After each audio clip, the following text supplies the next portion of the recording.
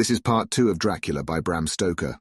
If you haven't listened to the first part, you will find a link to it in the corner of the screen. Chapter 15. Dr. Seward's Diary, continued. For a while, sheer anger mastered me. It was as if he had, during her life, struck Lucy on the face. I smote the table hard and rose up as I said to him, "Dr. Van Helsing, are you mad?" He raised his head and looked at me, and somehow the tenderness of his face calmed me at once.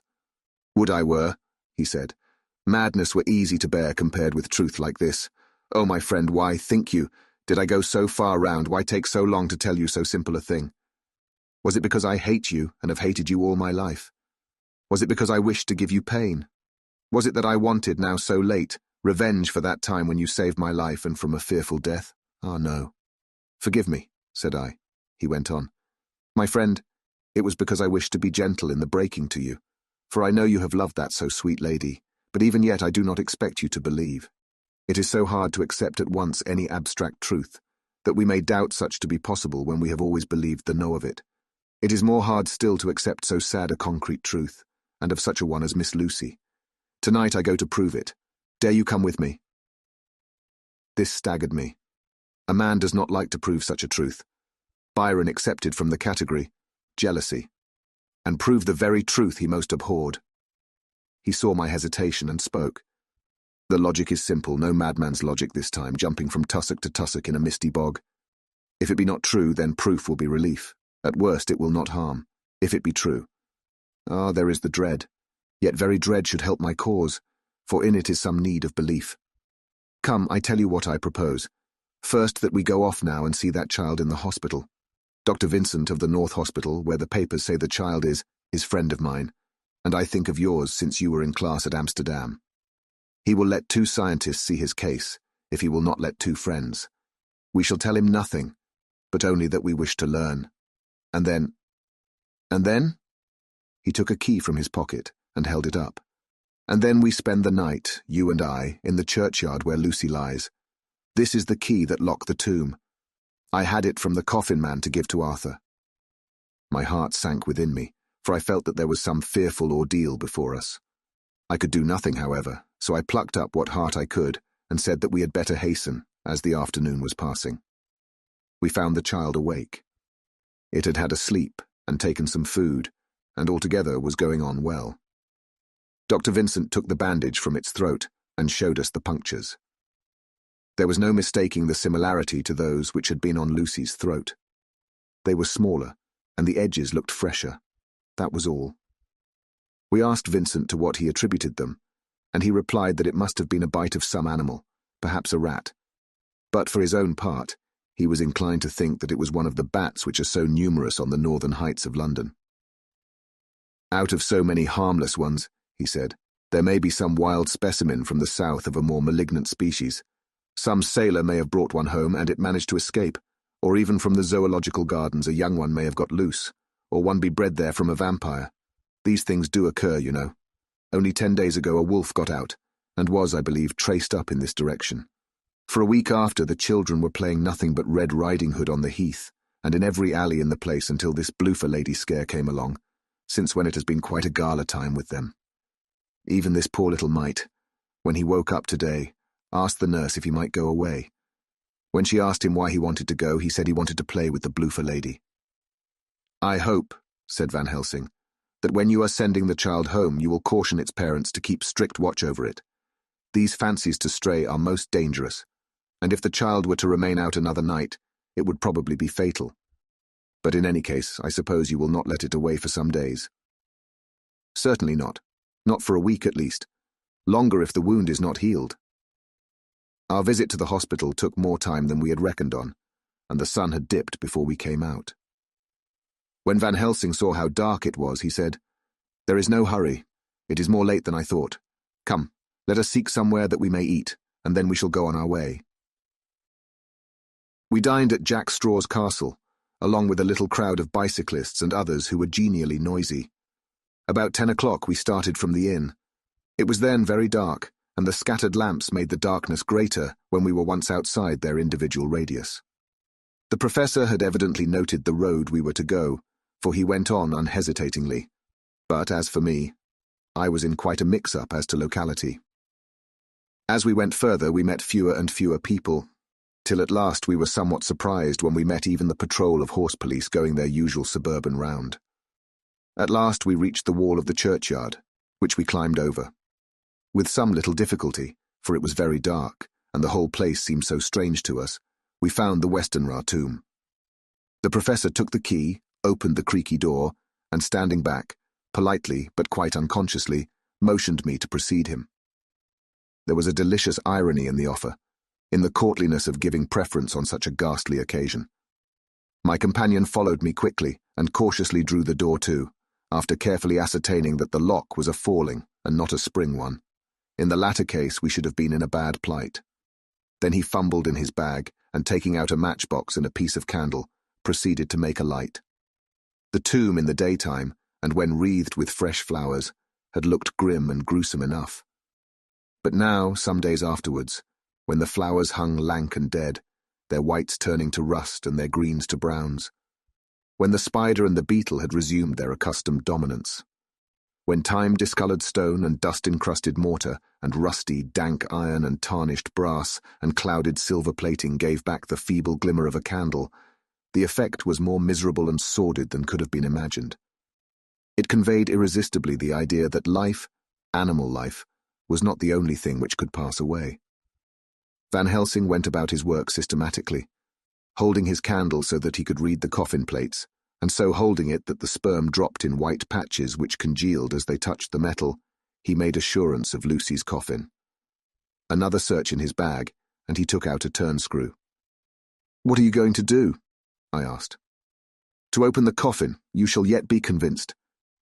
Straightway he began taking out the screws, and finally lifted off the lid, showing the casing of lead beneath. The sight was almost too much for me. It seemed to be as much an affront to the dead as it would have been to have stripped off her clothing in her sleep whilst living. I actually took hold of his hand to stop him. He only said, "You shall see," and again fumbling in his bag, took out a tiny fret saw. Striking the turnscrew through the lead with a swift downward stab, which made me wince, he made a small hole, which was, however, big enough to admit the point of the saw. I had expected a rush of gas from the weak old corpse. We doctors, who have had to study our dangers, have to become accustomed to such things, and I drew back towards the door. But the professor never stopped for a moment. He sawed down a couple of feet along one side of the lead coffin, and then across and down the other side. Taking the edge of the loose flange, he bent it back towards the foot of the coffin, and holding up the candle into the aperture, motioned to me to look. I drew near and looked. The coffin was empty. It was certainly a surprise to me, and gave me a considerable shock, but Van Helsing was unmoved. He was now more sure than ever of his ground, and so emboldened to proceed in his task. "Are you satisfied now, friend John?" he asked.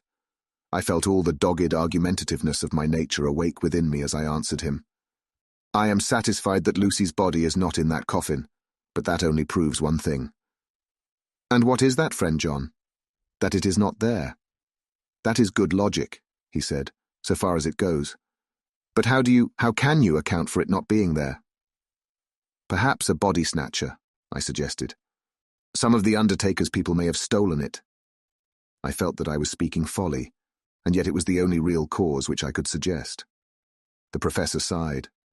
"Ah, well," he said, "we must have more proof. Come with me." He put on the coffin lid again, gathered up all his things and placed them in the bag, blew out the light, and placed the candle also in the bag. We opened the door and went out. Behind us he closed the door and locked it. He handed me the key, saying, "Will you keep it? You had better be assured." I laughed. It was not a very cheerful laugh, I'm bound to say, as I motioned him to keep it. "A key is nothing," I said. "There may be duplicates, and anyhow it is not difficult to pick a lock of that kind." He said nothing, but put the key in his pocket. Then he told me to watch at one side of the churchyard, whilst he would watch at the other. I took up my place behind a yew tree, and I saw his dark figure move until the intervening headstones and trees hid it from my sight. It was a lonely vigil. Just after I had taken my place, I heard a distant clock strike 12, and in time came 1 and 2. I was chilled and unnerved, and angry with the professor for taking me on such an errand, and with myself for coming. I was too cold and too sleepy to be keenly observant, and not sleepy enough to betray my trust, so altogether I had a dreary, miserable time. Suddenly, as I turned round, I thought I saw something like a white streak, moving between two dark yew trees at the side of the churchyard farthest from the tomb. At the same time, a dark mass moved from the professor's side of the ground, and hurriedly went towards it. Then I too moved, but I had to go round headstones and railed off tombs, and I stumbled over graves. The sky was overcast, and somewhere far off an early cock crew. A little way off, beyond a line of scattered juniper trees, which marked the pathway to the church, a white, dim figure flitted in the direction of the tomb. The tomb itself was hidden by trees, and I could not see where the figure disappeared. I heard the rustle of actual movement where I had first seen the white figure, and coming over, found the professor holding in his arms a tiny child. When he saw me, he held it out to me and said, "Are you satisfied now?" "No," I said, in a way that I felt was aggressive. "Do you not see the child?" "Yes, it is a child, but who brought it here? And is it wounded?" I asked. "We shall see," said the professor, and with one impulse we took our way out of the churchyard, he carrying the sleeping child. When we had got some little distance away, we went into a clump of trees and struck a match, and looked at the child's throat. It was without a scratch or scar of any kind. "Was I right?" I asked triumphantly. "We were just in time," said the professor thankfully. We had now to decide what we were to do with the child, and so consulted about it. If we were to take it to a police station, we should have to give some account of our movements during the night. At least, we should have had to make some statement as to how we had come to find the child. So finally we decided that we would take it to the heath, and when we heard a policeman coming, would leave it where he could not fail to find it. We would then seek our way home as quickly as we could. All fell out well. At the edge of Hampstead Heath, we heard a policeman's heavy tramp, and laying the child on the pathway, we waited and watched until he saw it as he flashed his lantern to and fro. We heard his exclamation of astonishment, and then we went away silently. By good chance we got a cab near the Spaniards and drove to town. I cannot sleep, so I make this entry, but I must try to get a few hours' sleep, as Van Helsing. 27 September. It was 2 o'clock before we found a suitable opportunity for our attempt. The funeral held at noon was all completed, and the last stragglers of the mourners had taken themselves lazily away, when, looking carefully from behind a clump of alder trees, we saw the sexton lock the gate after him. We knew then that we were safe till morning did we desire it, but the professor told me that we should not want more than an hour at most. Again, I felt that horrid sense of the reality of things, in which any effort of imagination seemed out of place, and I realized distinctly the perils of the law which we were incurring in our unhallowed work. Besides, I felt it was all so useless. Outrageous as it was to open a leaden coffin to see if a woman dead nearly a week were really dead, it now seemed the height of folly to open the tomb again, when we knew from the evidence of our own eyesight that the coffin was empty. I shrugged my shoulders, however, and rested silent, for Van Helsing had a way of going on his own road no matter who remonstrated. He took the key, opened the vault, and again courteously motioned me to proceed. The place was not so gruesome as last night, but oh, how unutterably mean-looking when the sunshine streamed in. Van Helsing walked over to Lucy's coffin, and I followed. He bent over and again forced back the leaden flange, and then a shock of surprise and dismay shot through me. There lay Lucy, seemingly just as we had seen her the night before her funeral. She was, if possible, more radiantly beautiful than ever, and I could not believe that she was dead. The lips were red, nay redder than before, and on the cheeks was a delicate bloom. "Is this a juggle?" I said to him. "Are you convinced now?" said the professor in response, and as he spoke he put over his hand, and in a way that made me shudder, pulled back the dead lips and showed the white teeth. "See," he went on, "see, they are even sharper than before. With this and this," and he touched one of the canine teeth and that below it, "the little children can be bitten. Are you of belief now, friend John?" Once more argumentative hostility woke within me. I could not accept such an overwhelming idea as he suggested, So, with an attempt to argue of which I was even at the moment ashamed, I said, "She may have been placed here since last night." "Indeed? That is so, and by whom?" "I do not know. Someone has done it. And yet she has been dead 1 week. Most peoples in that time would not look so." I had no answer for this, so was silent. Van Helsing did not seem to notice my silence. At any rate, he showed neither chagrin nor triumph.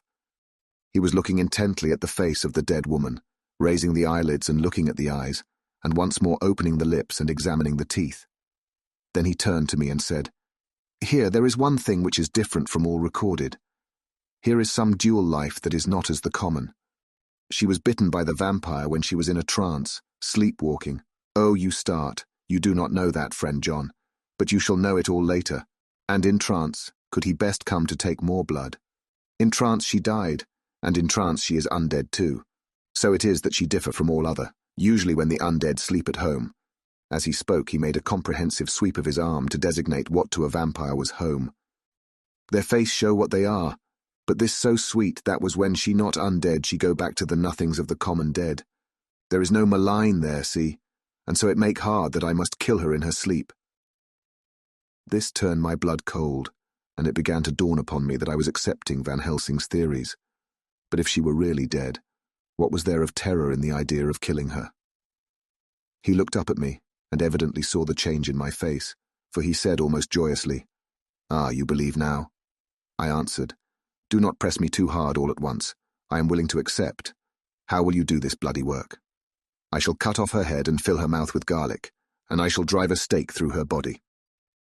It made me shudder to think of so mutilating the body of the woman whom I had loved. And yet the feeling was not so strong as I had expected. I was, in fact, beginning to shudder at the presence of this being, this undead, as Van Helsing called it, and to loathe it. Is it possible that love is all subjective or all objective? I waited a considerable time for Van Helsing to begin, but he stood as if wrapped in thought. Presently he closed the catch of his bag with a snap and said, "I have been thinking, and have made up my mind as to what is best. If I did simply follow my inclining, I would do now, at this moment, what is to be done. But there are other things to follow, and things that are 1,000 times more difficult in that them we do not know. This is simple. She have yet no life taken, though that is of time, and to act now would be to take danger from her forever. But then we may have to want Arthur, and how shall we tell him of this? If you, who saw the wounds on Lucy's throat, and saw the wounds so similar on the child's at the hospital, if you, who saw the coffin empty last night and full today with a woman who have not changed only to be more rose and more beautiful in a whole week after she die, if you know of this and know of the white figure last night that brought the child to the churchyard, and yet of your own senses you did not believe, how then can I expect Arthur, who know none of those things, to believe? He doubted me when I took him from her kiss when she was dying.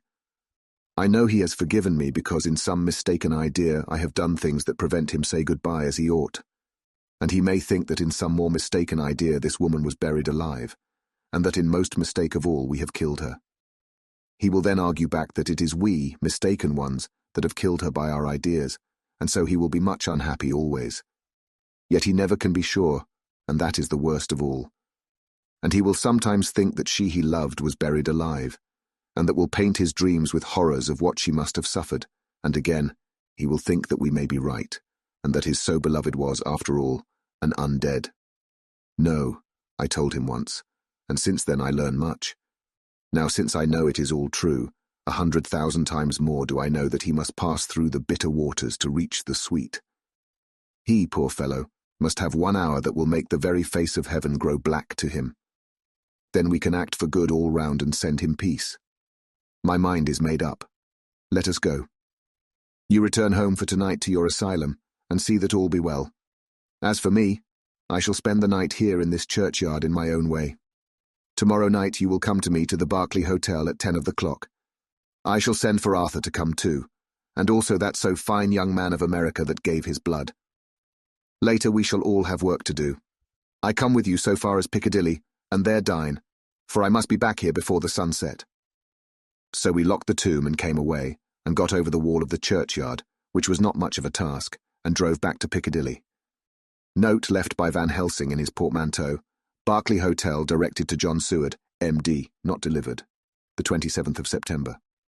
Friend John, I write this in case anything should happen. I go alone to watch in that churchyard. It pleases me that the undead Miss Lucy shall not leave tonight, that so on the morrow night she may be more eager. Therefore I shall fix some things she like not, garlic and a crucifix, and so seal up the door of the tomb. She is young as undead, and will heed. Moreover, these are only to prevent her coming out. They may not prevail on her wanting to get in, for then the undead is desperate, and must find the line of least resistance whatsoever it may be. I shall be at hand all the night from sunset till after the sunrise, and if there be aught that may be learned, I shall learn it.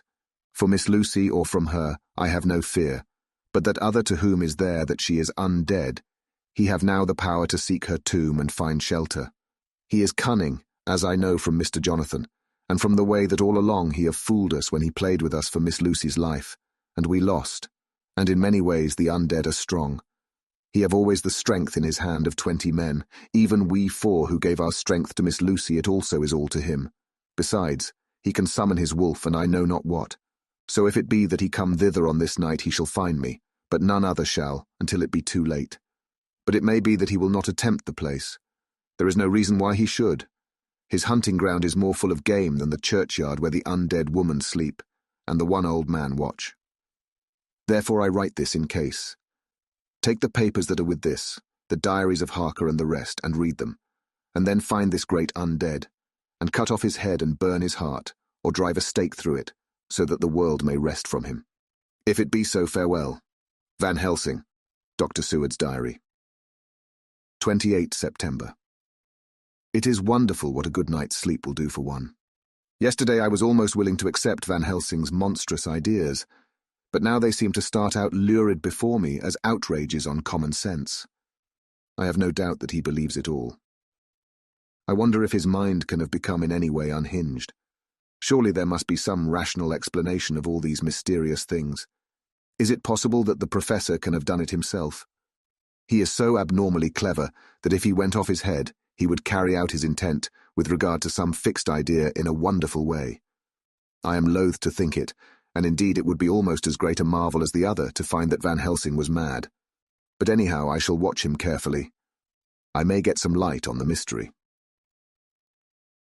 The 29th of September morning. Last night, at a little before 10 o'clock, Arthur and Quincey came into Van Helsing's room. He told us all that he wanted us to do, but especially addressing himself to Arthur, as if all our wills were centered in his. He began by saying that he hoped we would all come with him too. For, he said, there is a grave duty to be done there. You were doubtless surprised at my letter. This query was directly addressed to Lord Godalming. I was. It rather upset me for a bit. There has been so much trouble around my house of late that I could do without any more. I have been curious too as to what you mean. Quincey and I talked it over, but the more we talked, the more puzzled we got. Till now I can say for myself that I'm about up a tree as to any meaning about anything. Me too, said Quincey Morris laconically. Oh, said the professor. Then you are nearer the beginning, both of you, than friend John here, who has to go a long way back before he can even get so far as to begin. It was evident that he recognized my return to my old doubting frame of mind without my saying a word. Then, turning to the other two, he said with intense gravity, I want your permission to do what I think good this night. It is, I know, much to ask. And when you know what it is, I propose to do, you will know, and only then how much. Therefore may I ask that you promise me in the dark, so that afterwards, though you may be angry with me for a time, I must not disguise from myself the possibility that such may be, you shall not blame yourselves for anything. That's frank anyhow, broke in Quincey. I'll answer for the professor. I don't quite see his drift, but I swear he's honest, and that's good enough for me. I thank you, sir, said Van Helsing proudly. I have done myself the honour of counting you one trusting friend, and such endorsement is dear to me. He held out a hand, which Quincey took. Then Arthur spoke out. Dr. Van Helsing, I don't quite like to buy a pig in a poke, as they say in Scotland, and if it be anything in which my honour as a gentleman or my faith as a Christian is concerned, I cannot make such a promise. If you can assure me that what you intend does not violate either of these two, then I give my consent at once. though for the life of me, I cannot understand what you are driving at." "I accept your limitation," said Van Helsing, "and all I ask of you is that if you feel it necessary to condemn any act of mine, you will first consider it well and be satisfied that it does not violate your reservations." "Agreed," said Arthur. "That is only fair. And now that the pourparlers are over, may I ask what it is we are to do?" "I want you to come with me, and to come in secret, to the churchyard at Kingstead." Arthur's face fell, as he said in an amazed sort of way, "Where poor Lucy is buried." The professor bowed. Arthur went on, "And when there?" "To enter the tomb." Arthur stood up. "Professor, are you in earnest, or it is some monstrous joke?" "Pardon me, I see that you are in earnest." He sat down again, but I could see that he sat firmly and proudly, as one who is on his dignity. There was silence until he asked again, "And when in the tomb?" "To open the coffin." "This is too much," he said, angrily rising again. "I am willing to be patient in all things that are reasonable. But in this desecration of the grave, of one who—" He fairly choked with indignation. The professor looked pityingly at him. "If I could spare you one pang, my poor friend," he said, "God knows I would. But this night our feet must tread in thorny paths, or later, and forever, the feet you love must walk in paths of flame." Arthur looked up with set white face and said, "Take care, sir, take care." "Would it not be well to hear what I have to say?" said Van Helsing. "And then you will at least know the limit of my purpose. Shall I go on?" "That's fair enough," broke in Morris.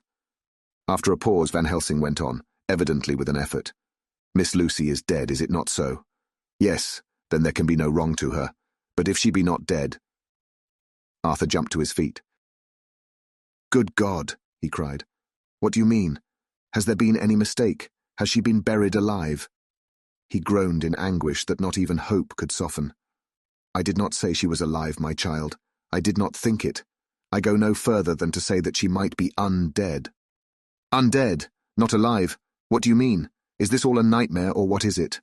There are mysteries which men can only guess at, which age by age they may solve only in part. Believe me, we are now on the verge of one. But I have not done. May I cut off the head of dead Miss Lucy?"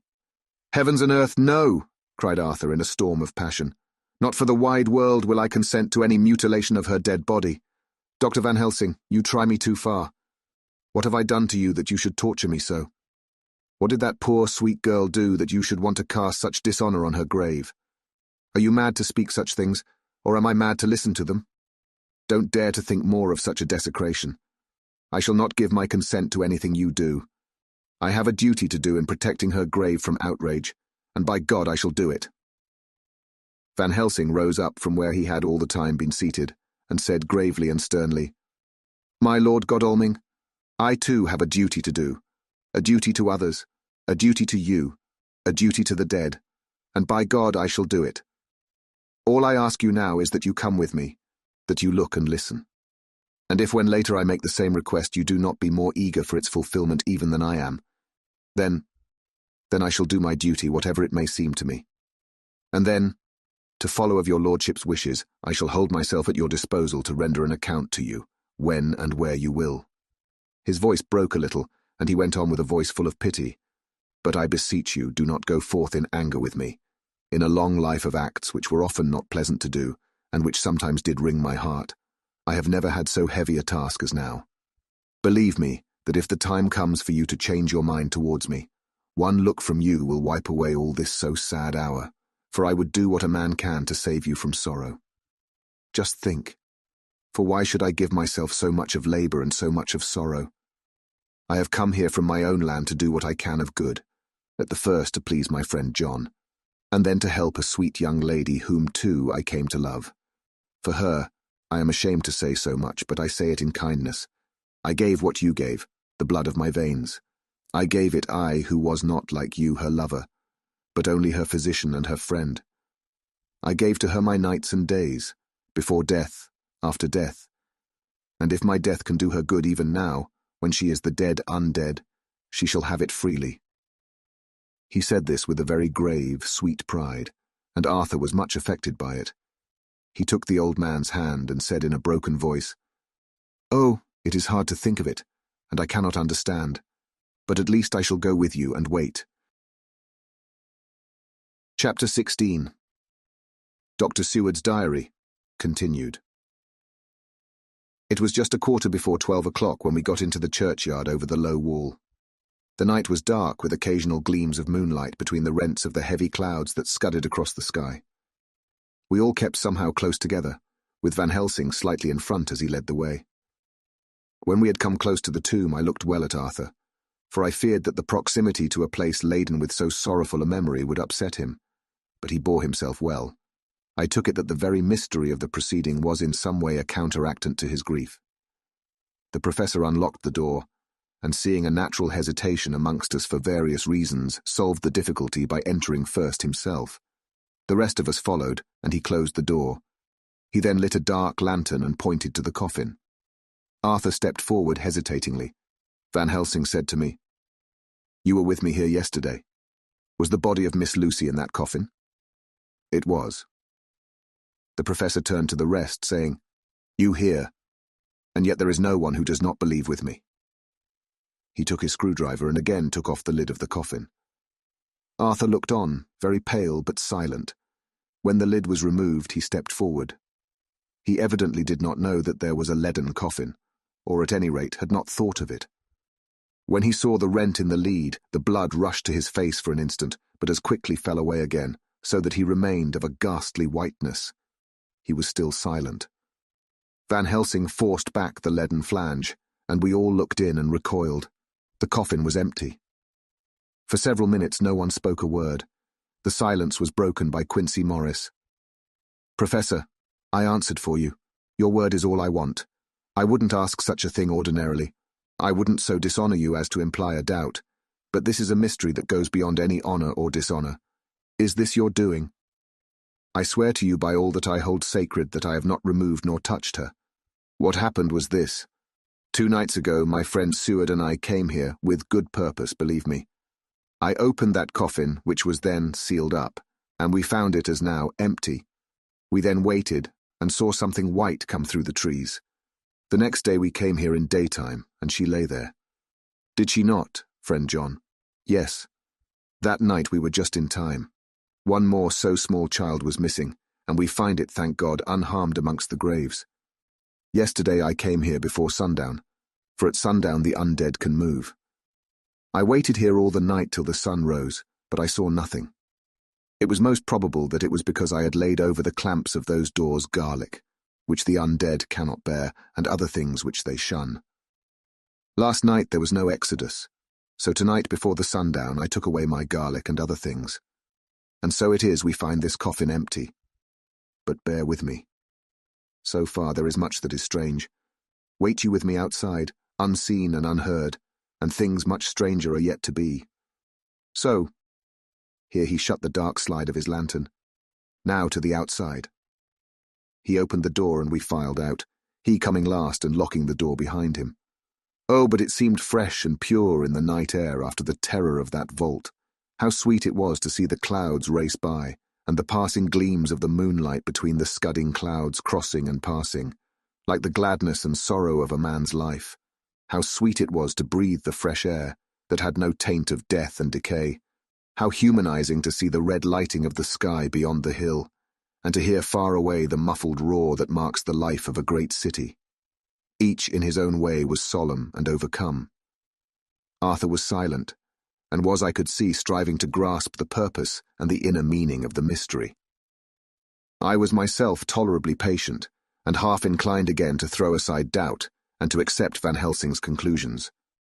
Quincey Morris was phlegmatic in the way of a man who accepts all things, and accepts them in the spirit of cool bravery, with hazard of all he has to stake. Not being able to smoke, he cut himself a good-sized plug of tobacco and began to chew. As to Van Helsing, he was employed in a definite way.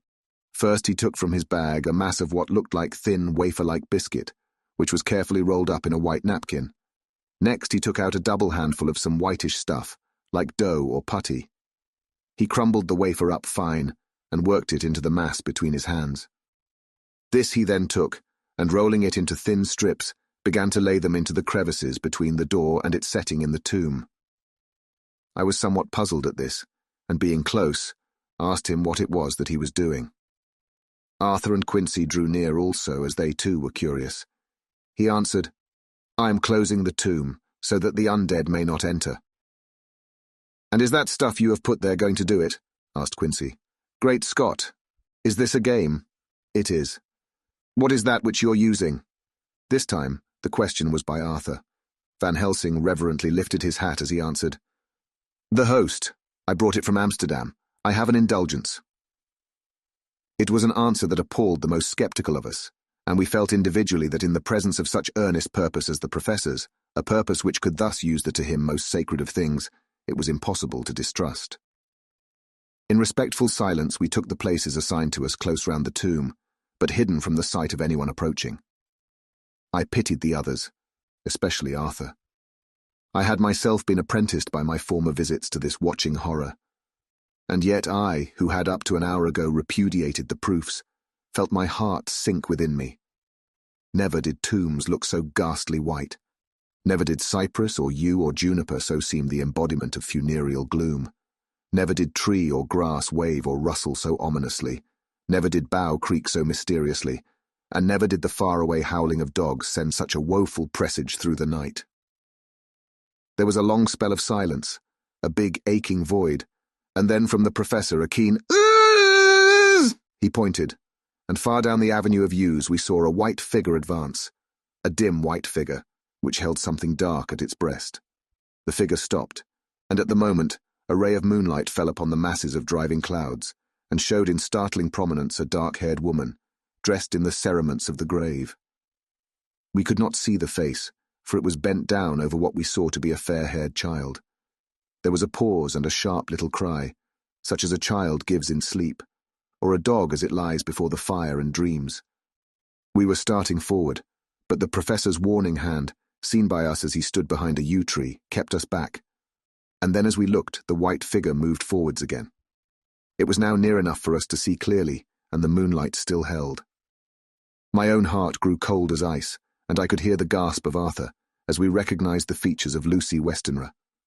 Lucy Westenra, but yet how changed. The sweetness was turned to adamantine, heartless cruelty, and the purity to voluptuous wantonness. Van Helsing stepped out, and obedient to his gesture we all advanced too. The four of us ranged in a line before the door of the tomb. Van Helsing raised his lantern and drew the slide. By the concentrated light that fell on Lucy's face we could see that the lips were crimson with fresh blood, and that the stream had trickled over her chin and stained the purity of her lawn death robe. We shuddered with horror. I could see by the tremulous light that even Van Helsing's iron nerve had failed. Arthur was next to me, and if I had not seized his arm and held him up, he would have fallen. When Lucy, I call the thing that was before us Lucy, because it bore her shape, saw us, she drew back with an angry snarl, such as a cat gives when taken unawares. Then her eyes ranged over us. Lucy's eyes in form and colour, but Lucy's eyes unclean and full of hellfire, instead of the pure, gentle orbs we knew.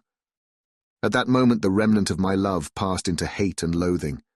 Had she then to be killed, I could have done it with savage delight.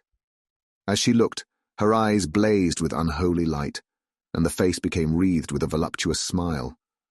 Oh God, how it made me shudder to see it. With a careless motion she flung to the ground, callous as a devil, the child that up to now she had clutched strenuously to her breast, growling over it as a dog growls over a bone. The child gave a sharp cry and lay there moaning. There was a cold-bloodedness in the act which wrung a groan from Arthur. When she advanced to him with outstretched arms and a wanton smile, he fell back and hid his face in his hands. She still advanced, however, and with a languorous, voluptuous grace said, "Come to me, Arthur. Leave these others and come to me. My arms are hungry for you. Come, and we can rest together. Come, my husband, come." There was something diabolically sweet in her tones, something of the tingling of glass when struck, which rang through the brains even of us who heard the words addressed to another. As for Arthur, he seemed under a spell. Moving his hands from his face, he opened wide his arms. She was leaping for them, when Van Helsing sprang forward and held between them his little golden crucifix.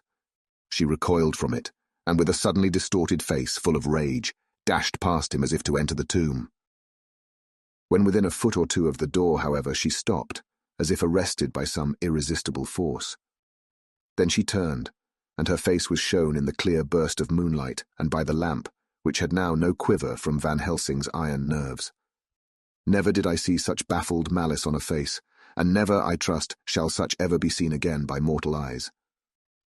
The beautiful colour became livid, the eyes seemed to throw out sparks of hellfire, the brows were wrinkled as though the folds of the flesh were the coils of Medusa's snakes, and the lovely blood-stained mouth grew to an open square, as in the passion masks of the Greeks and Japanese. If ever a face meant death, if looks could kill, we saw it at that moment. And so for full half a minute, which seemed an eternity, she remained between the lifted crucifix and the sacred closing of her means of entry. Van Helsing broke the silence by asking Arthur, "Answer me, O my friend, am I to proceed in my work?" Arthur threw himself on his knees and hid his face in his hands as he answered, "Do as you will, friend, do as you will. There can be no horror like this ever any more." And he groaned in spirit. Quincey and I simultaneously moved towards him and took his arms. We could hear the click of the closing lantern as Van Helsing held it down. Coming close to the tomb, he began to remove from the chinks some of the sacred emblem which he had placed there. We all looked on in horrified amazement as we saw, when he stood back, the woman, with a corporeal body as real at that moment as our own, pass in through the interstice, where scarce a knife blade could have gone. We all felt a glad sense of relief when we saw the professor calmly restoring the strings of putty to the edges of the door. When this was done, he lifted the child and said, "Come now, my friends, we can do no more till tomorrow. There is a funeral at noon, so here we shall all come before long after that. The friends of the dead will all be gone by 2, and when the sexton lock the gate we shall remain. Then there is more to do, but not like this of tonight.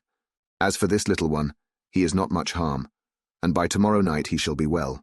We shall leave him where the police will find him, as on the other night, and then to home." Coming close to Arthur, he said, "My friend Arthur, you have had a sore trial, but after, when you look back, you will see how it was necessary. You are now in the bitter waters, my child. By this time tomorrow you will, please God, have passed them, and have drunk of the sweet waters, so do not mourn overmuch. Till then, I shall not ask you to forgive me." Arthur and Quincey came home with me, and we tried to cheer each other on the way. We had left the child in safety and were tired, so we all slept with more or less reality of sleep. The 29th of September night. A little before 12 o'clock we three, Arthur, Quincey Morris and myself, called for the professor. It was odd to notice that by common consent we had all put on black clothes. Of course Arthur wore black, for he was in deep mourning, but the rest of us wore it by instinct. We got to the churchyard by 1:30 and strolled about, keeping out of official observation, so that when the gravediggers had completed their task, and the sexton, under the belief that everyone had gone, had locked the gate, we had the place all to ourselves. Van Helsing, instead of his little black bag, had with him a long leather one, something like a cricketing bag. It was manifestly of fair weight.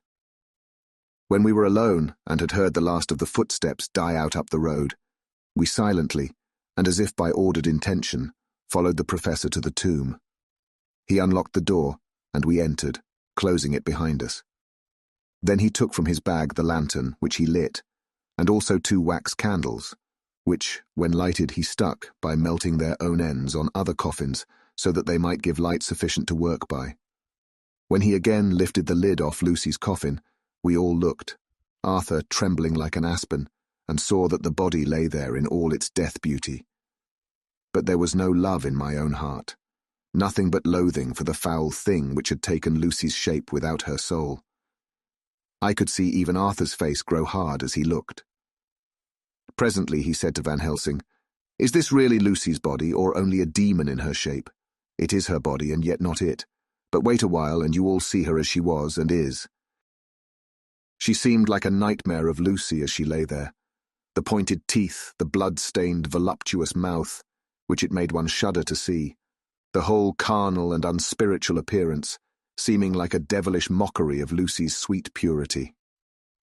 Van Helsing, with his usual methodicalness, began taking the various contents from his bag and placing them ready for use. First he took out a soldering iron and some plumbing solder, and then a small oil lamp, which gave out, when lit in a corner of the tomb, gas which burned at fierce heat with a blue flame.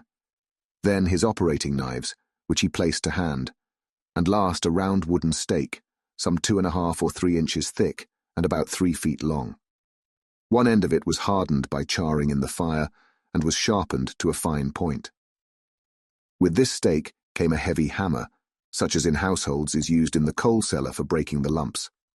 To me, a doctor's preparations for work of any kind are stimulating and bracing, but the effect of these things on both Arthur and Quincey was to cause them a sort of consternation. They both, however, kept their courage and remained silent and quiet. When all was ready, Van Helsing said, "Before we do anything, let me tell you this. It is out of the lore and experience of the ancients, and of all those who have studied the powers of the undead. When they become such, there comes with the change the curse of immortality.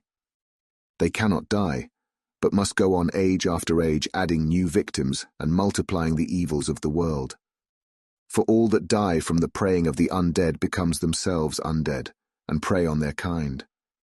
And so the circle goes on ever widening, like as the ripples from a stone thrown in the water.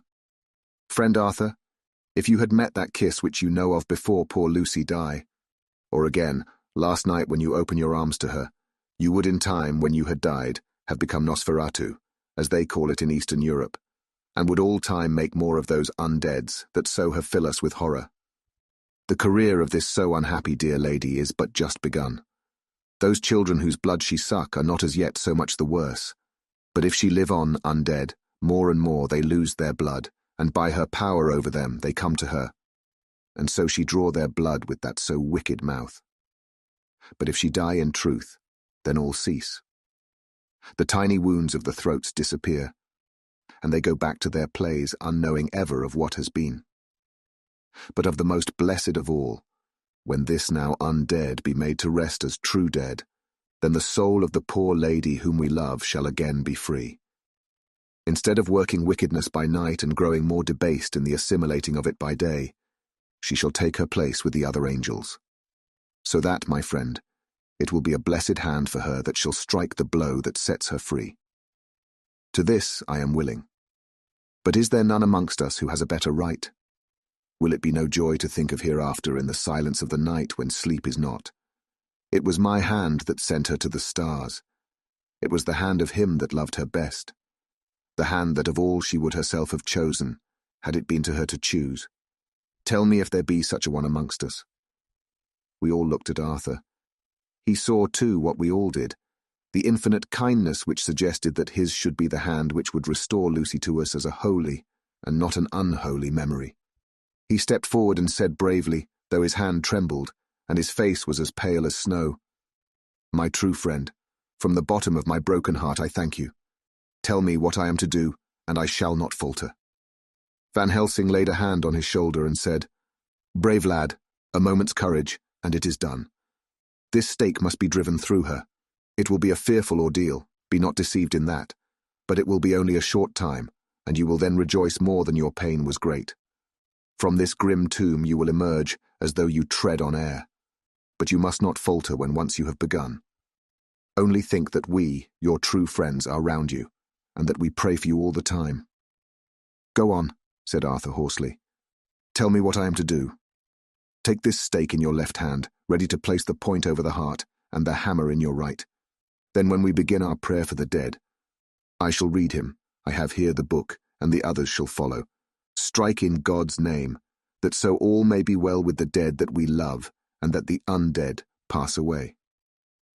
Arthur took the stake and the hammer, and when once his mind was set on action, his hands never trembled, nor even quivered.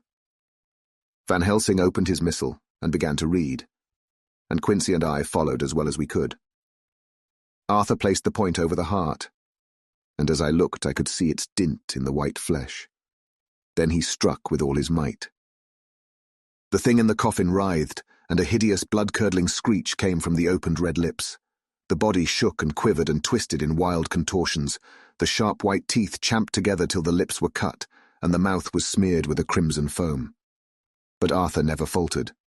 He looked like a figure of Thor as his untrembling arm rose and fell, driving deeper and deeper the mercy-bearing stake, whilst the blood from the pierced heart welled and spurted up around it. His face was set, and high duty seemed to shine through it. The sight of it gave us courage so that our voices seemed to ring through the little vault. And then the writhing and quivering of the body became less, and the teeth seemed to champ, and the face to quiver. Finally, it lay still. The terrible task was over. The hammer fell from Arthur's hand. He reeled, and would have fallen had we not caught him. The great drops of sweat sprang from his forehead, and his breath came in broken gasps. It had indeed been an awful strain on him, and had he not been forced to his task by more than human considerations, he could never have gone through with it. For a few minutes we were so taken up with him that we did not look towards the coffin. When we did, however, a murmur of startled surprise ran from one to the other of us. We gazed so eagerly that Arthur rose, for he had been seated on the ground, and came and looked too. And then a glad, strange light broke over his face, and dispelled altogether the gloom of horror that lay upon it. There in the coffin lay no longer the foul thing that we had so dreaded and grown to hate, that the work of her destruction was yielded as a privilege to the one best entitled to it. But Lucy, as we had seen her in her life, with her face of unequalled sweetness and purity. True that there were there, as we had seen them in life, the traces of care and pain and waste, but these were all dear to us, for they marked her truth to what we knew. One and all we felt that the holy calm that lay like sunshine over the wasted face and form was only an earthly token and symbol of the calm that was to reign forever. Van Helsing came and laid his hand on Arthur's shoulder and said to him, "And now, Arthur, my friend, dear lad, am I not forgiven?"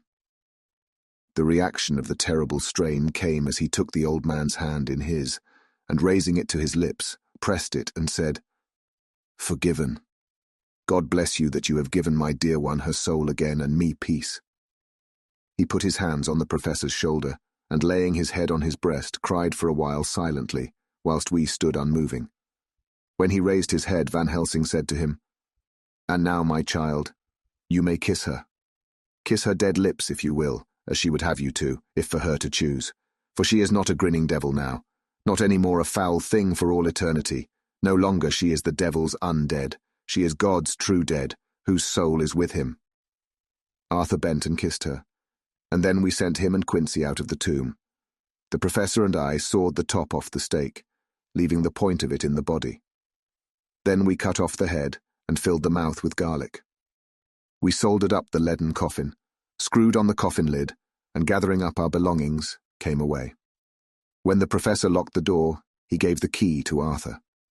Outside the air was sweet, the sun shone, and the birds sang, and it seemed as if all nature were tuned to a different pitch. There was gladness and mirth and peace everywhere, for we were at rest ourselves on one account, and we were glad, though it was with a tempered joy. Before we moved away, Van Helsing said, "Now, my friends, one step of our work is done, one the most harrowing to ourselves. But there remains a greater task, to find out the author of all this, our sorrow, and to stamp him out. I have clues which we can follow, but it is a long task, and a difficult, and there is danger in it, and pain. Shall you not all help me? We have learned to believe, all of us. Is it not so? And since so, do we not see our duty? Yes. And do we not promise to go on to the bitter end?"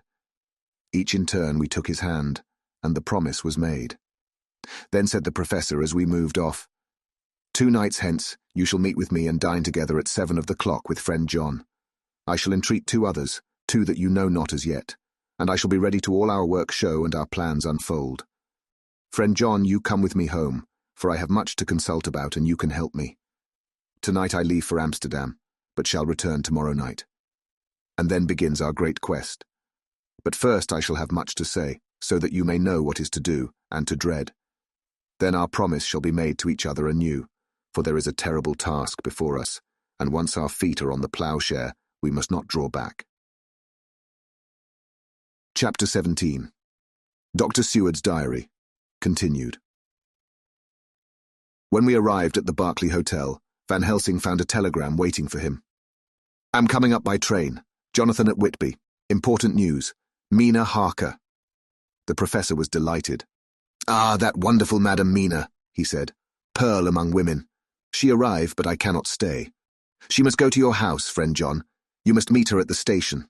Telegraph her en route, so that she may be prepared." When the wire was dispatched, he had a cup of tea.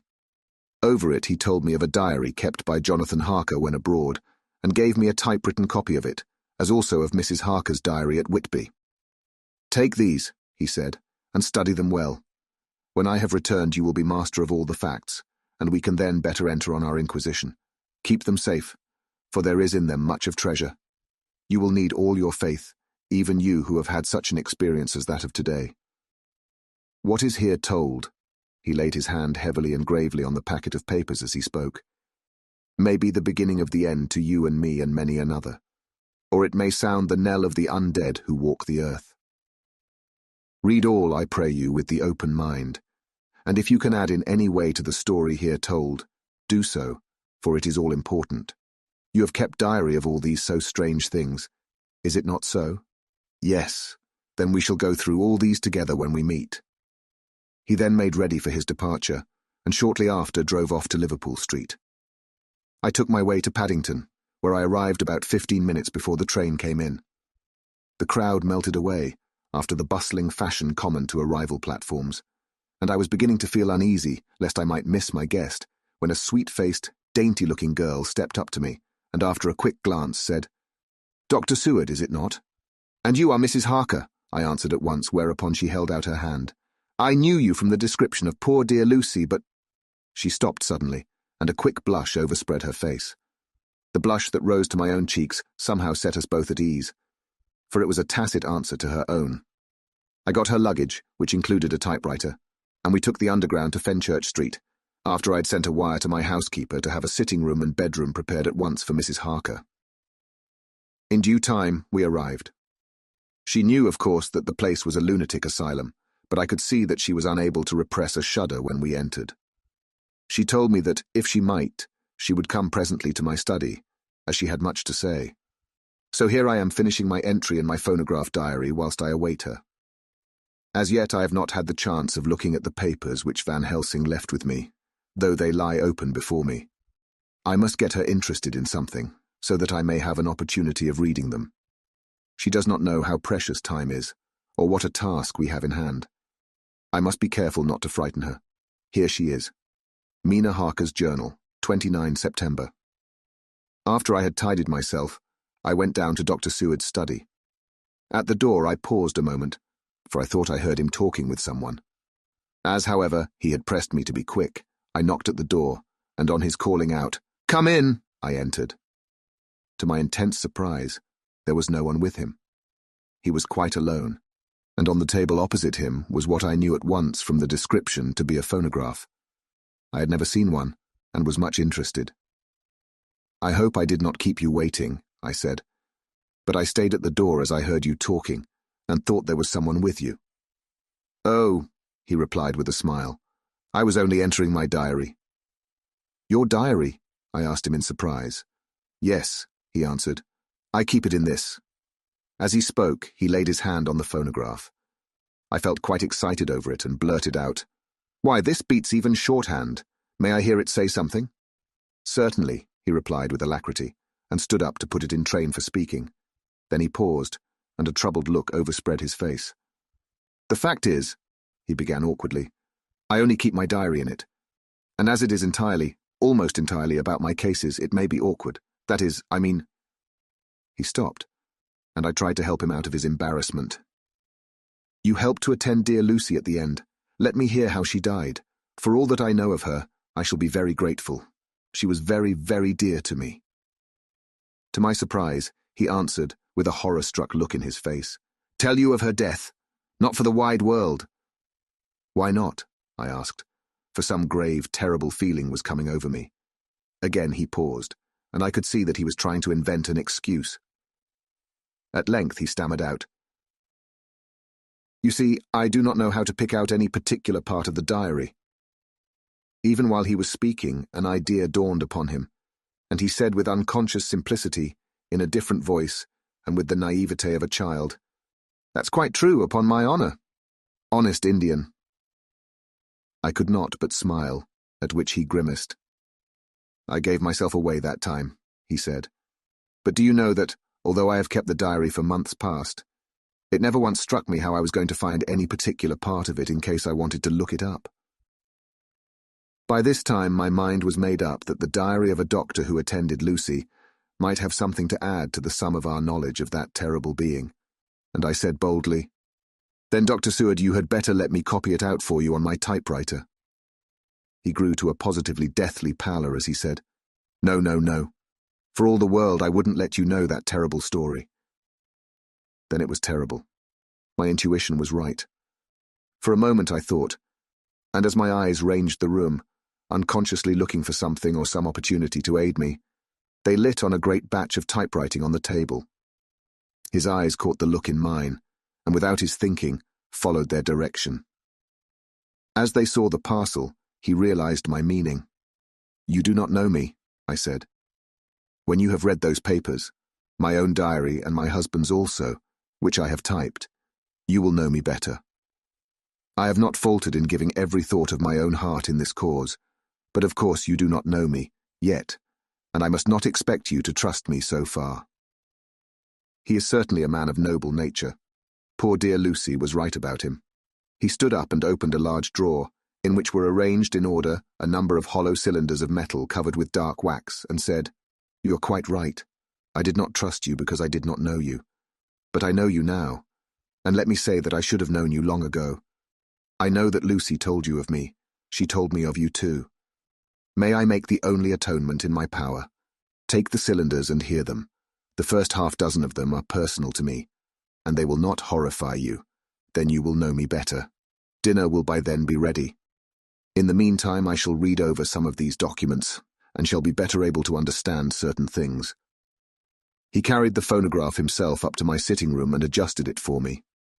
Now I shall learn something pleasant, I'm sure, for it will tell me the other side of a true love episode of which I know one side already. Dr. Seward's Diary, 29 September. I was so absorbed in that wonderful diary of Jonathan Harker and that other of his wife that I let the time run on without thinking. Mrs. Harker was not down when the maid came to announce dinner, so I said, "She's possibly tired. Let dinner wait an hour." And I went on with my work. I had just finished Mrs. Harker's diary when she came in. She looked sweetly pretty, but very sad, and her eyes were flushed with crying. This somehow moved me much. Of late, I have had cause for tears, God knows. But the relief of them was denied me, and now the sight of those sweet eyes, brightened with recent tears, went straight to my heart. So I said as gently as I could, "I greatly fear I have distressed you." "Oh no, not distressed me," she replied, "but I have been more touched than I can say by your grief. That is a wonderful machine, but it is cruelly true. It told me in its very tones the anguish of your heart. It was like a soul crying out to Almighty God. No one must hear them spoken ever again. See, I have tried to be useful. I have copied out the words on my typewriter, and none other need now hear your heart beat, as I did. No one need ever know, shall ever know," I said in a low voice. She laid her hand on mine and said very gravely, "Ah, but they must." "Must? But why?" I asked. "Because it is a part of the terrible story, a part of poor dear Lucy's death and all that led to it. Because in the struggle which we have before us to rid the earth of this terrible monster, we must have all the knowledge and all the help which we can get. I think that the cylinders which you gave me contained more than you intended me to know. But I can see that there are in your record many lights to this dark mystery. You will let me help, will you not? I know all up to a certain point, and I see already, though your diary only took me to the 7th of September, how poor Lucy was beset, and how her terrible doom was being wrought out. Jonathan and I have been working day and night since Professor Van Helsing saw us. He is gone to Whitby to get more information, and he will be here tomorrow to help us. We need have no secrets amongst us. Working together and with absolute trust, we can surely be stronger than if some of us were in the dark." She looked at me so appealingly, and at the same time manifested such courage and resolution in her bearing, that I gave in at once to her wishes. "You shall," I said. Do as you like in the matter. God forgive me if I do wrong. There are terrible things yet to learn of, but if you have so far travelled on the road to poor Lucy's death, you will not be content, I know, to remain in the dark. Nay, the end, the very end, may give you a gleam of peace. Come, there is dinner. We must keep one another strong for what is before us. We have a cruel and dreadful task. When you have eaten, you shall learn the rest, and I shall answer any questions you ask, if there be anything which you do not understand, though it was apparent to us who were present. Mina Harker's Journal. 29 September. After dinner, I came with Dr. Seward to his study. He brought back the phonograph from my room, and I took my typewriter. He placed me in a comfortable chair and arranged the phonograph so that I could touch it without getting up, and showed me how to stop it in case I should want to pause. Then he very thoughtfully took a chair with his back to me, so that I might be as free as possible, and began to read. I put the forked metal to my ears and listened. When the terrible story of Lucy's death, and all that followed, was done, I lay back in my chair, powerless. Fortunately, I am not of a fainting disposition. When Dr. Seward saw me, he jumped up with a horrified exclamation, and hurriedly taking a case bottle from a cupboard, gave me some brandy, which in a few minutes somewhat restored me. My brain was all in a whirl, and only that there came through all the multitude of horrors, the holy ray of light that my dear, dear Lucy was at last at peace. I do not think I could have borne it without making a scene. It is all so wild and mysterious and strange that if I had not known Jonathan's experience in Transylvania, I could not have believed. As it was, I didn't know what to believe, and so got out of my difficulty by attending to something else. I took the cover off my typewriter and said to Dr. Seward, "Let me write this all out now. We must be ready for Dr. Van Helsing when he comes. I have sent a telegram to Jonathan to come on here when he arrives in London from Whitby. In this matter, dates are everything, and I think that if we get all our material ready and have every item put in chronological order, we shall have done much. You tell me that Lord Godalming and Mr. Morris are coming too. Let us be able to tell him when they come." He accordingly set the phonograph at a slow pace, and I began to typewrite from the beginning of the 7th cylinder. I used manifold, and so took 3 copies of the diary, just as I had done with all the rest. It was late when I got through, but Dr. Seward went about his work of going his round of the patients. When he had finished, he came back and sat near me, reading, so that I did not feel too lonely whilst I worked. How good and thoughtful he is. The world seems full of good men, even if there are monsters in it. Before I left him, I remembered what Jonathan put in his diary of the professor's perturbation at reading something in an evening paper at the station at Exeter. So, seeing that Dr. Seward keeps his newspapers, I borrowed the files of the Westminster Gazette and the Pall Mall Gazette, and took them to my room. I remember how much the Daily Graph and the Whitby Gazette, of which I had made cuttings, helped us to understand the terrible events at Whitby when Count Dracula landed. So I shall look through the evening papers since then, and perhaps I shall get some new light. I am not sleepy, and the work will help to keep me quiet. Dr. Seward's Diary. The 30th of September. Mr. Harker arrived at 9 o'clock. He had got his wife's wire just before starting. He is uncommonly clever, if one can judge from his face, and full of energy. If this journal be true, and judging by one's own wonderful experiences, it must be. He is also a man of great nerve. That going down to the vault a second time was a remarkable piece of daring. After reading his account of it, I was prepared to meet a good specimen of manhood, but hardly the quiet, businesslike gentleman who came here today. Later. After lunch, Harker and his wife went back to their own room, and as I passed a while ago I heard the click of the typewriter. They are hard at it. Mrs. Harker says that they are knitting together in chronological order every scrap of evidence they have. Harker has got the letters between the consignee of the boxes at Whitby and the carriers in London who took charge of them. He is now reading his wife's typescript of my diary. I wonder what they make out of it. Here it is. Strange that it never struck me that the very next house might be the Count's hiding place. Goodness knows that we had enough clues from the conduct of the patient Renfield. The bundle of letters relating to the purchase of the house were with the typescript. Oh, if we had only had them earlier, we might have saved poor Lucy. Stop. That way madness lies. Harker has gone back, and is again collating his material.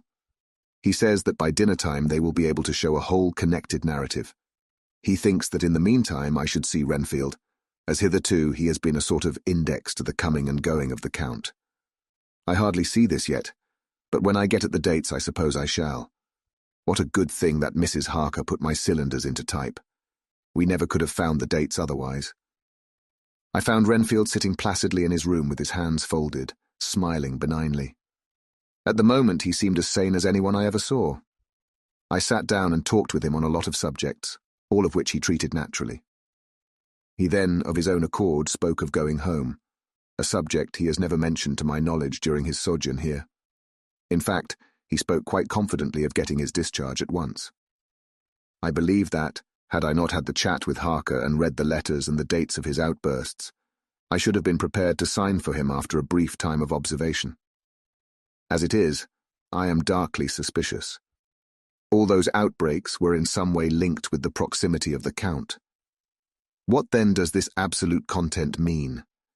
Can it be that his instinct is satisfied as to the vampire's ultimate triumph? Stay. He is himself Zophagus, and in his wild ravings outside the chapel door of the deserted house he always spoke of Master. This all seems confirmation of our idea. However, after a while I came away. My friend is just a little too sane at present to make it safe to probe him too deep with questions. He might begin to think, and then... So I came away. I mistrust these quiet moods of his, so I have given the attendant a hint to look closely after him and to have a straight waistcoat ready in case of need. Jonathan Harker's Journal. The 29th of September, in train to London. When I received Mr. Billington's courteous message that he would give me any information in his power, I thought it best to go down to Whitby and make, on the spot, such inquiries as I wanted. It was now my object to trace that horrid cargo of the Count's to its place in London. Later, we may be able to deal with it. Billington Jr., a nice lad, met me at the station and brought me to his father's house, where they had decided that I must stay the night. They are hospitable, with true Yorkshire hospitality. Give a guest everything, and leave him free to do as he likes. They all knew that I was busy, and that my stay was short, and Mr. Billington had ready in his office all the papers concerning the consignment of boxes. It gave me almost a turn to see again one of the letters which I had seen on the Count's table, before I knew of his diabolical plans. Everything had been carefully thought out, and done systematically and with precision. He seemed to have been prepared for every obstacle which might be placed by accident in the way of his intentions being carried out. To use an Americanism, he had taken no chances, and the absolute accuracy with which his instructions were fulfilled was simply the logical result of his care. I saw the invoice and took note of it. 50 cases of common earth to be used for experimental purposes. Also the copy of letter to Carter Patterson and their reply. Of both of these, I got copies. This was all the information Mr. Billington could give me, so I went down to the port and saw the coast guards, the customs officers, and the harbour master. They had all something to say of the strange entry of the ship, which is already taking its place in local tradition. But no one could add to the simple description, 50 cases of common earth. I then saw the station master, who kindly put me in communication with the men who had actually received the boxes. Their tally was exact with the list, and they had nothing to add except that the boxes were main and mortal heavy, and that shifting them was dry work. One of them added that it was hard lines, that there wasn't any gentleman, such like as yourself, squire, to show some sort of appreciation of their efforts in a liquid form. Another put in a rider that the thirst then generated was such that even the time which had elapsed had not completely allayed it. Needless to add, I took care before leaving to lift, forever and adequately, this source of reproach. 30 September. The station master was good enough to give me a line to his old companion, the station master at King's Cross, so that when I arrived there in the morning I was able to ask him about the arrival of the boxes. He too put me at once in communication with the proper officials, and I saw that their tally was correct with the original invoice. The opportunities of acquiring an abnormal thirst had been here limited. A noble use of them had, however, been made, and again I was compelled to deal with the result in an ex post facto manner. From thence, I went on to Carter Patterson's central office, where I met with the utmost courtesy. They looked up the transaction in their daybook and letterbook, and at once telephoned to their King's Cross office for more details. By good fortune, the men who did the teaming were waiting for work, and the official at once sent them over, sending also by one of them the waybill and all the papers connected with the delivery of the boxes at Carfax. Here again, I found the tally agreeing exactly. The carrier's men were able to supplement the paucity of the written words with a few details. These were, I shortly found, connected almost solely with the dusty nature of the job, and of the consequent thirst engendered in the operators. On my affording an opportunity, through the medium of the currency of the realm, of the allaying at a later period this beneficial evil, one of the men remarked, "That 'ere house, governor, is the rummiest I ever was in. Blime, but it ain't been touched since 100 years. There was dust that thick in the place that you might have slept on it without hurtin' of your bones, and the place was that neglected that you might have smelled old Jerusalem in it. But the old chapel, that took the kikey, that did. Me and my mate, we thought we wouldn't never get out quick enough. Lor, I wouldn't take less nor a quid a moment to stay there arter dark." Having been in the house, I could well believe him. But if he knew what I know, he would, I think, have raised his terms. Of one thing I am now satisfied, that all the boxes which arrived at Whitby from Varna in the Demeter were safely deposited in the old chapel at Carfax. There should be 50 of them there, unless any have since been removed, as from Dr. Seward's diary, I fear. I shall try to see the carter who took away the boxes from Carfax when Renfield attacked them. By following up this clue, we may learn a good deal. Later. Mina and I have worked all day, and we have put all the papers into order. Mina Harker's journal, 30 September. I am so glad that I hardly know how to contain myself. It is, I suppose, the reaction from the haunting fear which I have had, that this terrible affair and the reopening of his old wound might act detrimentally on Jonathan. I saw him leave for Whitby with as brave a face as I could, but I was sick with apprehension. The effort has, however, done him good. He was never so resolute, never so strong, never so full of volcanic energy, as at present. It is just as that dear good Professor Van Helsing said, he is true grit, and he improves under strain that would kill a weaker nature. He came back full of life and hope and determination. We have got everything in order for tonight. I feel myself quite wild with excitement. I suppose one ought to pity anything so hunted as is the Count. That is just it. This thing is not human, not even beast. To read Dr. Seward's account of poor Lucy's death and what followed is enough to dry up the springs of pity in one's heart. Later, Lord Godalming and Mr. Morris arrived earlier than we expected. Dr. Seward was out on business and had taken Jonathan with him, so I had to see them. It was to me a painful meeting, for it brought back all poor dear Lucy's hopes of only a few months ago. Of course they had heard Lucy speak of me, and it seemed that Dr. Van Helsing too has been quite blowing my trumpet, as Mr. Morris expressed it. Poor fellows, neither of them is aware that I know all about the proposals they made to Lucy. They did not quite know what to say or do, as they were ignorant of the amount of my knowledge, so they had to keep on neutral subjects. However, I thought the matter over, and came to the conclusion that the best thing I could do would be to post them in affairs right up to date.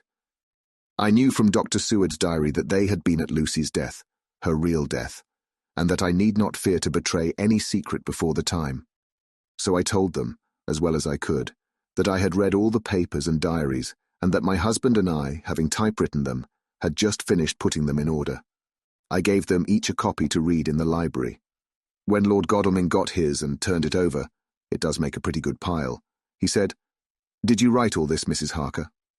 I nodded, and he went on, "I don't quite see the drift of it, but you people are all so good and kind, and have been working so earnestly and so energetically, that all I can do is to accept your ideas blindfold and try to help you.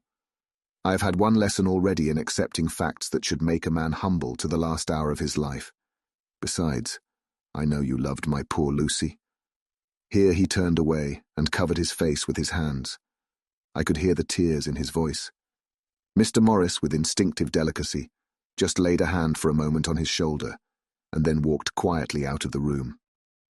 I suppose there is something in woman's nature that makes a man free to break down before her, and express his feelings on the tender or emotional side without feeling it derogatory to his manhood. For when Lord Godalming found himself alone with me, he sat down on the sofa and gave way utterly and openly. I sat down beside him and took his hand. I hope he didn't think it forward of me, and that if he ever thinks of it afterwards, he never will have such a thought. There I wrong him. I know he never will. He is too true a gentleman. I said to him, for I could see that his heart was breaking, I loved dear Lucy, and I know what she was to you and what you were to her. She and I were like sisters, and now she is gone. Will you not let me be like a sister to you in your trouble? I know what sorrows you have had, though I cannot measure the depth of them. If sympathy and pity can help in your affliction, won't you let me be of some little service, for Lucy's sake? In an instant the poor dear fellow was overwhelmed with grief. It seemed to me that all that he had of late been suffering in silence found a vent at once. He grew quite hysterical, and raising his open hands, beat his palms together in a perfect agony of grief. He stood up and then sat down again, and the tears rained down his cheeks. I felt an infinite pity for him, and opened my arms unthinkingly. With a sob he laid his head on my shoulder and cried like a wearied child, whilst he shook with emotion. We women have something of the mother in us that makes us rise above smaller matters when the mother spirit is invoked. I felt this big, sorrowing man's head resting on me, as though it were that of the baby that some day may lie on my bosom, and I stroked his hair as though he were my own child. I never thought at the time how strange it all was. After a little bit his sobs ceased, and he raised himself with an apology, though he made no disguise of his emotion. He told me that for days and nights past, weary days and sleepless nights, he had been unable to speak with anyone, as a man must speak in his time of sorrow. There was no woman whose sympathy could be given to him, or with whom, owing to the terrible circumstance with which his sorrow was surrounded, he could speak freely. I know now how I suffered, he said, as he dried his eyes, but I do not know even yet, and none other can ever know, how much your sweet sympathy has been to me today. I shall know better in time, and believe me that, though I am not ungrateful now, my gratitude will grow with my understanding. You will let me be like a brother, will you not, for all our lives, for dear Lucy's sake? For dear Lucy's sake, I said as we clasped hands. Aye, and for your own sake, he added, for if a man's esteem and gratitude are ever worth the winning, you have won mine today. If ever the future should bring to you a time when you need a man's help, believe me, you will not call in vain. God grant that no such time may ever come to you to break the sunshine of your life. But if it should ever come, promise me that you will let me know. He was so earnest, and his sorrow was so fresh, that I felt it would comfort him, so I said, I promise. As I came along the corridor, I saw Mr. Morris looking out of a window. He turned as he heard my footsteps. How is Art? He said. Then noticing my red eyes, he went on. Ah, I see you have been comforting him. Poor old fellow, he needs it. No one but a woman can help a man when he is in trouble of the heart, and he had no one to comfort him. He bore his own trouble so bravely that my heart bled for him. I saw the manuscript in his hand, and I knew that when he read it, he would realize how much I knew. So I said to him, I wish I could comfort all who suffer from the heart. Will you let me be your friend, and will you come to me for comfort if you need it? You will know later on why I speak. He saw that I was in earnest, and stooping, took my hand, and raising it to his lips, kissed it. It seemed but poor comfort to so brave and unselfish a soul, and impulsively I bent over and kissed him. The tears rose in his eyes, and there was a momentary choking in his throat. He said quite calmly, Little girl, you will never regret that true-hearted kindness, so long as ever you live. Then he went into the study to his friend. Little girl, the very words he had used to Lucy, and oh, but he proved himself a friend. Chapter 18. Dr. Seward's Diary. 30 September. I got home at 5 o'clock, and found that Godalming and Morris had not only arrived, but had already studied the transcript of the various diaries and letters which Harker and his wonderful wife had made and arranged. Harker had not yet returned from his visit to the carrier's men, of whom Dr. Hennessy had written to me. Mrs. Harker gave us a cup of tea, and I can honestly say that, for the first time since I have lived in it, this old house seemed like home. When we had finished, Mrs. Harker said, "Dr. Seward, may I ask a favour? I want to see your patient, Mr. Renfield. Do let me see him. What you have said of him in your diary interests me so much." She looked so appealing and so pretty that I could not refuse her, and there was no possible reason why I should, so I took her with me. When I went into the room, I told the man that a lady would like to see him, to which he simply answered, "Why?" "She is going through the house and wants to see everyone in it," I answered.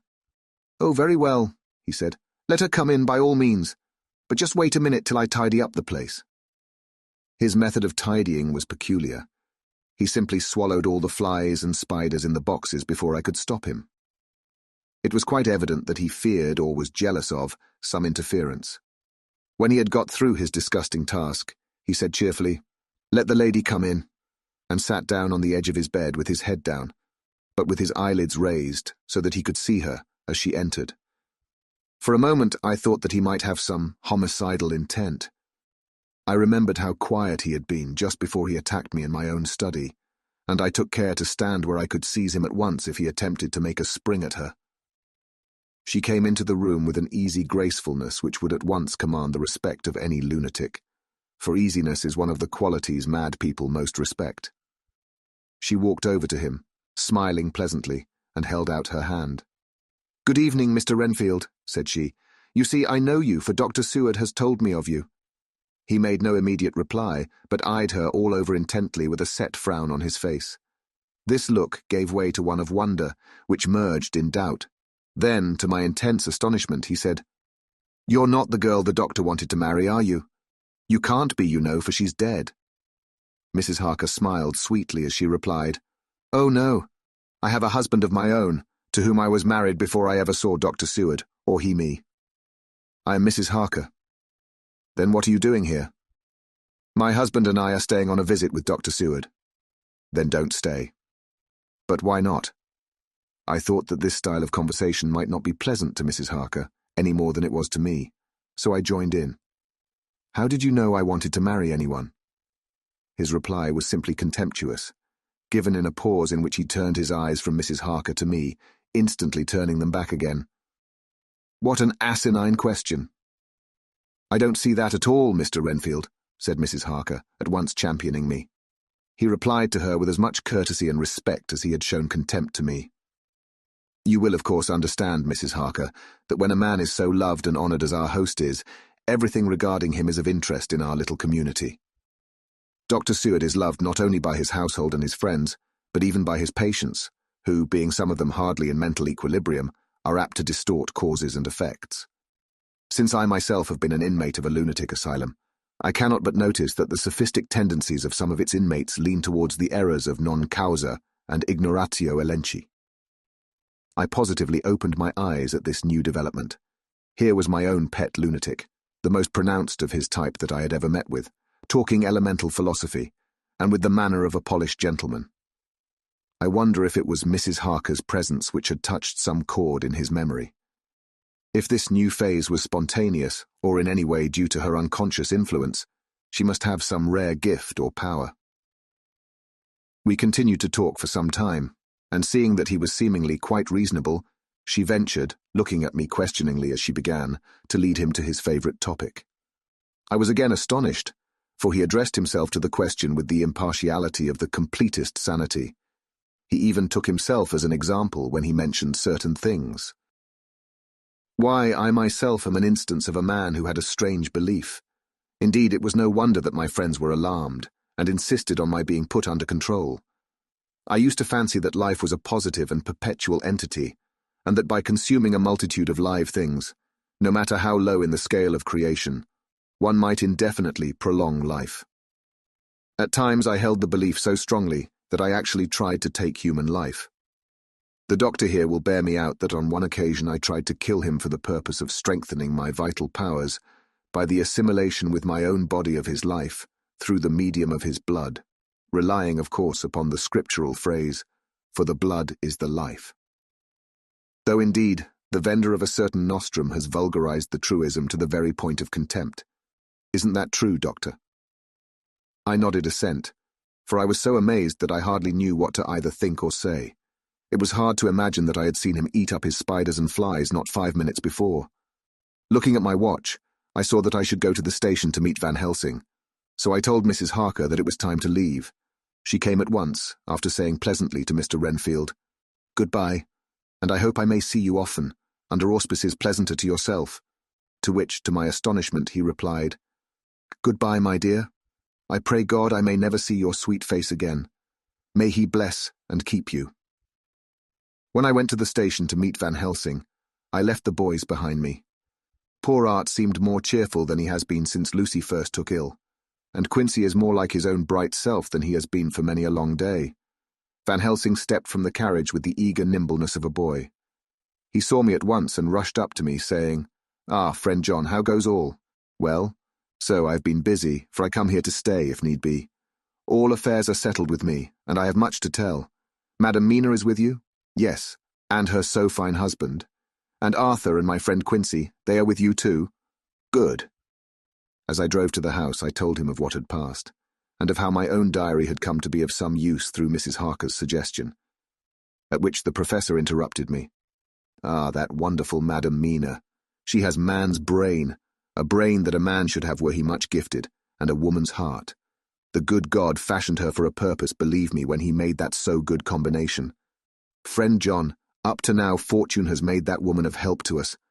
After tonight she must not have to do with this so terrible affair. It is not good that she run a risk so great.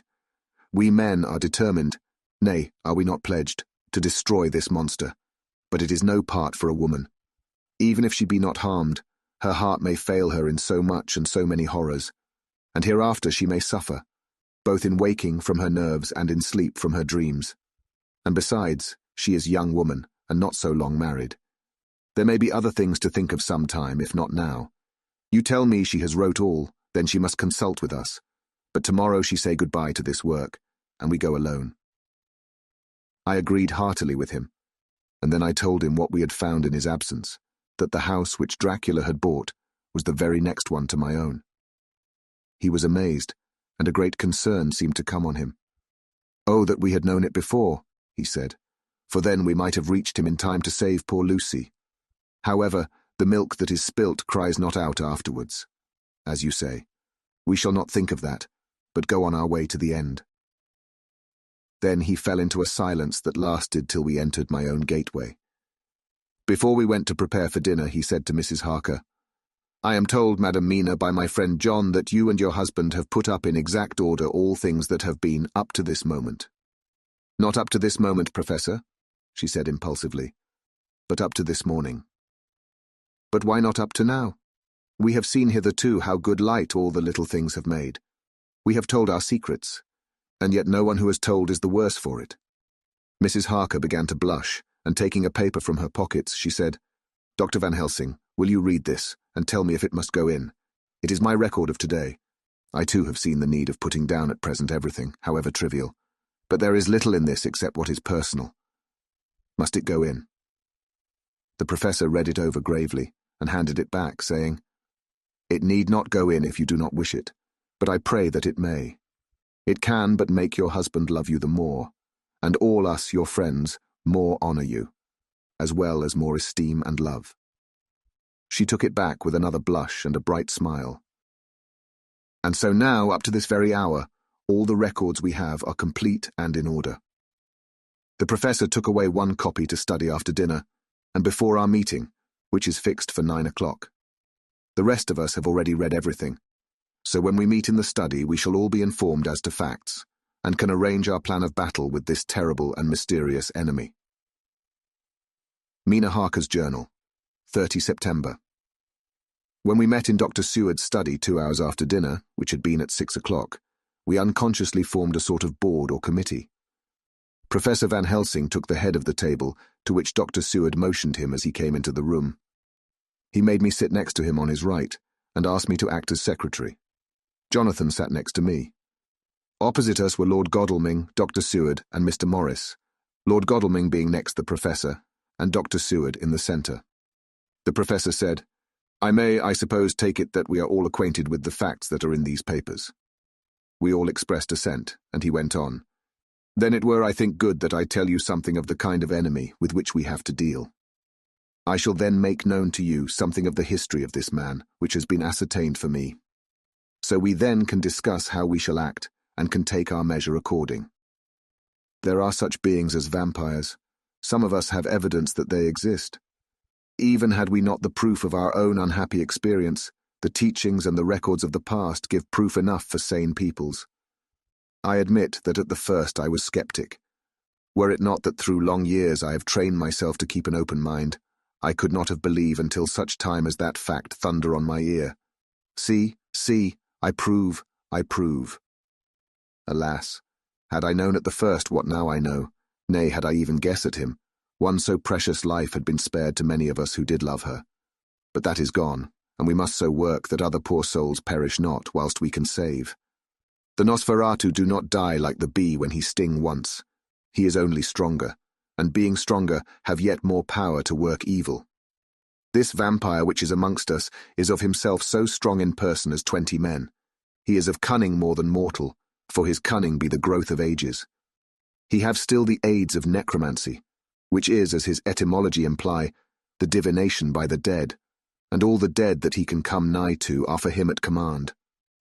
He is brute, and more than brute. He is devil in callous, and the heart of him is not. He can, within limitations, appear at will when and where and in any of the forms that are to him. He can, within his range, direct the elements, the storm, the fog, the thunder. He can command all the meaner things, the rat and the owl and the bat, the moth and the fox and the wolf. He can grow and become small, and he can at times vanish and come unknown. How then are we to begin our strike to destroy him? How shall we find his where? And having found it, how can we destroy? My friends, this is much. It is a terrible task that we undertake, and there may be consequence to make the brave shudder. For if we fail in this our fight, he must surely win. And then where end we? Life is nothing's. I heed him not. But to fail here is not mere life or death. It is that we become as him, that we henceforward become foul things of the night like him, without heart or conscience, preying on the bodies and the souls of those we love best. To us forever are the gates of heaven shut, for who shall open them to us again? We go on for all time abhorred by all, a blot on the face of God's sunshine, an arrow in the side of him who died for man. But we are face to face with duty, and in such case must we shrink. For me, I say, no, but then I am old, and life, with his sunshine, his fair places, his song of birds, his music and his love, lie far behind. You others are young. Some have seen sorrow, but there are fair days yet in store. What say you? Whilst he was speaking, Jonathan had taken my hand. I feared, oh so much, that the appalling nature of our danger was overcoming him when I saw his hand stretch out. But it was life to me to feel its touch, so strong, so self-reliant, so resolute. A brave man's hand can speak for itself. It does not even need a woman's love to hear its music. When the professor had done speaking, my husband looked in my eyes and I in his. There was no need for speaking between us. I answer for Mina and myself, he said. Count me in, Professor, said Mr. Quincey Morris, laconically as usual. I am with you, said Lord Godalming, for Lucy's sake, if for no other reason. Dr. Seward simply nodded. The professor stood up and, after laying his golden crucifix on the table, held out his hand on either side. I took his right hand, and Lord Godalming his left. Jonathan held my right with his left and stretched across to Mr. Morris. So as we all took hands, our solemn compact was made. I felt my heart icy cold, but it did not even occur to me to draw back. We resumed our places, and Dr. Van Helsing went on with a sort of cheerfulness, which showed that the serious work had begun. It was to be taken as gravely and in as businesslike a way as any other transaction of life. Well, you know what we have to contend against, but we too are not without strength. We have on our side power of combination, a power denied to the vampire kind. We have sources of science, we are free to act and think, and the hours of the day and the night are ours equally. In fact, so far as our powers extend, they are unfettered, and we are free to use them. We have self-devotion in a cause, and an end to achieve which is not a selfish one. These things are much. Now let us see how far the general powers arrayed against us are restrict, and how the individual cannot. In fine, let us consider the limitations of the vampire in general, and of this one in particular. All we have to go upon are traditions and superstitions. These do not at the first appear much when the matter is one of life and death, nay, of more than either life or death. Yet must we be satisfied, in the first place because we have to be, no other means is at our control, and secondly, because after all these things, tradition and superstition, are everything. Does not the belief in vampires rest for others, though not, alas, for us, on them? A year ago, which of us would have received such a possibility, in the midst of our scientific, skeptical, matter-of-fact 19th century? We even scouted a belief that we saw justified under our very eyes.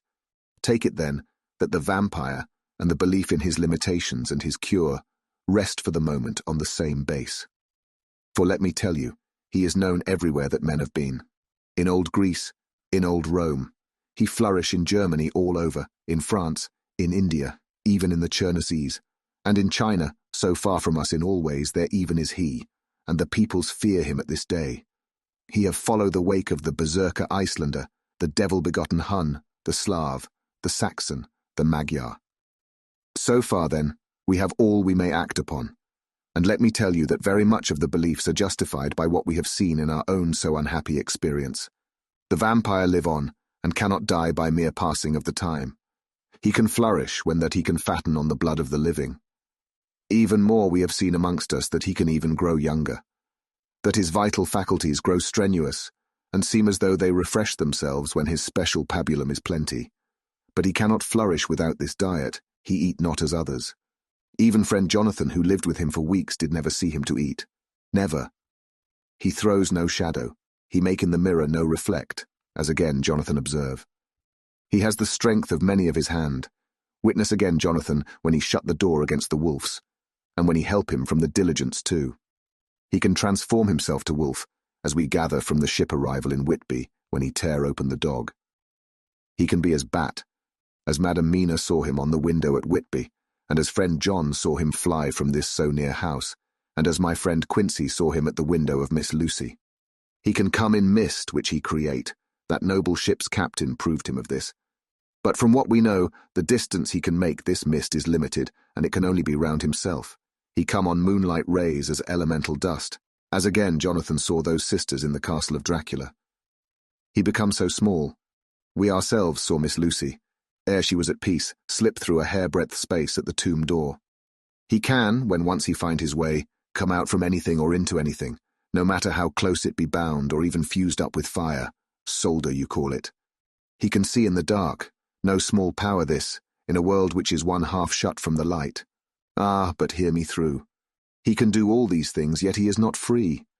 Nay, he is even more prisoner than the slave of the galley, than the madman in his cell. He cannot go where he lists. He who is not of nature has yet to obey some of nature's laws, why we know not. He may not enter anywhere at the first, unless there be someone of the household who bid him to come, though afterwards he can come as he please. His power ceases, as does that of all evil things, at the coming of the day. Only at certain times can he have limited freedom. If he be not at the place whither he is bound, he can only change himself at noon or at exact sunrise or sunset. These things are we told, and in this record of ours we have proof by inference. Thus, whereas he can do as he will within his limit, when he have his earth home, his coffin home, his hell home, the place unhallowed, as we saw when he went to the grave of the suicide at Whitby. Still at other time, he can only change when the time come. It is said, too, that he can only pass running water at the slack or the flood of the tide. Then there are things which so afflict him that he has no power, as the garlic that we know of. And as for things sacred, as this symbol, my crucifix, that was amongst us even now when we resolve, to them he is nothing, but in their presence he take his place far off and silent with respect. There are others too which I shall tell you of, lest in our seeking we may need them. The branch of wild rose on his coffin keep him that he move not from it. A sacred bullet fired into the coffin kill him so that he be true dead. And as for the stake through him, we know already of its peace, or the cut-off head that giveth rest. We have seen it with our eyes. Thus, when we find the habitation of this man that was, We can confine him to his coffin and destroy him if we obey what we know. But he is clever. I have asked my friend Arminius of Budapest University to make his record, and from all the means that are, he tell me of what he has been. He must indeed have been that voivode Dracula who won his name against the Turk, over the great river on the very frontier of Turkeyland. If it be so, then was he no common man, for in that time, and for centuries after, he was spoken of as the cleverest and the most cunning, as well as the bravest of the sons of the land beyond the forest. That mighty brain and that iron resolution went with him to his grave, and are even now arrayed against us. The Draculas were, says Arminius, a great and noble race, though now and again were scions who were held by their coevals to have had dealings with the evil one. They learned his secrets in the Scholomance, amongst the mountains over Lake Hermannstadt, where the devil claims the 10th scholar as his due. In the records are such words as Stragoika, witch or dog, and Pokol, Satan and hell. And in one manuscript this very Dracula is spoken of as Wampir, which we all understand too well. There have been from the loins of this very one great men and good women, and their graves make sacred the earth where alone this foulness can dwell. For it is not the least of its terrors that this evil thing is rooted deep in all good. In soil barren of holy memories, it cannot rest. Whilst they were talking, Mr. Morris was looking steadily at the window, and he now got up quietly and went out of the room. There was a little pause, and then the professor went on. And now we must settle what we do. We have here much data, and we must proceed to lay out our campaign. We know from the inquiry of Jonathan that from the castle to Whitby came 50 boxes of earth, all of which were delivered at Carfax. We also know that at least some of these boxes have been removed. It seems to me that our first step should be to ascertain whether all the rest remain in the house beyond that wall where we look today, or whether any more have been removed. If the latter, we must trace. Here we were interrupted in a very startling way. Outside the house came the sound of a pistol shot. The glass of the window was shattered with a bullet, which, ricocheting from the top of the embrasure, struck the far wall of the room. I'm afraid I'm at heart a coward, for I shrieked out. The men all jumped to their feet. Lord Godalming flew over to the window and threw up the sash. As he did so, we heard Mr. Morris's voice without. "Sorry, I fear I've alarmed you. I shall come in and tell you about it." A minute later he came in and said, "It was an idiotic thing of me to do, and I ask your pardon, Mrs. Harker, most sincerely. I fear I must have frightened you terribly. But the fact is that whilst the professor was talking, there came a big bat and sat on the window-sill. I have got such a horror of the damned brutes from recent events that I cannot stand them, and I went out to have a shot, as I have been doing of late of evenings, whenever I have seen one. You used to laugh at me for it then, Art." "Did you hit it?" asked Dr. Van Helsing. "I don't know, I fancy not, for it flew away into the wood." Without saying any more, he took his seat, and the professor began to resume his statement. "We must trace each of these boxes, and when we are ready, we must either capture or kill this monster in his lair. Or we must, so to speak, sterilize the earth, so that no more he can seek safety in it. Thus, in the end, we may find him in his form of man between the hours of noon and sunset, and so engage with him when he is at his most weak. And now for you, Madam Mina. This night is the end until all be well. You are too precious to us to have such risk. When we part tonight, you no more must question. We shall tell you all in good time. We are men and are able to bear, but you must be our star and our hope, and we shall act all the more free that you are not in the danger, such as we are."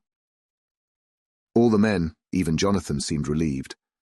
But it did not seem to me good that they should brave danger and perhaps lessen their safety, strength being the best safety, through care of me. But their minds were made up, and though it was a bitter pill for me to swallow, I could say nothing, save to accept their chivalrous care of me. Mr. Morris resumed the discussion. "As there is no time to lose, I vote we have a look at his house right now. Time is everything with him, and swift action on our part may save another victim."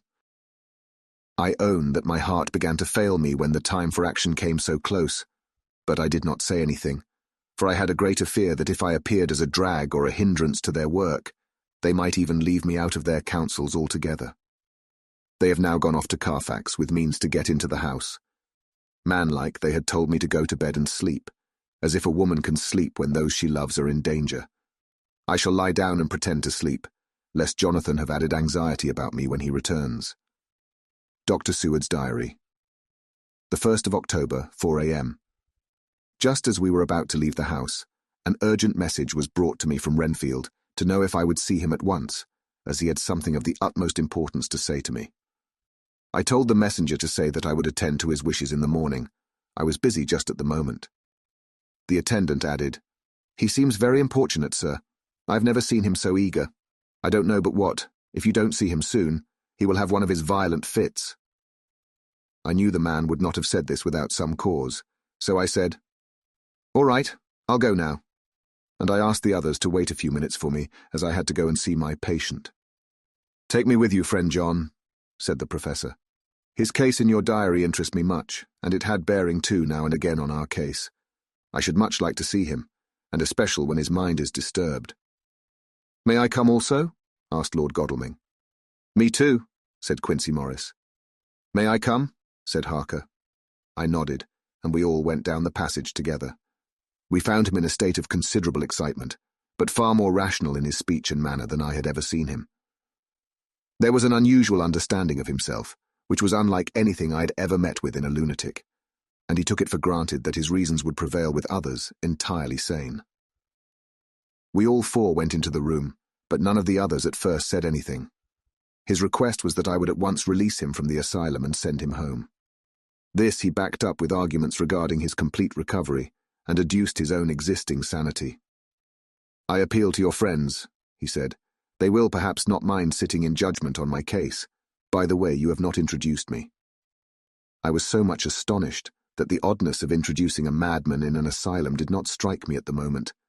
And besides, there was a certain dignity in the man's manner, so much of the habit of equality, that I at once made the introduction. Lord Godalming, Professor Van Helsing, Mr. Quincey Morris of Texas, Mr. Renfield. He shook hands with each of them, saying in turn, "Lord Godalming, I had the honour of seconding your father at the Wyndham. I grieve to know by your holding the title that he is no more. He was a man loved and honoured by all who knew him, and in his youth was, I have heard, the inventor of a burnt rum punch, much patronised on Derby night. Mr. Morris, you should be proud of your great state. Its reception into the Union was a precedent which may have far-reaching effects hereafter, when the Pole and the Tropics may hold alliance to the Stars and Stripes. The power of treaty may yet prove a vast engine of enlargement, when the Monroe Doctrine takes its true place as a political fable. What shall any man say of his pleasure at meeting Van Helsing? Sir, I make no apology for dropping all forms of conventional prefix. When an individual has revolutionized therapeutics by his discovery of the continuous evolution of brain matter, conventional forms are unfitting, since they would seem to limit him to one of a class. You, gentlemen, who by nationality, by heredity, or by the possession of natural gifts, are fitted to hold your respective places in the moving world, I take to witness that I am as sane as at least the majority of men who are in full possession of their liberties. And I am sure that you, Dr. Seward, humanitarian and medico-jurist as well as scientist, will deem it a moral duty to deal with me as one to be considered as under exceptional circumstances. He made this last appeal with a courtly air of conviction, which was not without its own charm. I think we were all staggered. For my own part, I was under the conviction, despite my knowledge of the man's character and history, that his reason had been restored, and I felt under a strong impulse to tell him that I was satisfied as to his sanity, and would see about the necessary formalities for his release in the morning. I thought it better to wait, however, before making so grave a statement, for of old I knew the sudden changes to which this particular patient was liable. So I contented myself with making a general statement that he appeared to be improving very rapidly, that I would have a longer chat with him in the morning, and would then see what I could do in the direction of meeting his wishes. This did not at all satisfy him, for he said quickly, "But I fear, Dr. Seward, that you hardly apprehend my wish. I desire to go at once, here, now, this very hour, this very moment, if I may. Time presses, and in our implied agreement with the old scytheman, it is of the essence of the contract. I am sure it is only necessary to put before so admirable a practitioner as Dr. Seward so simple, yet so momentous a wish, to ensure its fulfilment." He looked at me keenly, and seeing the negative in my face, turned to the others and scrutinized them closely. Not meeting any sufficient response, he went on. Is it possible that I have erred in my supposition? You have, I said frankly, but at the same time as I felt brutally. There was a considerable pause, and then he said slowly, Then I suppose I must only shift my ground of request. Let me ask for this concession. Boon, privilege, what you will. I am content to implore in such a case, not on personal grounds, but for the sake of others. I am not at liberty to give you the whole of my reasons, but you may, I assure you, take it from me that they are good ones, sound and unselfish, and spring from the highest sense of duty. Could you look, sir, into my heart, you would approve to the full the sentiments which animate me. Nay, more, you would count me amongst the best and truest of your friends. Again he looked at us all keenly. I had a growing conviction that this sudden change of his entire intellectual method was but yet another form or phase of his madness, and so determined to let him go on a little longer, knowing from experience that he would, like all lunatics, give himself away in the end.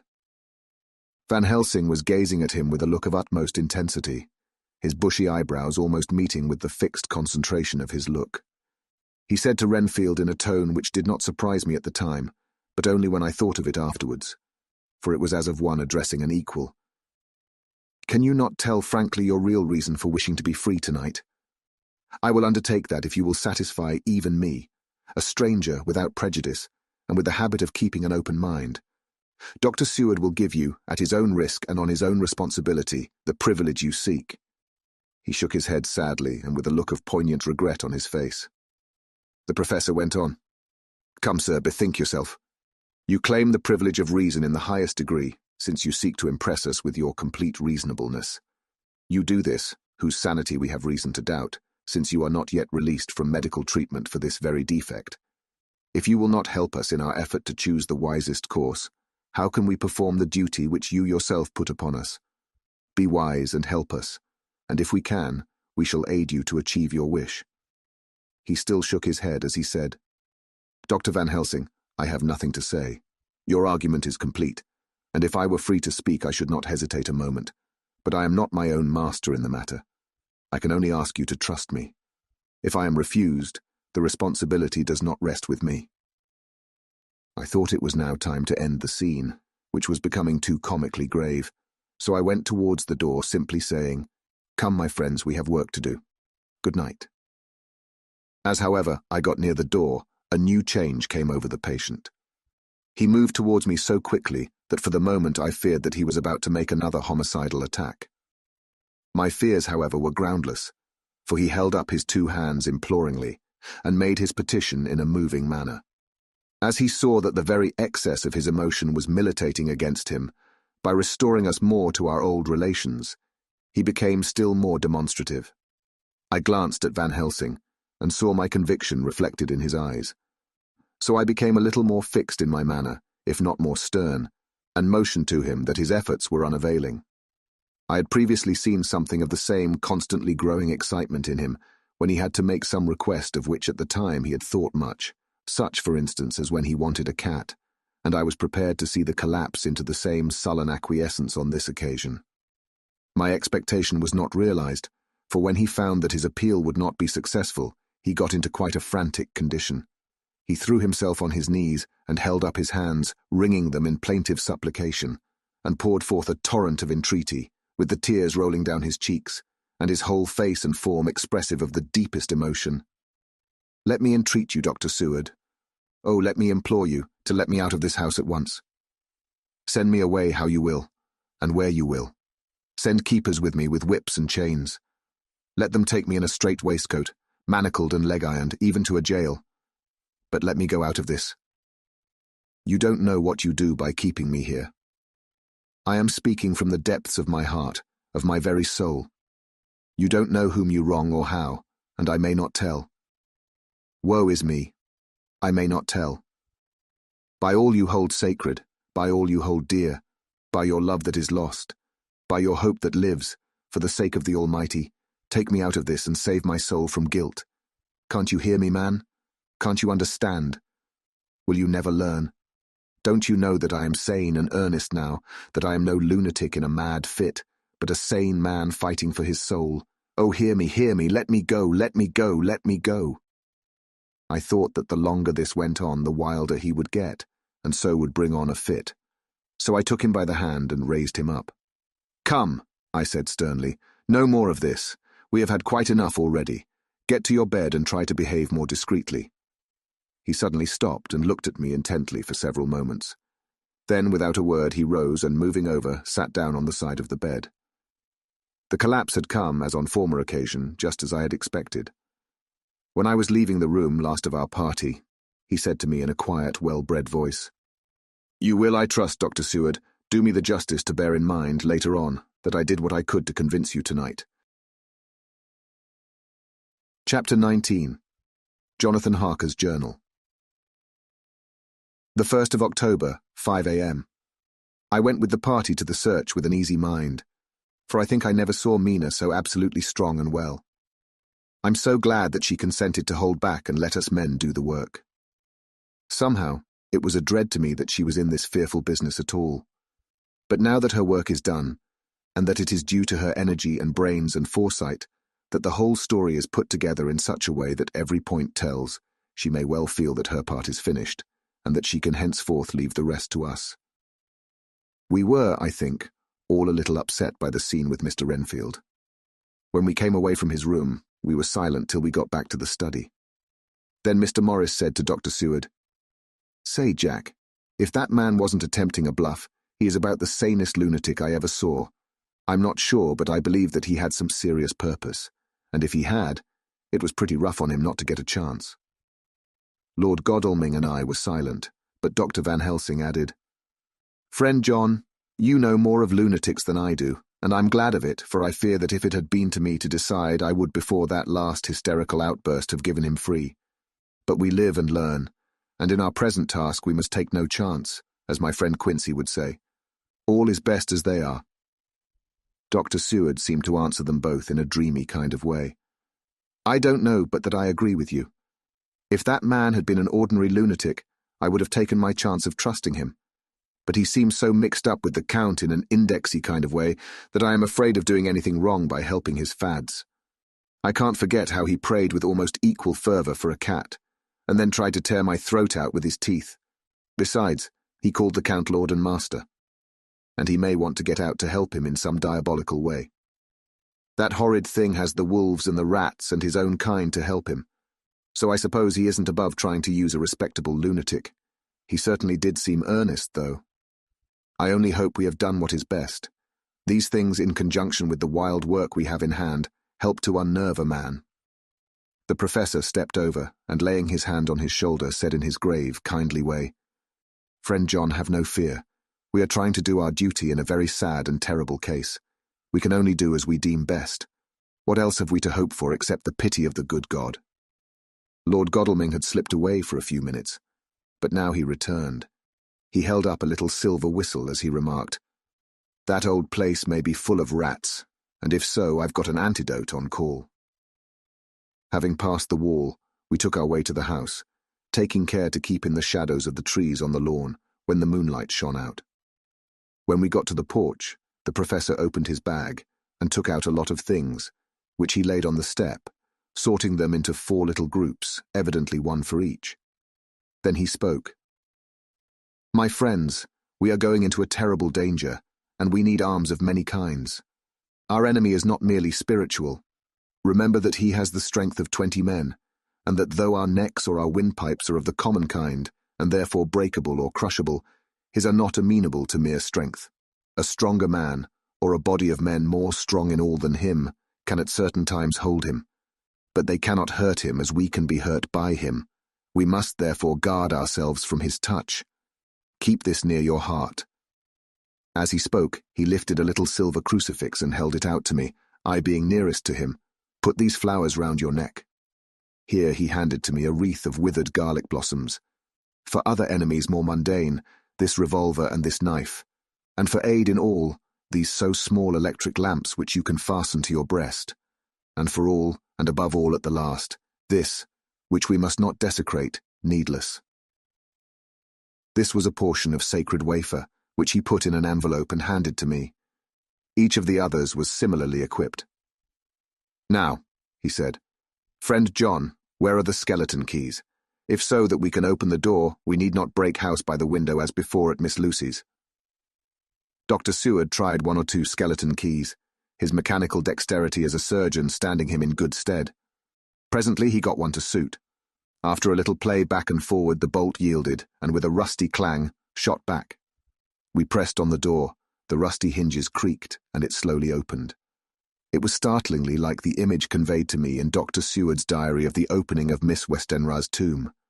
I fancy that the same idea seemed to strike the others, for with one accord they shrank back. The professor was the first to move forward and stepped into the open door. "In manus tuas, Domine," he said, crossing himself as he passed over the threshold. We closed the door behind us, lest when we should have lit our lamps we should possibly attract attention from the road.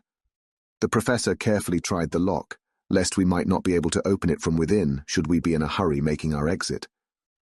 Then we all lit our lamps and proceeded on our search. The light from the tiny lamps fell in all sorts of odd forms, as the rays crossed each other, or the opacity of our bodies threw great shadows. I could not for my life get away from the feeling that there was someone else amongst us. I suppose it was the recollection, so powerfully brought home to me by the grim surroundings, of that terrible experience in Transylvania.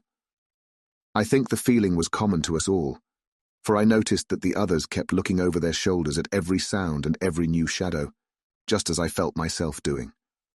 The whole place was thick with dust. The floor was seemingly inches deep, except where there were recent footsteps, in which on holding down my lamp I could see marks of hobnails where the dust was cracked. The walls were fluffy and heavy with dust, and in the corners were masses of spiders' webs, whereon the dust had gathered till they looked like old tattered rags as the weight had torn them partly down.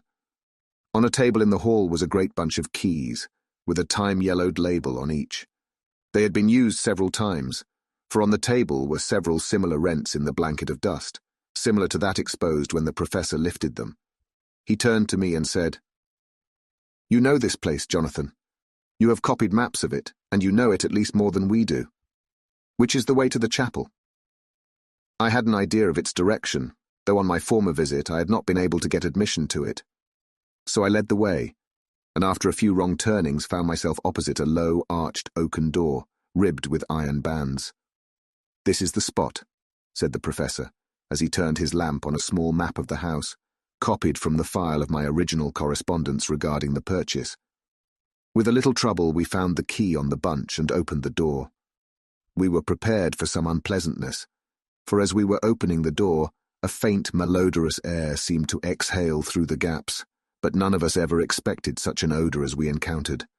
None of the others had met the Count at all at close quarters, and when I had seen him, he was either in the fasting stage of his existence in his rooms, or when he was gloated with fresh blood in a ruined building open to the air. But here the place was small and close, and the long disuse had made the air stagnant and foul. There was an earthy smell, as of some dry miasma, which came through the fouler air. But as to the odour itself, how shall I describe it?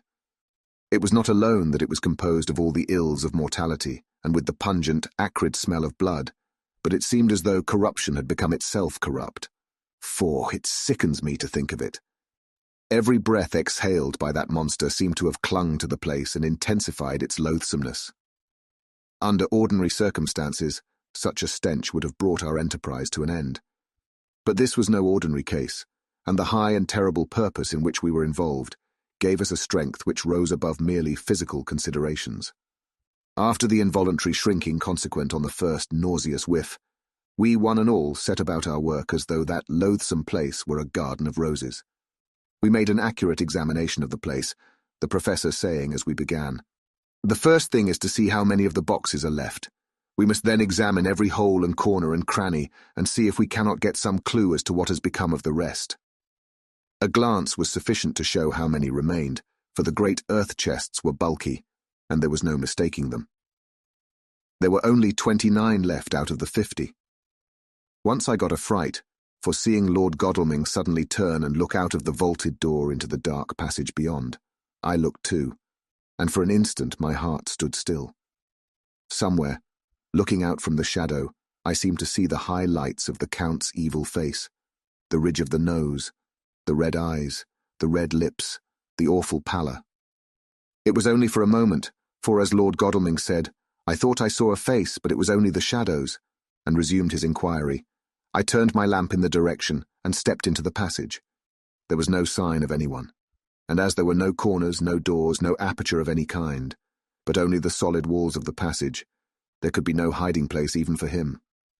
I took it that fear had helped imagination, and said nothing. A few minutes later I saw Morris step suddenly back from a corner which he was examining. We all followed his movements with our eyes, for undoubtedly some nervousness was growing on us, and we saw a whole mass of phosphorescence which twinkled like stars. We all instinctively drew back. The whole place was becoming alive with rats.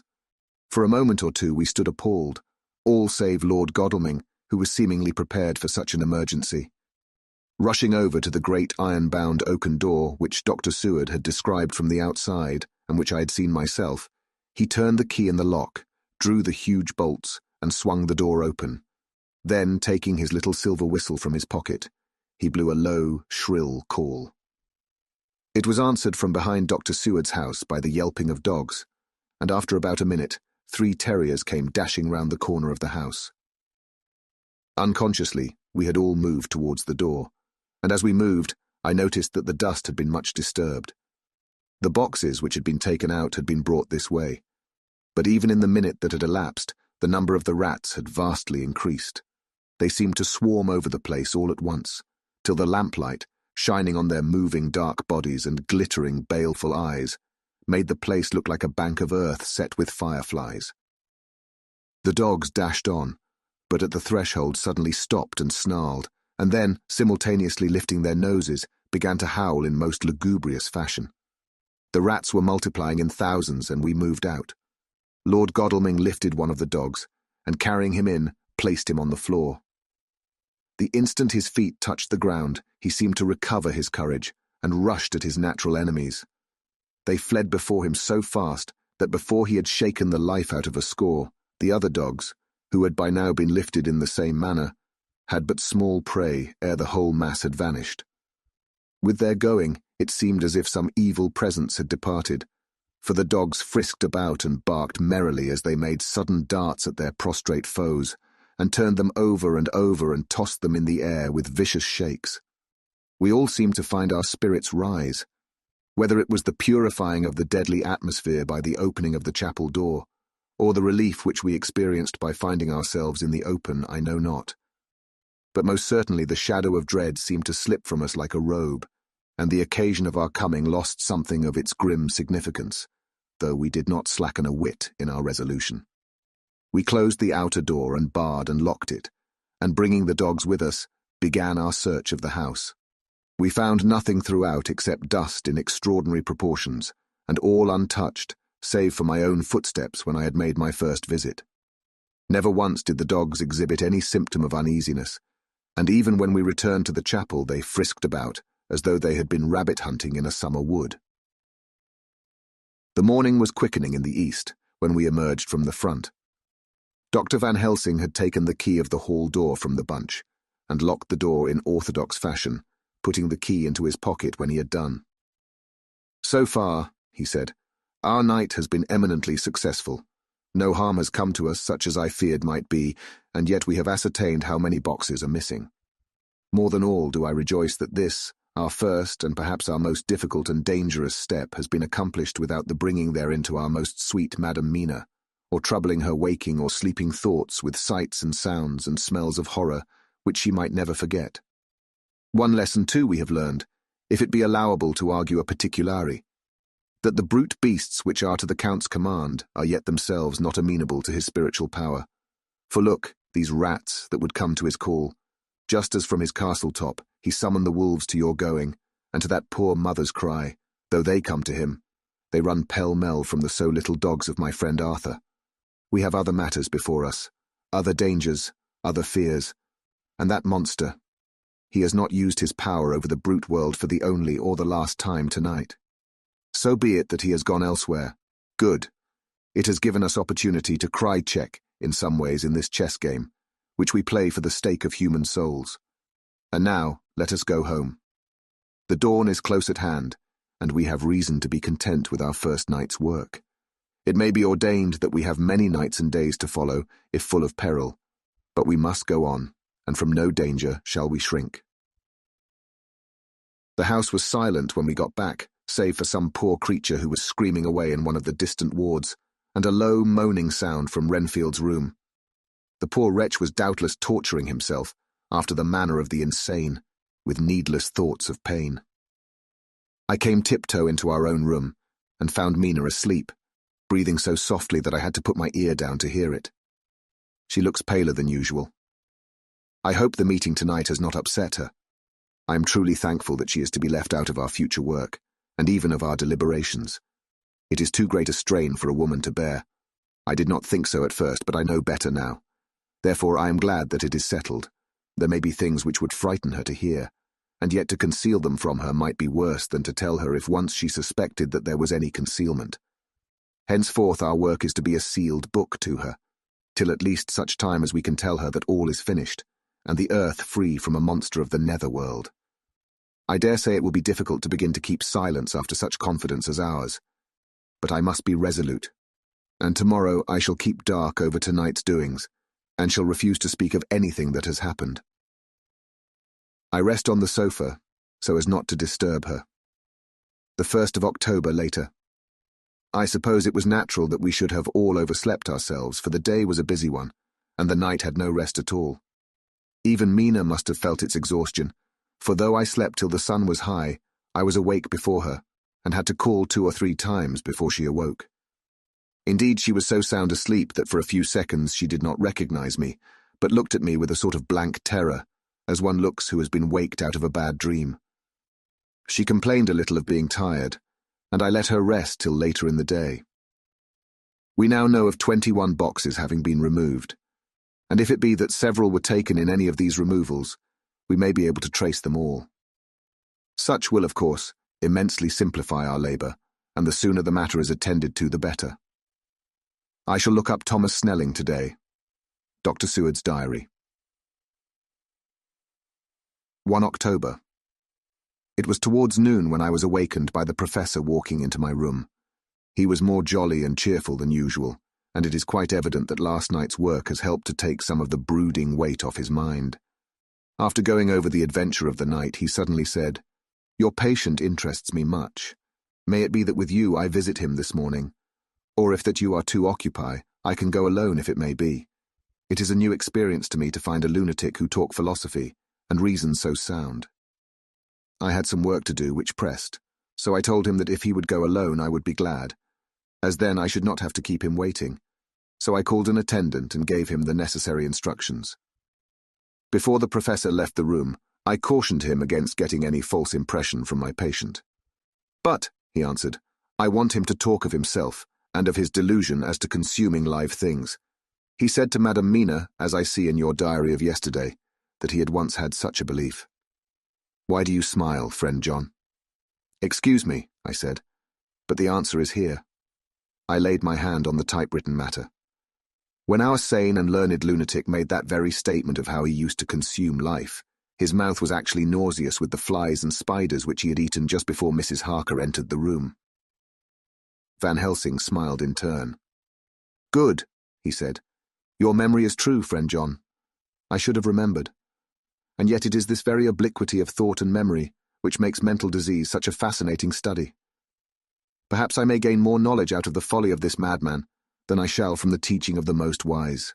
Who knows?" I went on with my work, and before long was through that in hand.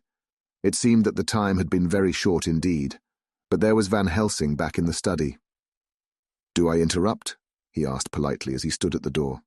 "Not at all," I answered. "Come in. My work is finished, and I am free. I can go with you now, if you like." "It is needless. I have seen him." "Well?" "I fear that he does not appraise me at much." Our interview was short. When I entered his room, he was sitting on a stool in the centre, with his elbows on his knees, and his face was the picture of sullen discontent. I spoke to him as cheerfully as I could, and with such a measure of respect as I could assume. He made no reply whatever. "Don't you know me?" I asked. His answer was not reassuring. "I know you well enough. You are the old fool, Van Helsing.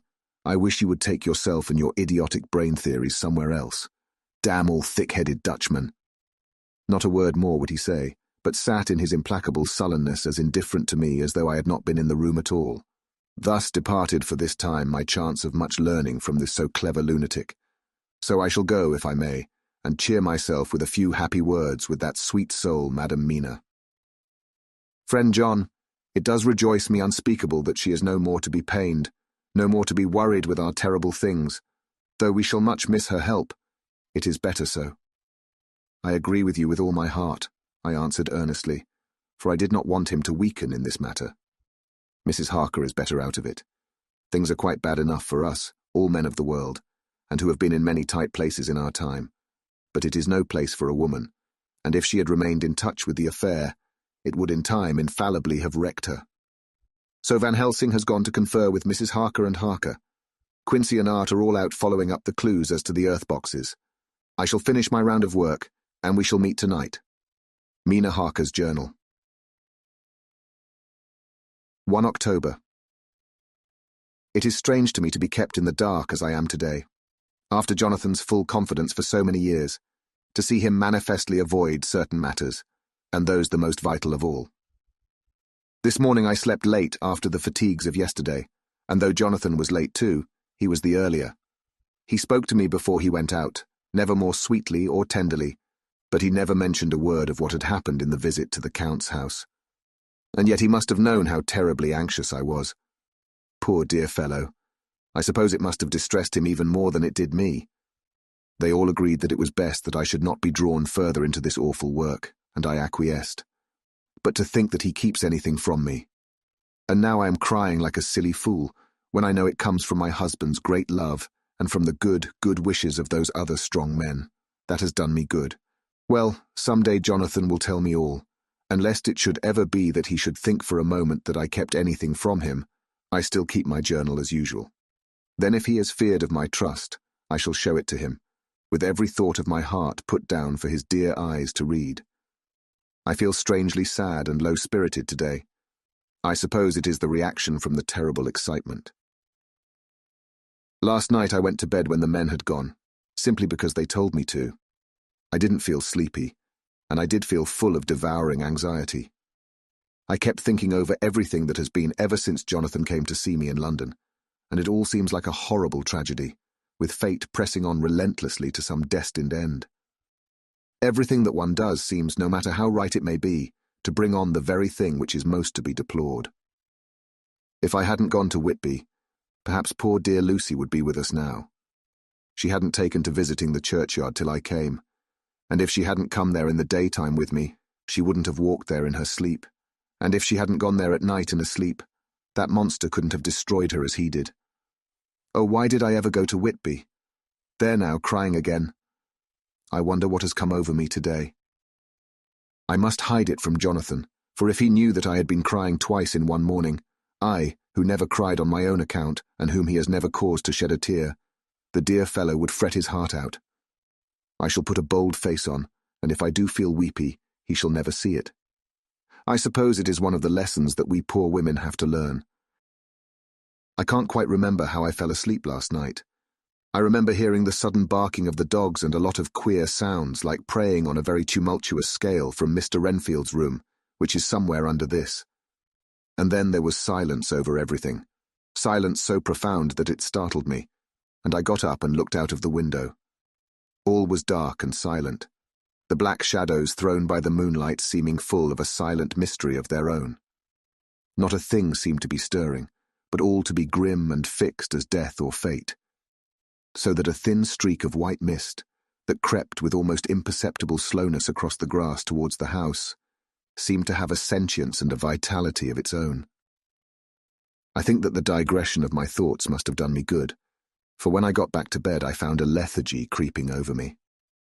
I lay a while, but could not quite sleep, so I got out and looked out of the window again. The mist was spreading, and was now close up to the house, so that I could see it lying thick against the wall, as though it were stealing up to the windows. The poor man was more loud than ever, and though I could not distinguish a word he said, I could in some way recognize in his tones some passionate entreaty on his part. Then there was the sound of a struggle, and I knew that the attendants were dealing with him. I was so frightened that I crept into bed and pulled the clothes over my head, putting my fingers in my ears. I was not then a bit sleepy, at least so I thought, but I must have fallen asleep for, except dreams, I do not remember anything until the morning, when Jonathan woke me. I think that it took me an effort and a little time to realize where I was, and that it was Jonathan who was bending over me. My dream was very peculiar, and was almost typical of the way that waking thoughts become merged in or continued in dreams. I thought that I was asleep, and waiting for Jonathan to come back. I was very anxious about him, and I was powerless to act. My feet and my hands and my brain were weighted, so that nothing could proceed at the usual pace. And so I slept uneasily and thought. Then it began to dawn upon me that the air was heavy and dank and cold. I put back the clothes from my face, and found to my surprise that all was dim around. The gaslight which I had left lit for Jonathan, but turned down, came only like a tiny red spark through the fog, which had evidently grown thicker and poured into the room. Then it occurred to me that I had shut the window before I had come to bed. I would have got out to make certain on the point, but some leaden lethargy seemed to chain my limbs and even my will. I lay still and endured. That was all. I closed my eyes, but could still see through my eyelids. It is wonderful what tricks our dreams play us, and how conveniently we can imagine. The mist grew thicker and thicker, and I could see now how it came in, for I could see it like smoke, or with the white energy of boiling water, pouring in, not through the window, but through the joinings of the door. It got thicker and thicker, till it seemed as if it became concentrated into a sort of pillar of cloud in the room, through the top of which I could see the light of the gas shining like a red eye. Things began to whirl through my brain just as the cloudy column was now whirling in the room, and through it all came the scriptural words, "A pillar of cloud by day and of fire by night." Was it indeed some such spiritual guidance that was coming to me in my sleep? But the pillar was composed of both the day and the night guiding, for the fire was in the red eye, which at the thought got a new fascination for me, till as I looked, the fire divided, and seemed to shine on me through the fog like two red eyes, such as Lucy told me of in her momentary mental wandering when, on the cliff, the dying sunlight struck the windows of St. Mary's Church. Suddenly the horror burst upon me that it was thus that Jonathan had seen those awful women growing into reality through the whirling mist in the moonlight, and in my dream I must have fainted, for all became black darkness. The last conscious effort which imagination made was to show me a livid white face bending over me out of the mist. I must be careful of such dreams, for they would unseat one's reason if there were too much of them. I would get Dr. Van Helsing or Dr. Seward to prescribe something for me which would make me sleep, only that I fear to alarm them. Such a dream at the present time would become woven into their fears for me. Tonight I shall strive hard to sleep naturally. If I do not, I shall tomorrow night get them to give me a dose of chloral. That cannot hurt me for once, and it will give me a good night's sleep. Last night tired me more than if I had not slept at all. The 2nd of October, 10 p.m. Last night I slept, but did not dream. I must have slept soundly, for I was not waked by Jonathan coming to bed. But the sleep has not refreshed me, for today I feel terribly weak and spiritless. I spent all yesterday trying to read, or lying down dozing. In the afternoon Mr. Renfield asked if he might see me. Poor man, he was very gentle, and when I came away he kissed my hand and bade God bless me. Some way it affected me much. I am crying when I think of him. This is a new weakness of which I must be careful. Jonathan would be miserable if he knew I had been crying. He and the others were out till dinner time, and they all came in tired. I did what I could to brighten them up, and I suppose that the effort did me good, for I forgot how tired I was. After dinner they sent me to bed, and all went off to smoke together, as they said, but I knew that they wanted to tell each other of what had occurred to each during the day. I could see from Jonathan's manner that he had something important to communicate. I was not so sleepy as I should have been, so before they went I asked Dr. Seward to give me a little opiate of some kind, as I had not slept well the night before. He very kindly made me up a sleeping draught, which he gave to me, telling me that it would do me no harm, as it was very mild. I have taken it, and am waiting for sleep, which still keeps aloof. I hope I have not done wrong, for as sleep begins to flirt with me, a new fear comes. That I may have been foolish in thus depriving myself of the power of waking. I might want it. Here comes sleep. Good night. Chapter 20. Jonathan Harker's Journal, the 1st of October, evening. I found Thomas Snelling in his house at Bethnal Green, but unhappily he was not in a condition to remember anything. The very prospect of beer which my expected coming had opened to him had proved too much, and he had begun too early on his expected debauch. I learned, however, from his wife, who seemed a decent poor soul, that he was only the assistant to Smollett, who of the two mates was the responsible person. So off I drove to Walworth, and found Mr. Joseph Smollett at home and in his shirt-sleeves, taking a late tea out of a saucer. He is a decent, intelligent fellow, distinctly a good, reliable type of workman, and with a headpiece of his own. He remembered all about the incident of the boxes, and from a wonderful dog's-eared notebook, which he produced from some mysterious receptacle about the seat of his trousers, and which had hieroglyphical entries in thick, half-obliterated pencil, he gave me the destinations of the boxes. There were, he said, 6 in the cartload, which he took from Carfax, and left at 197, Chicksand Street, Mile End, Newtown, and another 6 which he deposited at Jamaica Lane, Bermondsey. If then the Count meant to scatter these ghastly refuges of his over London, these places were chosen as the first of delivery, so that later he might distribute more fully. The systematic manner in which this was done made me think that he could not mean to confine himself to 2 sides of London. He was now fixed on the far east of the northern shore, on the east of the southern shore, and on the south. The north and west were surely never meant to be left out of his diabolical scheme, let alone the city itself, and the very heart of fashionable London in the southwest and west. I went back to Smollett, and asked him if he could tell us if any other boxes had been taken from Carfax. He replied, "Well, Governor, you've treated me werry and some." I'd given him half a sovereign. "And I'll tell you all I know. I heard a man by the name of Bloxham say 4 nights ago in the Iron Hounds in Pincher's Alley, as how he and his mate had a rare dusty job in a old house at Perfect. There ain't a many such jobs as this here, and I'm thinking that maybe Sam Bloxham could tell you summat." I asked if he could tell me where to find him. I told him that if he could get me the address it would be worth another half sovereign to him. So he gulped down the rest of his tea and stood up, saying that he was going to begin the search then and there. At the door he stopped and said, "Look here, Governor, there ain't no sense in me a-keeping yer. I may find Sam soon or I mayn't, but anyhow he ain't like to be in a way to tell you much tonight. Sam is a rare one when he starts on the booze. If you can give me an envelope with a stamp on it, and put your address on it, I'll find out where Sam is to be found and post it you tonight.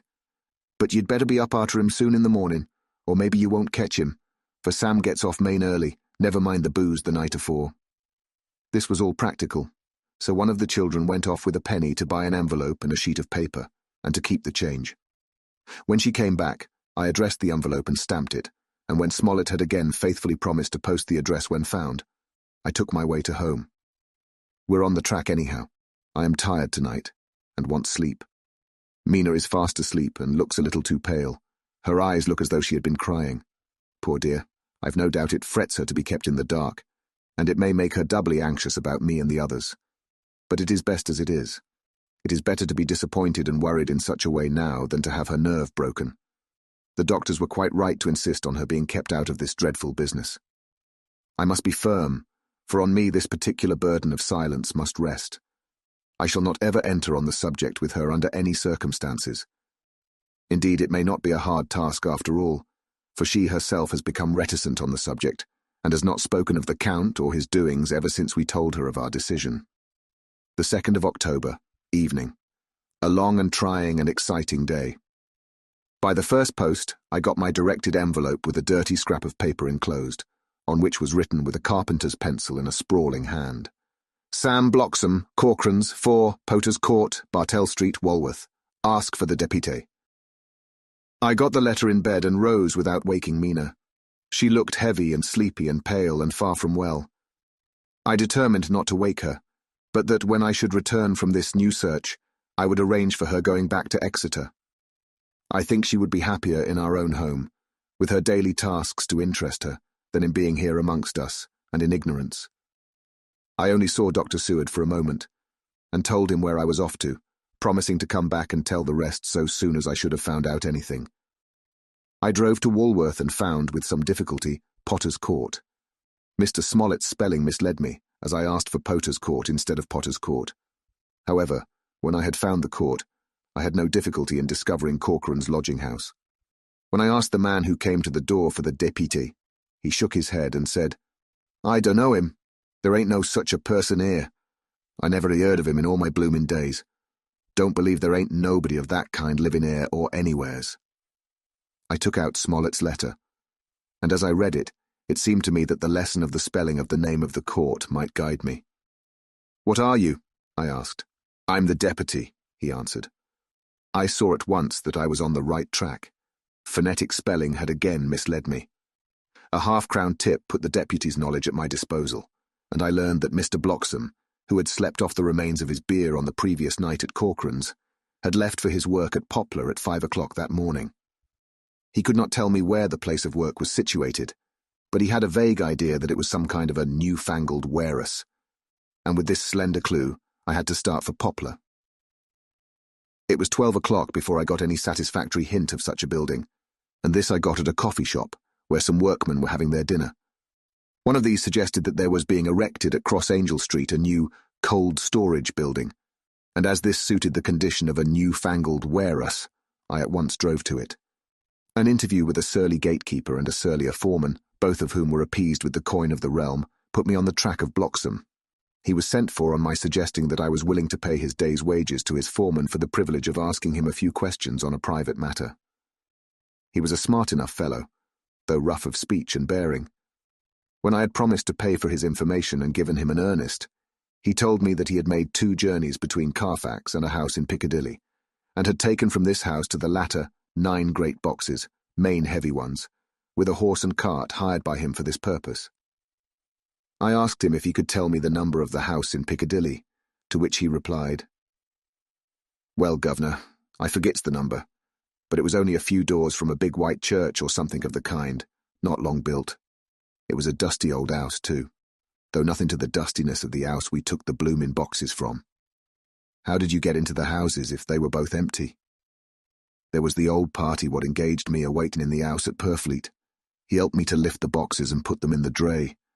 Curse me, but he was the strongest chap I ever struck, and him a old fellow with a white moustache, one that thin you would think he couldn't throw a shadder." How this phrase thrilled through me. Why, he took up his end of the boxes like they was pounds of tea, and me a puffin' and a blowin' afore I could upend mine anyhow, and I'm no chicken neither. "How did you get into the house in Piccadilly?" I asked. "He was there too.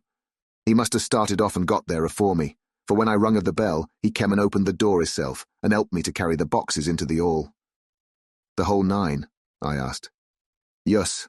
There was 5 in the first load and 4 in the second. It was main dry work, and I don't so well remember how I got 'em." I interrupted him. "Were the boxes left in the hall?" "Yus. It was a big hall, and there was nothing else in it."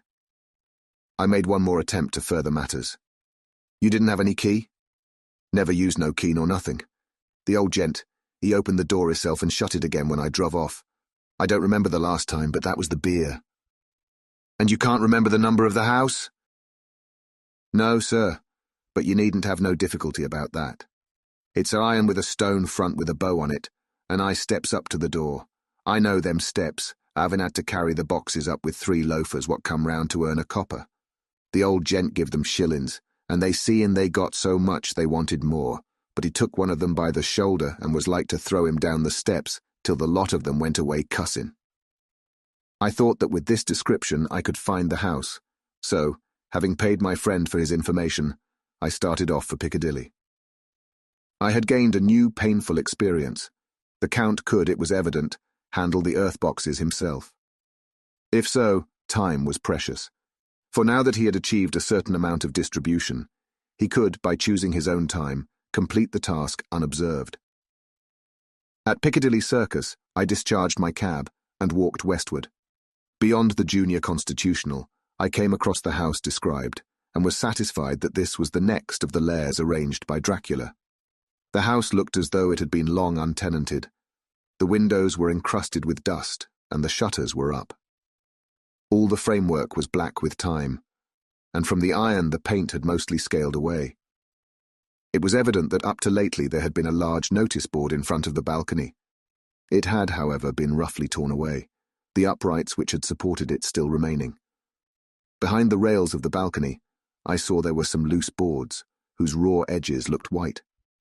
I would have given a good deal to have been able to see the notice board intact, as it would perhaps have given some clue to the ownership of the house. I remembered my experience of the investigation and purchase of Carfax, and I could not but feel that if I could find the former owner, there might be some means discovered of gaining access to the house. There was at present nothing to be learned from the Piccadilly side, and nothing could be done, so I went round to the back to see if anything could be gathered from this quarter. The mews were active, the Piccadilly houses being mostly in occupation. I asked one or two of the grooms and helpers whom I saw around if they could tell me anything about the empty house. One of them said that he heard it had lately been taken, but he couldn't say from whom. He told me, however, that up to very lately there had been a notice board of "for sale" up, and that perhaps Mitchell, Sons and Candy, the house agents, could tell me something, as he thought he remembered seeing the name of that firm on the board. I did not wish to seem too eager, or to let my informant know or guess too much, so, thanking him in the usual manner, I strolled away. It was now growing dusk, and the autumn night was closing in, so I did not lose any time. Having learned the address of Mitchell, Sons and Candy from a directory at the Berkeley, I was soon at their office in Sackville Street. The gentleman who saw me was particularly suave in manner, but uncommunicative in equal proportion.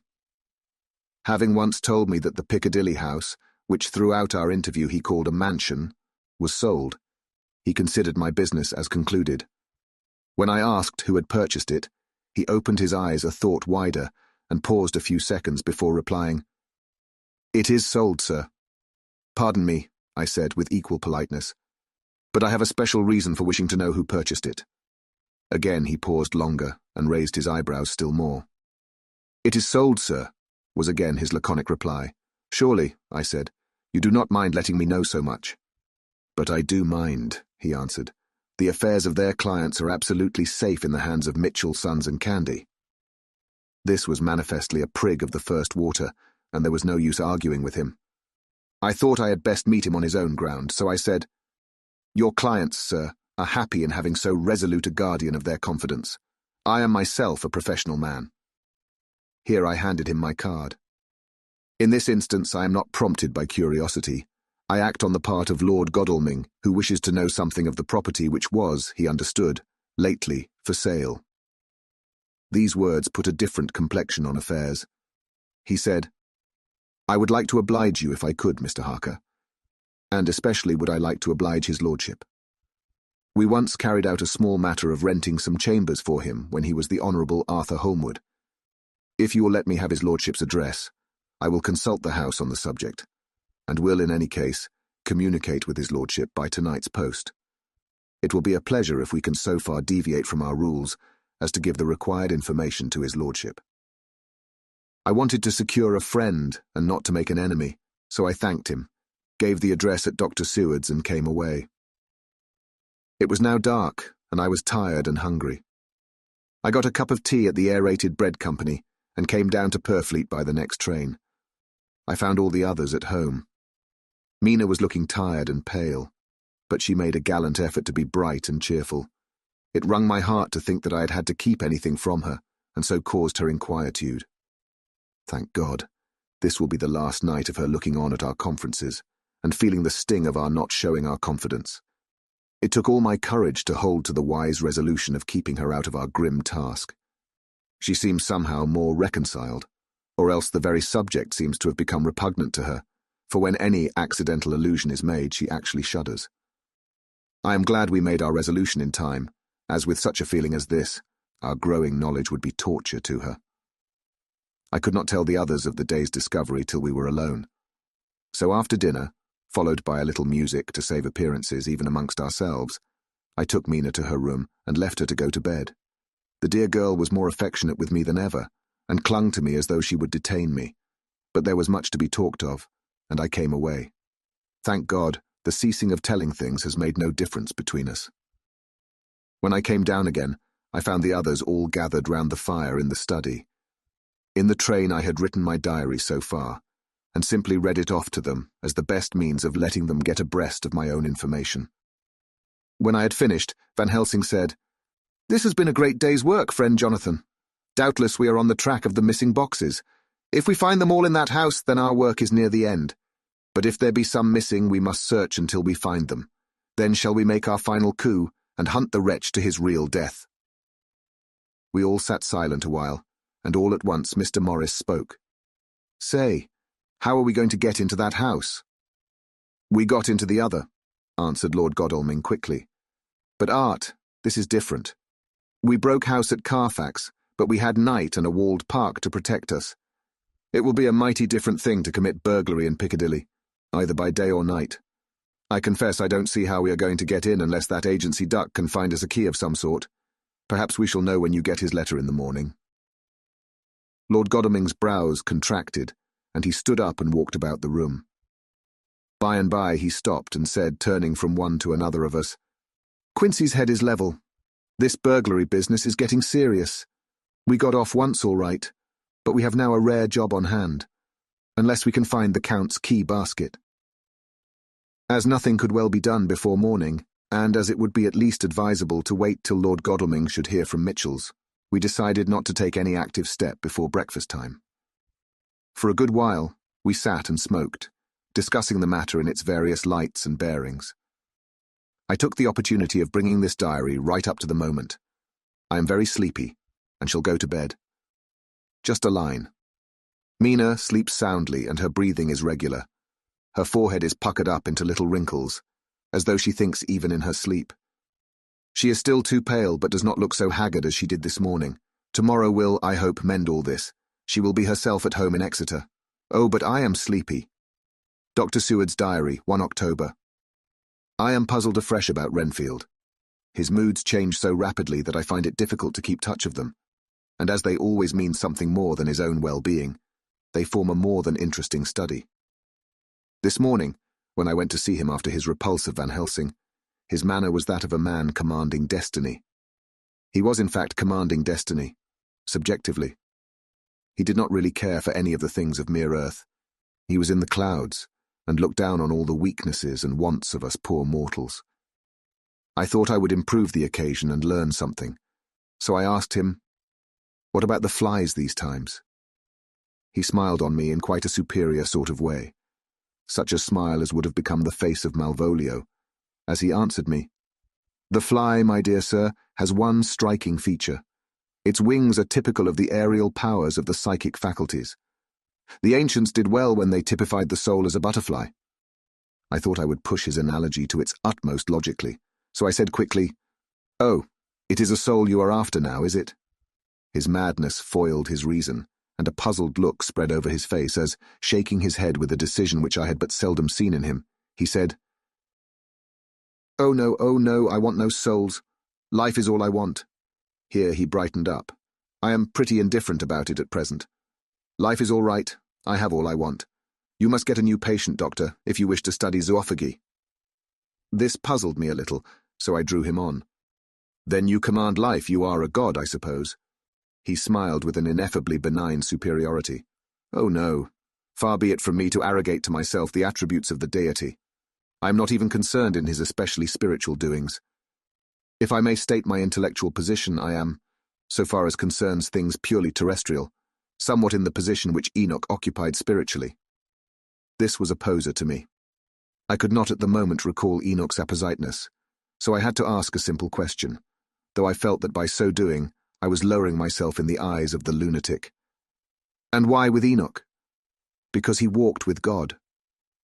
I could not see the analogy, but did not like to admit it, so I harked back to what he had denied. "So you don't care about life and you don't want souls. Why not?" I put my question quickly and somewhat sternly on purpose to disconcert him. The effort succeeded. For an instant he unconsciously relapsed into his old servile manner, bent low before me, and actually fawned upon me as he replied, "I don't want any souls, indeed, indeed I don't. I couldn't use them if I had them. They would be no manner of use to me. I couldn't eat them, or—" He suddenly stopped, and the old cunning look spread over his face like a wind sweep on the surface of the water. "And, Doctor, as to life, what is it after all? When you've got all you require, and you know that you will never want, that is all. I have friends, good friends, like you, Dr. Seward." This was said with a leer of inexpressible cunning. "I know that I shall never lack the means of life." I think that through the cloudiness of his insanity he saw some antagonism in me, for he at once fell back on the last refuge of such as he, a dogged silence. After a short time, I saw that for the present it was useless to speak to him. He was sulky, and so I came away. Later in the day he sent for me. Ordinarily I would not have come without special reason, but just at present I am so interested in him that I would gladly make an effort. Besides, I'm glad to have anything to help to pass the time. Harker is out, following up clues, and so are Lord Godalming and Quincey. Van Helsing sits in my study poring over the record prepared by the Harkers. He seems to think that by accurate knowledge of all details he will light upon some clue. He does not wish to be disturbed in the work, without cause. I would have taken him with me to see the patient, only I thought that after his last repulse he might not care to go again. There was also another reason. Renfield might not speak so freely before a third person as when he and I were alone. I found him sitting out in the middle of the floor on his stool, a pose which is generally indicative of some mental energy on his part. When I came in, he said at once, as though the question had been waiting on his lips, "What about souls?" It was evident then that my surmise had been correct. Unconscious cerebration was doing its work, even with the lunatic. I determined to have the matter out. "What about them yourself?" I asked. He did not reply for a moment, but looked all round him, and up and down, as though he expected to find some inspiration for an answer. "I don't want any souls," he said in a feeble, apologetic way. The matter seemed preying on his mind, and so I determined to use it, to be cruel only to be kind. So I said, "You like life and you want life. Oh yes, but that is all right, you needn't worry about that. But," I asked, "how are we to get the life without getting the soul also?" This seemed to puzzle him, so I followed it up. "A nice time you'll have some time when you're flying out there, with the souls of thousands of flies and spiders and birds and cats buzzing and twittering and meowing all round you. You've got their lives, you know, and you must put up with their souls." Something seemed to affect his imagination, for he put his fingers to his ears and shut his eyes, screwing them up tightly just as a small boy does when his face is being soaped. There was something pathetic in it that touched me. It also gave me a lesson, for it seemed that before me was a child. Only a child, though the features were worn, and the stubble on the jaws was white. It was evident that he was undergoing some process of mental disturbance, and knowing how his past moods had interpreted things seemingly foreign to himself, I thought I would enter into his mind as well as I could and go with him. The first step was to restore confidence, so I asked him, speaking pretty loud so that he would hear me through his closed ears, "Would you like some sugar to get your flies round again?" He seemed to wake up all at once and shook his head. With a laugh he replied, "Not much. Flies are poor things after all." After a pause he added, "But I don't want their souls buzzing round me all the same." "Or spiders," I went on. "Blow spiders. What's the use of spiders? There isn't anything in them to eat or—" He stopped suddenly, as though reminded of a forbidden topic. So, I thought to myself. This is the second time he has suddenly stopped at the word drink. What does it mean? Renfield seemed himself aware of having made a lapse, for he hurried on, as though to distract my attention from it. "I don't take any stock at all in such matters. Rats and mice and such small deer, as Shakespeare has it. Chicken feed of the larder, they might be called. I'm past all that sort of nonsense. You might as well ask a man to eat molecules with a pair of chopsticks, as to try to interest me about the lesser carnivora, when I know of what is before me." "I see," I said. "You want big things that you can make your teeth meet in. How would you like to breakfast on elephant?" "What ridiculous nonsense you are talking." He was getting too wide awake. so I thought I would press him hard. "I wonder," I said reflectively, "what an elephant's soul is like." The effect I desired was obtained, for he at once fell from his high horse and became a child again. "I don't want an elephant's soul, or any soul at all," he said. For a few moments he sat despondently.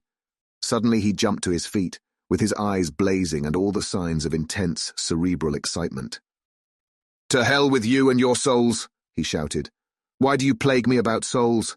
Haven't I got enough to worry and pain and distract me already without thinking of souls?" He looked so hostile that I thought he was in for another homicidal fit, so I blew my whistle. The instant, however, that I did so, he became calm and said apologetically, "Forgive me, Doctor. I forgot myself. You do not need any help. I am so worried in my mind that I am apt to be irritable. If you only knew the problem I have to face, and that I am working out, you would pity and tolerate and pardon me. Pray do not put me in a strait waistcoat. I want to think, and I cannot think freely when my body is confined. I'm sure you will understand." He had evidently self-control, so when the attendants came I told them not to mind, and they withdrew. Renfield watched them go. When the door was closed, he said with considerable dignity and sweetness, "Dr. Seward, you have been very considerate towards me. Believe me that I am very, very grateful to you." I thought it well to leave him in this mood, and so I came away. There is certainly something to ponder over in this man's state. Several points seem to make what the American interviewer calls a story, if one could only get them in proper order. Here they are. Will not mention drinking. Fears the thought of being burdened with the soul of anything. Has no dread of wanting life in the future. Despises the meaner forms of life altogether, though he dreads being haunted by their souls. Logically, all these things point one way. He has assurance of some kind that he will acquire some higher life. He dreads the consequence, the burden of a soul. Then it is a human life he looks to. And the assurance, merciful God, the Count has been to him, and there is some new scheme of terror afoot. Later. I went after my round to Van Helsing and told him my suspicion. He grew very grave, and after thinking the matter over for a while asked me to take him to Renfield. I did so. As we came to the door, we heard the lunatic within singing gaily, as he used to do in the time which now seems so long ago. When we entered, we saw with amazement that he had spread out his sugar as of old. The flies, lethargic with the autumn, were beginning to buzz into the room. We tried to make him talk of the subject of our previous conversation, but he would not attend. He went on with his singing just as though we had not been present. He had got a scrap of paper and was folding it into a notebook. We had to come away as ignorant as we went in. His is a curious case indeed. We must watch him tonight. Letter Mitchell, Sons and Candy to Lord Godalming. The 1st of October. My lord, we are at all times only too happy to meet your wishes. We beg with regard to the desire of your lordship, expressed by Mr. Harker on your behalf, to supply the following information concerning the sale and purchase of number 347 Piccadilly. The original vendors are the executors of the late Mr. Archibald Winter Suffield. The purchaser is a foreign nobleman, Count Dracula, who effected the purchase himself, paying the purchase money in notes over the counter. If your lordship will pardon us using so vulgar an expression. Beyond this, we know nothing whatever of him. We are, my lord, your lordship's humble servants. Mitchell, Sons and Candy. Dr. Seward's diary. 2 October. I placed a man in the corridor last night and told him to make an accurate note of any sound he might hear from Renfield's room, and gave him instructions that if there should be anything strange he was to call me. After dinner, when we had all gathered round the fire in the study, Mrs. Harker having gone to bed, we discussed the attempts and discoveries of the day. Harker was the only one who had any result, and we are in great hopes that his clue may be an important one. Before going to bed, I went round to the patient's room and looked in through the observation trap. He was sleeping soundly, and his heart rose and fell with regular respiration. This morning the man on duty reported to me that a little after midnight he was restless and kept saying his prayers somewhat loudly. I asked him if that was all. He replied that it was all he heard. There was something about his manner so suspicious that I asked him point blank if he had been asleep. He denied sleep, but admitted to having dozed for a while. It is too bad that men cannot be trusted unless they are watched. Today, Harker is out following up his clue, and Art and Quincey are looking after horses. Godalming thinks that it will be well to have horses always in readiness, for when we get the information which we seek, there will be no time to lose. We must sterilize all the imported earth between sunrise and sunset.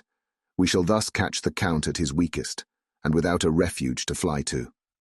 Van Helsing is off to the British Museum, looking up some authorities on ancient medicine. The old physicians took account of things which their followers do not accept, and the professor is searching for witch and demon cures which may be useful to us later. I sometimes think we must be all mad and that we shall wake to sanity in strait waistcoats. Later. We have met again. We seem at last to be on the track, and our work of tomorrow may be the beginning of the end. I wonder if Renfield's quiet has anything to do with this. His moods have so followed the doings of the Count that the coming destruction of the monster may be carried to him in some subtle way. If we could only get some hint as to what passed in his mind. Between the time of my argument with him today and his resumption of fly-catching, it might afford us a valuable clue. He is now seemingly quiet for a spell. Is he? That wild yell seemed to come from his room.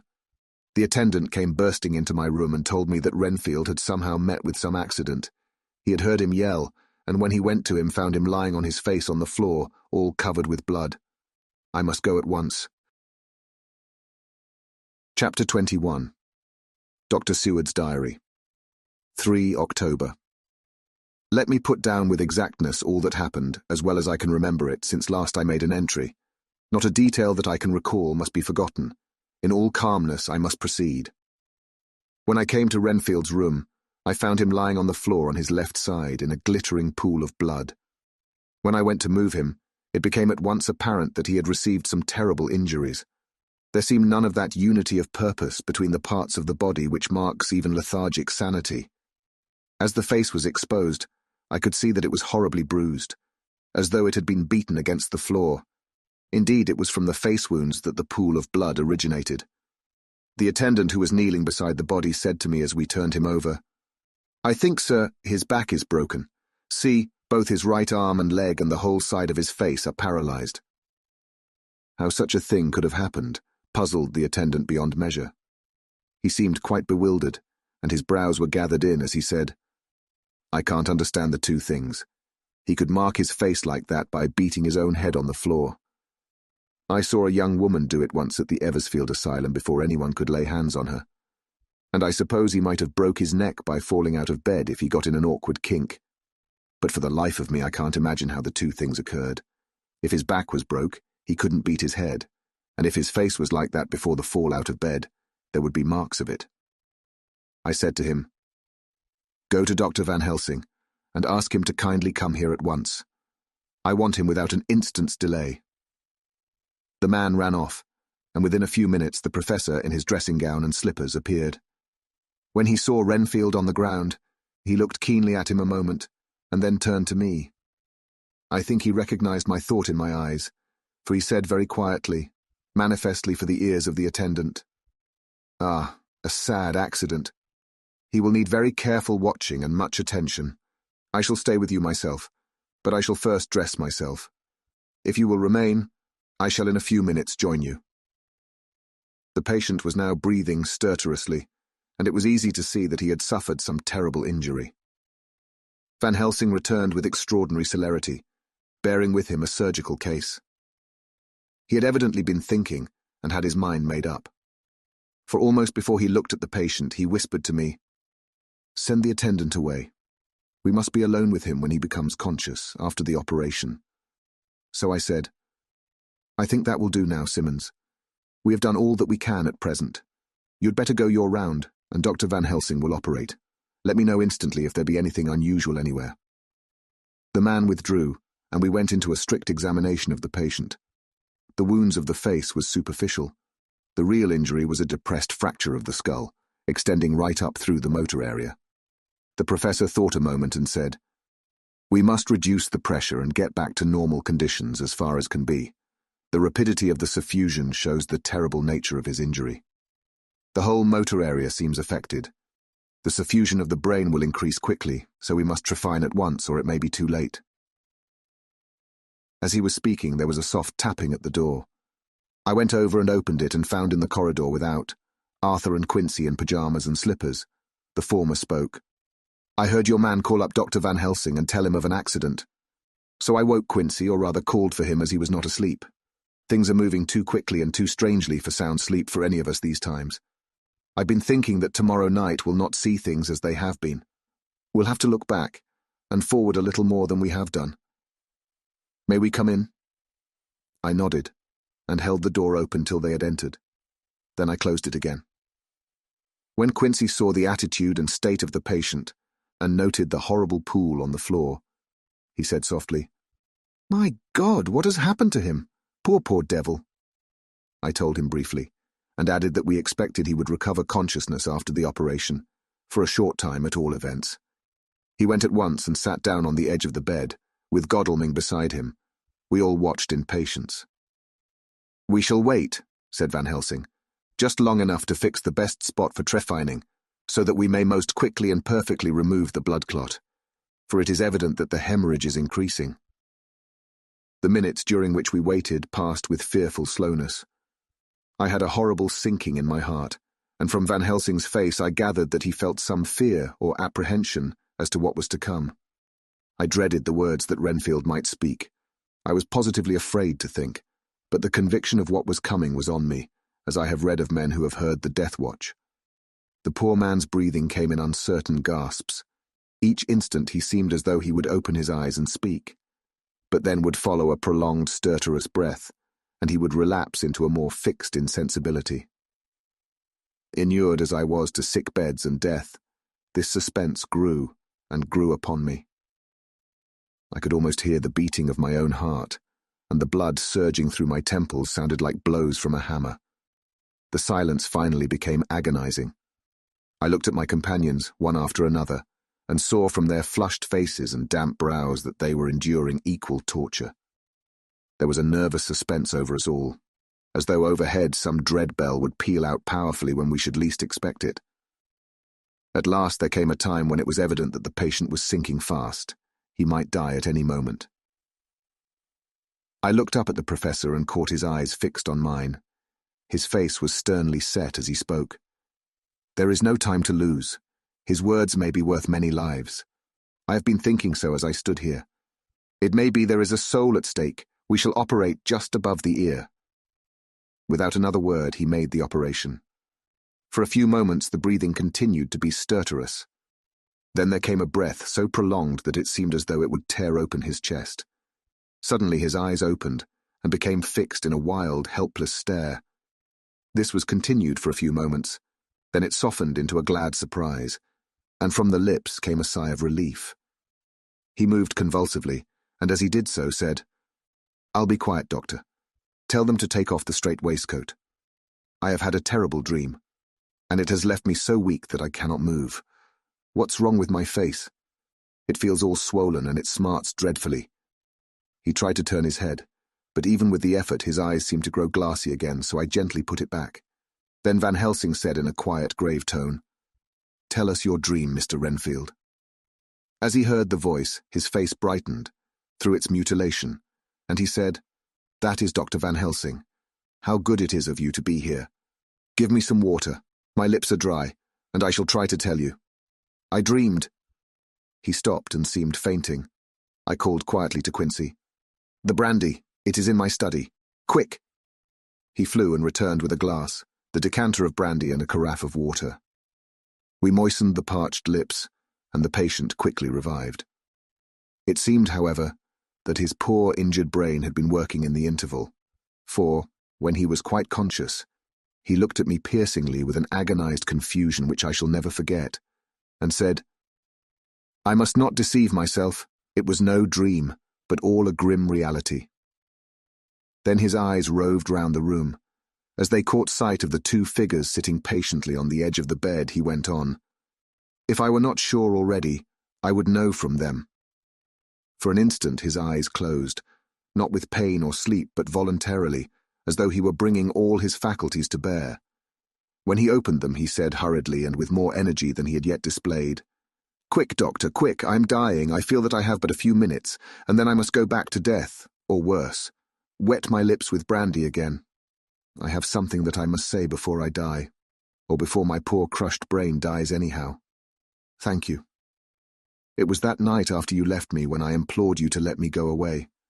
I couldn't speak then, for I felt my tongue was tied.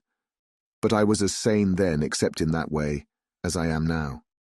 I was in an agony of despair for a long time after you left me. It seemed hours. Then there came a sudden peace to me. My brain seemed to become cool again, and I realized where I was. I heard the dogs bark behind our house, but not where he was."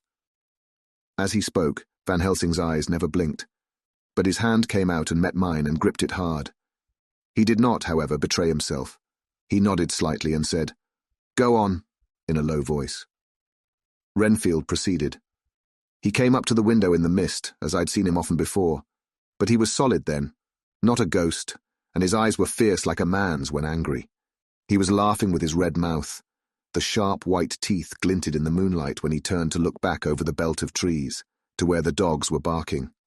I wouldn't ask him to come in at first, though I knew he wanted to, just as he had wanted all along. Then he began promising me things, not in words, but by doing them. He was interrupted by a word from the professor. "How?" "By making them happen, just as he used to send in the flies when the sun was shining. Great big fat ones with steel and sapphire on their wings, and big moths in the night, with skull and crossbones on their backs." Van Helsing nodded to him as he whispered to me unconsciously. "The Acherontia atetropos of the Sphinges, what you call the death's head moth." The patient went on without stopping. Then he began to whisper, "Rats, rats, rats, hundreds, thousands, millions of them, and everyone alive, and dogs to eat them, and cats too. All lives, all red blood with years of life in it, and not merely buzzing flies." I laughed at him, for I wanted to see what he could do. Then the dogs howled, away beyond the dark trees in his house. He beckoned me to the window. I got up and looked out, and he raised his hands, and seemed to call out without using any words. A dark mass spread over the grass, coming on like the shape of a flame of fire, and then he moved the mist to the right and left, and I could see that there were thousands of rats with their eyes blazing red, like his, only smaller. He held up his hand, and they all stopped, and I thought he seemed to be saying, "All these lives will I give you, I, and many more and greater through countless ages, if you will fall down and worship me." And then a red cloud, like the color of blood, seemed to close over my eyes, and before I knew what I was doing, I found myself opening the sash and saying to him, "Come in, Lord and Master." The rats were all gone, but he slid into the room through the sash, though it was only open an inch wide, just as the moon herself has often come in through the tiniest crack and has stood before me in all her size and splendor. His voice was weaker, so I moistened his lips with the brandy again, and he continued, but it seemed as though his memory had gone on working in the interval, for his story was further advanced. I was about to call him back to the point, but Van Helsing whispered to me, "Let him go on. Do not interrupt him. He cannot go back, and maybe could not proceed at all if once he lost the thread of his thought." He proceeded. "All day I waited to hear from him, but he did not send me anything, not even a blowfly. And when the moon got up, I was pretty angry with him. When he slid in through the window, though it was shut and did not even knock, I got mad with him. He sneered at me, and his white face looked out of the mist with his red eyes gleaming, and he went on as though he owned the whole place and I was no one. He didn't even smell the same as he went by me. I couldn't hold him. I thought that somehow Mrs. Harker had come into the room. The two men sitting on the bed stood up and came over, standing behind him so that he could not see them, but where they could hear better. They were both silent, but the professor started and quivered. His face, however, grew grimmer and sterner still. Renfield went on without noticing. "When Mrs. Harker came in to see me this afternoon, she wasn't the same. It was like tea after the teapot had been watered." Here we all moved, but no one said a word. He went on. "I didn't know that she was here till she spoke, and she didn't look the same. I don't care for the pale people. I like them with lots of blood in them, and hers had all seemed to have run out. I didn't think of it at the time. But when she went away, I began to think, and it made me mad to know that he had been taking the life out of her. I could feel that the rest quivered, as I did, but we remained otherwise still. So when he came tonight, I was ready for him. I saw the mist stealing in, and I grabbed it tight. I had heard that madmen have unnatural strength, and as I knew I was a madman, at times anyhow, I resolved to use my power. Aye, and he felt it too, for he had to come out of the mist to struggle with me. I held tight, and I thought I was going to win, for I didn't mean him to take any more of her life till I saw his eyes. They burned into me, and my strength became like water. He slipped through it, and when I tried to cling to him, he raised me up and flung me down. There was a red cloud before me, and a noise like thunder, and the mist seemed to steal away under the door. His voice was becoming fainter, and his breath more stertorous. Van Helsing stood up instinctively. "We know the worst now," he said. "He is here, and we know his purpose. It may not be too late. Let us be armed, the same as we were the other night, but lose no time. There is not an instant to spare." There was no need to put our fear, nay our conviction, into words. We shared them in common. We all hurried, and took from our rooms the same things that we had when we entered the Count's house. The Professor had his ready, and as we met in the corridor he pointed to them significantly as he said, "They never leave me, and they shall not till this unhappy business is over. Be wise also, my friends. It is no common enemy that we deal with. Alas, alas, that dear Madam Mina should suffer." He stopped. His voice was breaking, and I do not know if rage or terror predominated in my own heart. Outside the Harker's door we paused. Art and Quincey held back, and the latter said, "Should we disturb her?" "We must," said Van Helsing grimly. "If the door be locked, I shall break it in. May it not frighten her terribly. It is unusual to break into a lady's room." Van Helsing said solemnly, "You're always right, but this is life and death. All chambers are alike to the doctor, and even were they not, they are all as one to me tonight. Friend John, when I turn the handle, if the door does not open, do you put your shoulder down and shove, and you too, my friends. Now." He turned the handle as he spoke, but the door did not yield. We threw ourselves against it. With a crash it burst open, and we almost fell headlong into the room. The Professor did actually fall, and I saw across him as he gathered himself up from hands and knees. What I saw appalled me. I felt my hair rise like bristles on the back of my neck, and my heart seemed to stand still. The moonlight was so bright that through the thick yellow blind the room was light enough to see.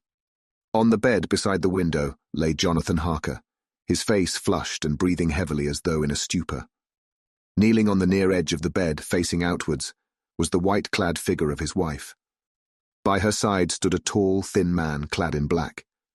His face was turned from us, but the instant we saw we all recognized the Count, in every way, even to the scar on his forehead. With his left hand he held both Mrs. Harker's hands, keeping them away with her arms at full tension. His right hand gripped her by the back of the neck, forcing her face down on his bosom.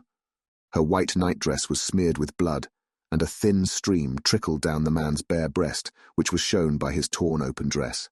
The attitude of the two had a terrible resemblance to a child forcing a kitten's nose into a saucer of milk to compel it to drink. As we burst into the room, the Count turned his face, and the hellish look that I had heard described seemed to leap into it. His eyes flamed red with devilish passion. The great nostrils of the white aquiline nose opened wide and quivered at the edge, and the white sharp teeth, behind the full lips of the blood-dripping mouth, champed together like those of a wild beast. With a wrench, which threw his victim back upon the bed as though hurled from a height, he turned and sprang at us. But by this time the Professor had gained his feet, and was holding towards him the envelope which contained the sacred wafer. The Count suddenly stopped, just as poor Lucy had done outside the tomb, and cowered back. Further and further back he cowered, as we, lifting our crucifixes, advanced. The moonlight suddenly failed, as a great black cloud sailed across the sky, and when the gaslight sprang up under Quincey's match, we saw nothing but a faint vapour. This, as we looked, trailed under the door, which with the recoil from its bursting open, had swung back to its old position. Van Helsing, Art and I moved forward to Mrs. Harker, who by this time had drawn her breath, and with it had given a scream so wild, so ear-piercing, so despairing that it seems to me now that it will ring in my ears till my dying day. For a few seconds she lay in her helpless attitude and disarray. Her face was ghastly, with a pallor which was accentuated by the blood which smeared her lips and cheeks and chin. From her throat trickled a thin stream of blood. Her eyes were mad with terror. Then she put before her face her poor crushed hands, which bore on their whiteness the red mark of the Count's terrible grip. And from behind them came a low, desolate wail, which made the terrible scream seem only the quick expression of an endless grief. Van Helsing stepped forward and drew the coverlet gently over her body, whilst Art, after looking at her face for an instant despairingly, ran out of the room. Van Helsing whispered to me, "Jonathan is in a stupor, such as we know the vampire can produce. We can do nothing with poor Madame Mina for a few moments till she recovers herself. I must wake him." He dipped the end of a towel in cold water, and with it began to flick him on the face, his wife all the while holding her face between her hands, and sobbing in a way that was heartbreaking to hear. I raised the blind and looked out of the window. There was much moonshine, and as I looked, I could see Quincey Morris run across the lawn and hide himself in the shadow of a great yew tree. It puzzled me to think why he was doing this, but at the instant I heard Harker's quick exclamation as he woke to partial consciousness and turned to the bed. On his face, as there might well be, was a look of wild amazement. He seemed dazed for a few seconds, and then full consciousness seemed to burst upon him all at once, and he started up. His wife was aroused by the quick movement, and turned to him with her arms stretched out, as though to embrace him.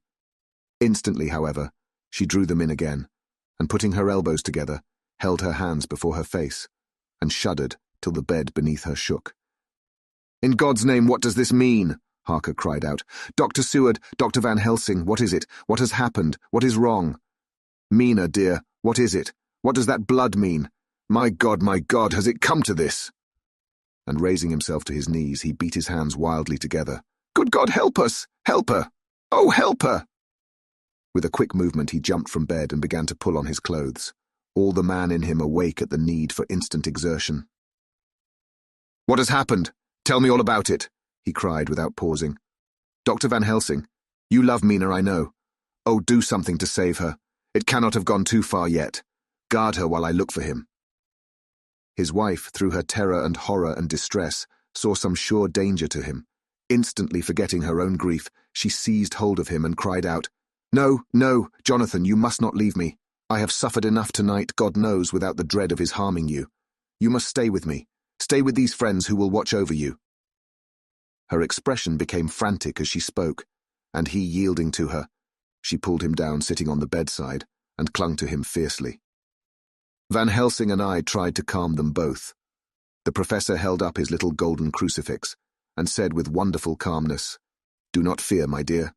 We are here, and whilst this is close to you, no foul thing can approach. You are safe for tonight, and we must be calm and take counsel together."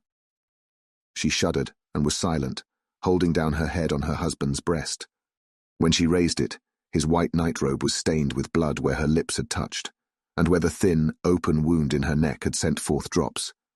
The instant she saw it, she drew back, with a low wail, and whispered, amidst choking sobs, "Unclean, unclean! I must touch him or kiss him no more. Oh, that it should be that it is I who am now his worst enemy, and whom he may have most cause to fear." To this he spoke out resolutely, "Nonsense, Mina. It is a shame to me to hear such a word. I would not hear it of you, and I shall not hear it from you. May God judge me by my deserts, and punish me with more bitter suffering than even this hour, if by any act or will of mine anything ever come between us." He put out his arms and folded her to his breast, and for a while she lay there sobbing. He looked at us over her bowed head, with eyes that blinked damply above his quivering nostrils. His mouth was set as steel. After a while her sobs became less frequent and more faint, and then he said to me, speaking with a studied calmness which I felt tried his nervous power to the utmost, "And now, Dr. Seward, tell me all about it. Too well I know the broad fact. Tell me all that has been." I told him exactly what had happened, and he listened with seeming impassiveness, but his nostrils twitched and his eyes blazed as I told how the ruthless hands of the Count had held his wife in that terrible and horrid position, with her mouth to the open wound in his breast. It interested me even at that moment to see that, whilst the face of white-set passion worked convulsively over the bowed head. The hands tenderly and lovingly stroked the ruffled hair. Just as I had finished, Quincey and Godalming knocked at the door. They entered in obedience to our summons. Van Helsing looked at me questioningly. I understood him to mean if we were to take advantage of their coming to divert, if possible, the thoughts of the unhappy husband and wife from each other and from themselves. So, on nodding acquiescence to him, he asked them what they had seen or done, to which Lord Godalming answered, "I could not see him anywhere in the passage, or in any of our rooms. I looked in the study, but though he had been there, he had gone. He had, however—" He stopped suddenly, looking at the poor drooping figure on the bed. Van Helsing said gravely, "Go on, friend Arthur. We want here no more concealments. Our hope now is in knowing all. Tell freely." So Art went on. He had been there, and though it could only have been for a few seconds, he made rare hay of the place. All the manuscript had been burned, and the blue flames were flickering amongst the white ashes. The cylinders of your phonograph too were thrown on the fire, and the wax had helped the flames. Here I interrupted. "Thank God there is the other copy in the safe." His face lit for a moment, but fell again as he went on. "I ran downstairs then, but could see no sign of him. I looked into Renfield's room, but there was no trace there except—" Again he paused. "Go on," said Harker hoarsely. So he bowed his head and, moistening his lips with his tongue, added, "Except that the poor fellow is dead." Mrs. Harker raised her head. Looking from one to the other of us, she said solemnly, "God's will be done." I could not but feel that Art was keeping back something, but as I took it that it was with a purpose, I said nothing. Van Helsing turned to Morris and asked, "And you, friend Quincey, have you any to tell?" "A little," he answered. "It may be much eventually, but at present I can't say. I thought it well to know, if possible, where the Count would go when he left the house.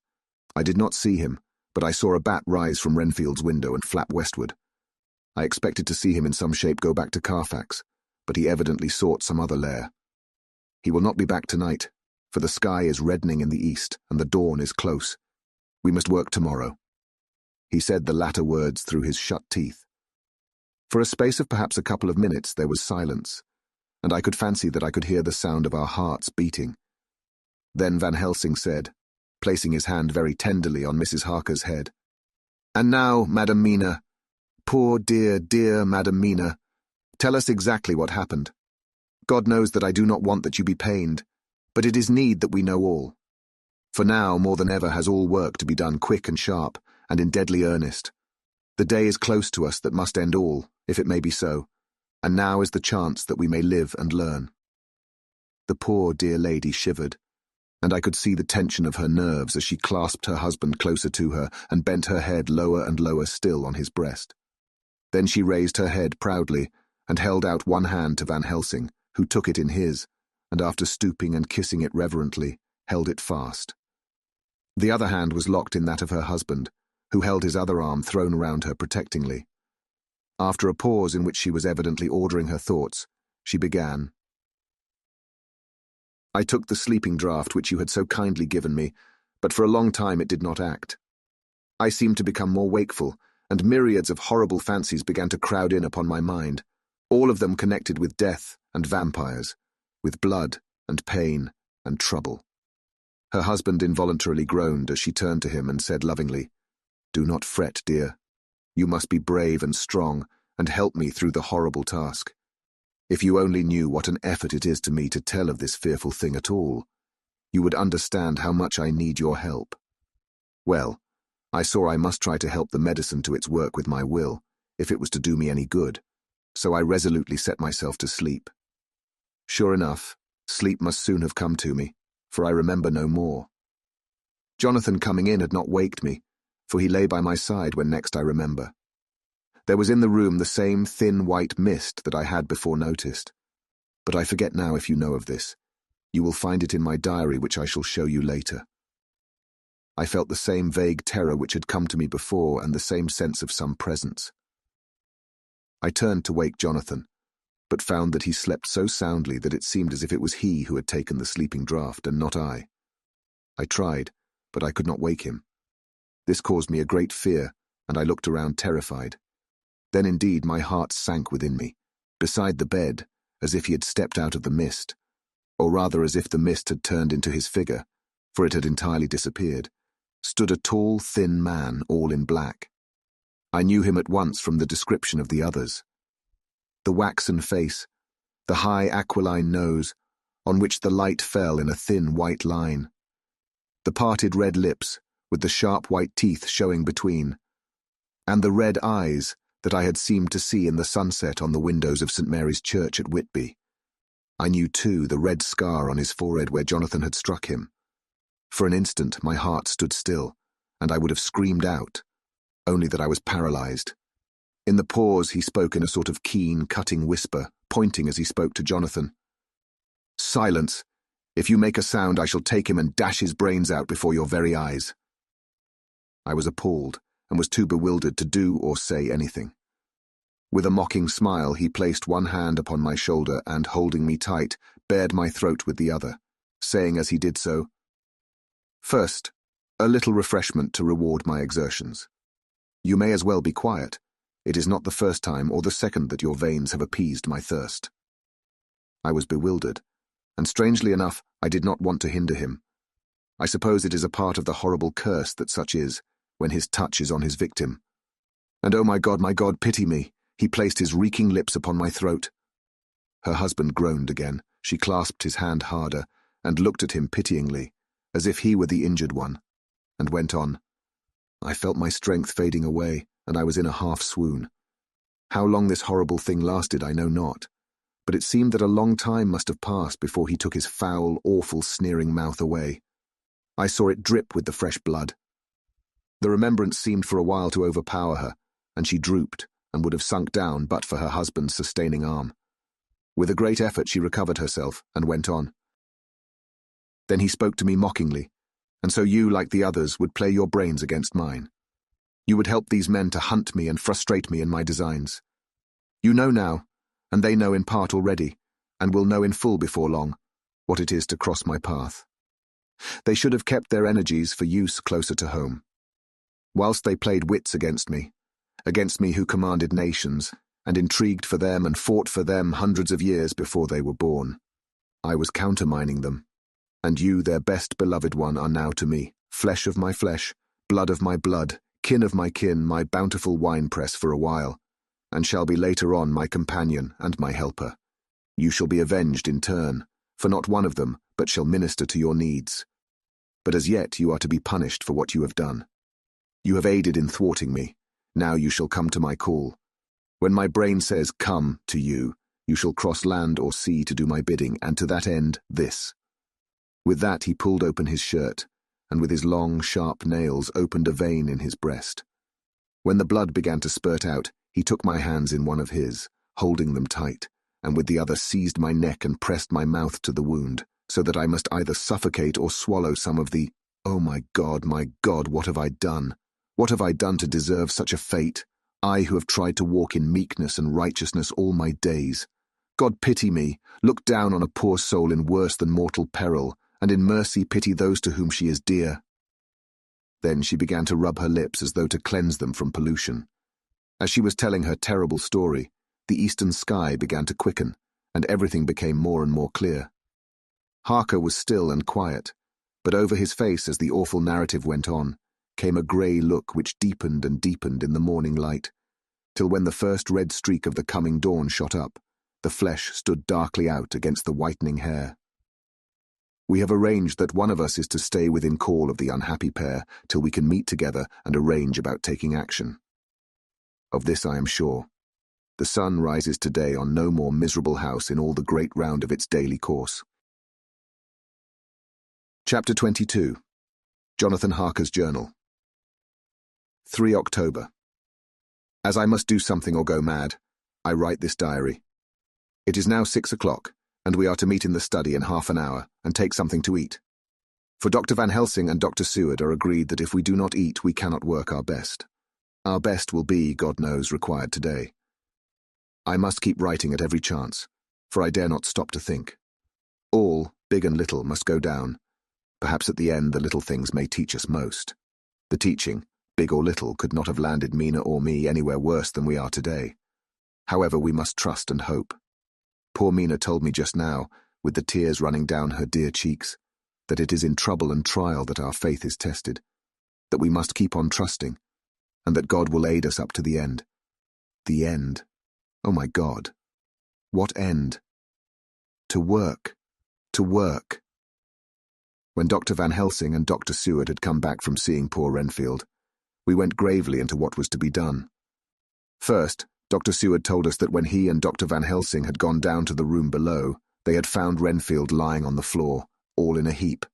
His face was all bruised and crushed in, and the bones of the neck were broken. Dr. Seward asked the attendant who was on duty in the passage if he had heard anything. He said that he had been sitting down, he confessed to half-dozing, when he heard loud voices in the room, and then Renfield had called out loudly several times, "God! God! God!" After that there was a sound of falling, and when he entered the room he found him lying on the floor, face down, just as the doctors had seen him. Van Helsing asked if he had heard voices, or a voice, and he said he could not say, that at first it had seemed to him as if there were two, but as there was no one in the room, it could have been only one. He could swear to it, if required, that the word God was spoken by the patient. Dr. Seward said to us when we were alone that he did not wish to go into the matter. The question of an inquest had to be considered, and it would never do to put forward the truth, as no one would believe it. As it was, he thought that on the attendant's evidence he could give a certificate of death by misadventure in falling from bed. In case the coroner should demand it, there would be a formal inquest, necessarily to the same result. When the question began to be discussed as to what should be our next step, the very first thing we decided was that Mina should be in full confidence, that nothing of any sort, no matter how painful, should be kept from her. She herself agreed as to its wisdom, and it was pitiful to see her so brave and yet so sorrowful, and in such a depth of despair. "There must be no concealment," she said. "Alas, we have had too much already. And besides, there is nothing in all the world that can give me more pain than I have already endured, than I suffer now. Whatever may happen, it must be of new hope or of new courage to me." Van Helsing was looking at her fixedly as she spoke, and said suddenly but quietly, "But dear Madam Mina, are you not afraid? Not for yourself, but for others from yourself, after what has happened?" Her face grew set in its lines, but her eyes shone with the devotion of a martyr as she answered, "Ah, no, for my mind is made up." "To what?" he asked gently, whilst we were all very still, for each in our own way we had a sort of vague idea of what she meant. Her answer came with direct simplicity, as though she were simply stating a fact. "Because if I find in myself, and I shall watch keenly for it, a sign of harm to any that I love, I shall die." "You would not kill yourself?" he asked hoarsely. "I would if there were no friend who loved me, who would save me such a pain and so desperate an effort." She looked at him meaningly as she spoke. He was sitting down, but now he rose and came close to her and put his hand on her head as he said solemnly, "My child, there is such an one if it were for your good. For myself, I could hold it in my account with God to find such an euthanasia for you even at this moment if it were best, nay, were it safe. But my child—" For a moment he seemed choked, and a great sob rose in his throat. He gulped it down and went on.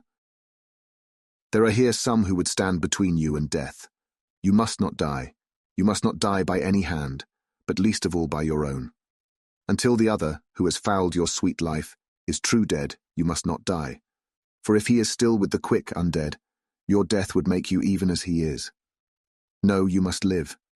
You must struggle and strive to live, though death would seem a boon unspeakable. You must fight death himself, though he come to you in pain or in joy, by the day or the night, in safety or in peril.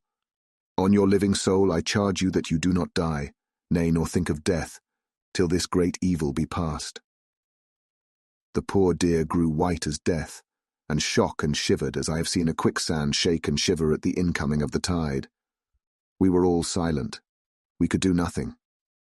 At length she grew more calm, and turning to him said sweetly, but oh, so sorrowfully, as she held out her hand, I promise you, my dear friend, that if God will let me live, I shall strive to do so. Till, if it may be in his good time, this horror may have passed away from me."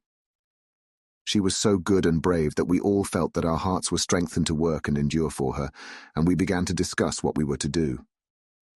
I told her that she was to have all the papers in the safe, and all the papers or diaries and phonographs we might hereafter use, and was to keep the record as she had done before.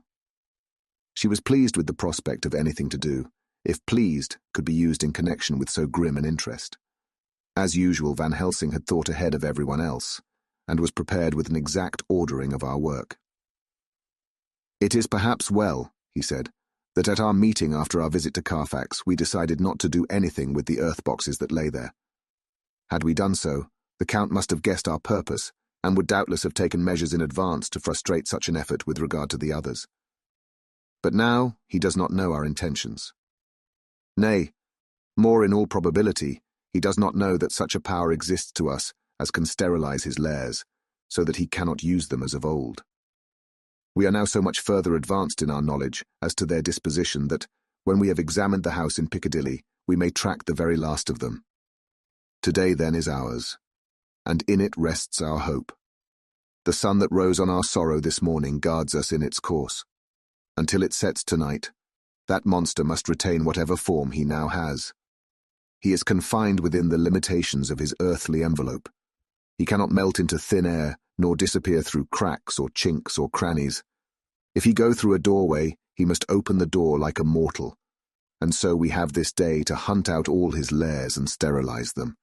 So we shall, if we have not yet catch him and destroy him, drive him to bay in some place where the catching and the destroying shall be in time sure." Here I started up, for I could not contain myself at the thought that the minutes and seconds so preciously laden with Mina's life and happiness were flying from us, since whilst we talked, action was impossible.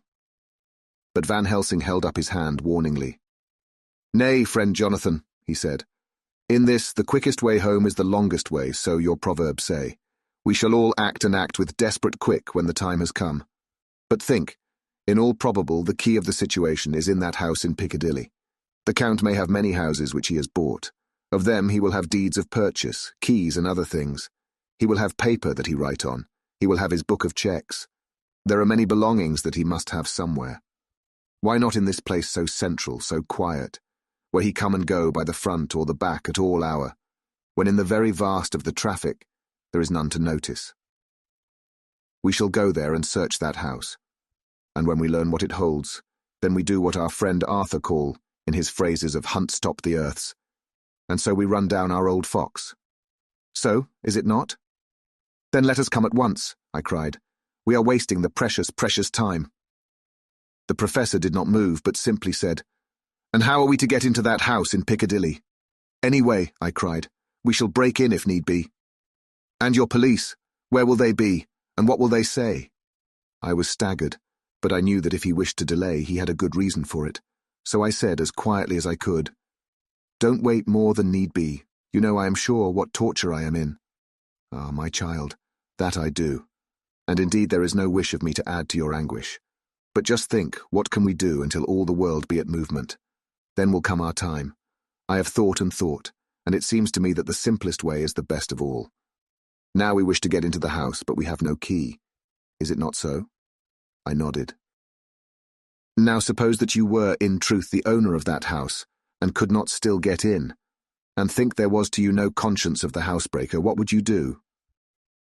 "I should get a respectable locksmith and set him to work to pick the lock for me." "And your police? They would interfere, would they not?" "Oh, no. Not if they knew the man was properly employed." "Then," he looked at me as keenly as he spoke, "all that is in doubt is the conscience of the employer, and the belief of your policeman as to whether or no that employer has a good conscience or a bad one. Your police must indeed be zealous men and clever, oh, so clever, in reading the heart, that they trouble themselves in such matter. No, no, my friend Jonathan, you go take the lock off 100 empty house in this your London, or of any city in the world, and if you do it as such things are rightly done, and at the time such things are rightly done, no one will interfere.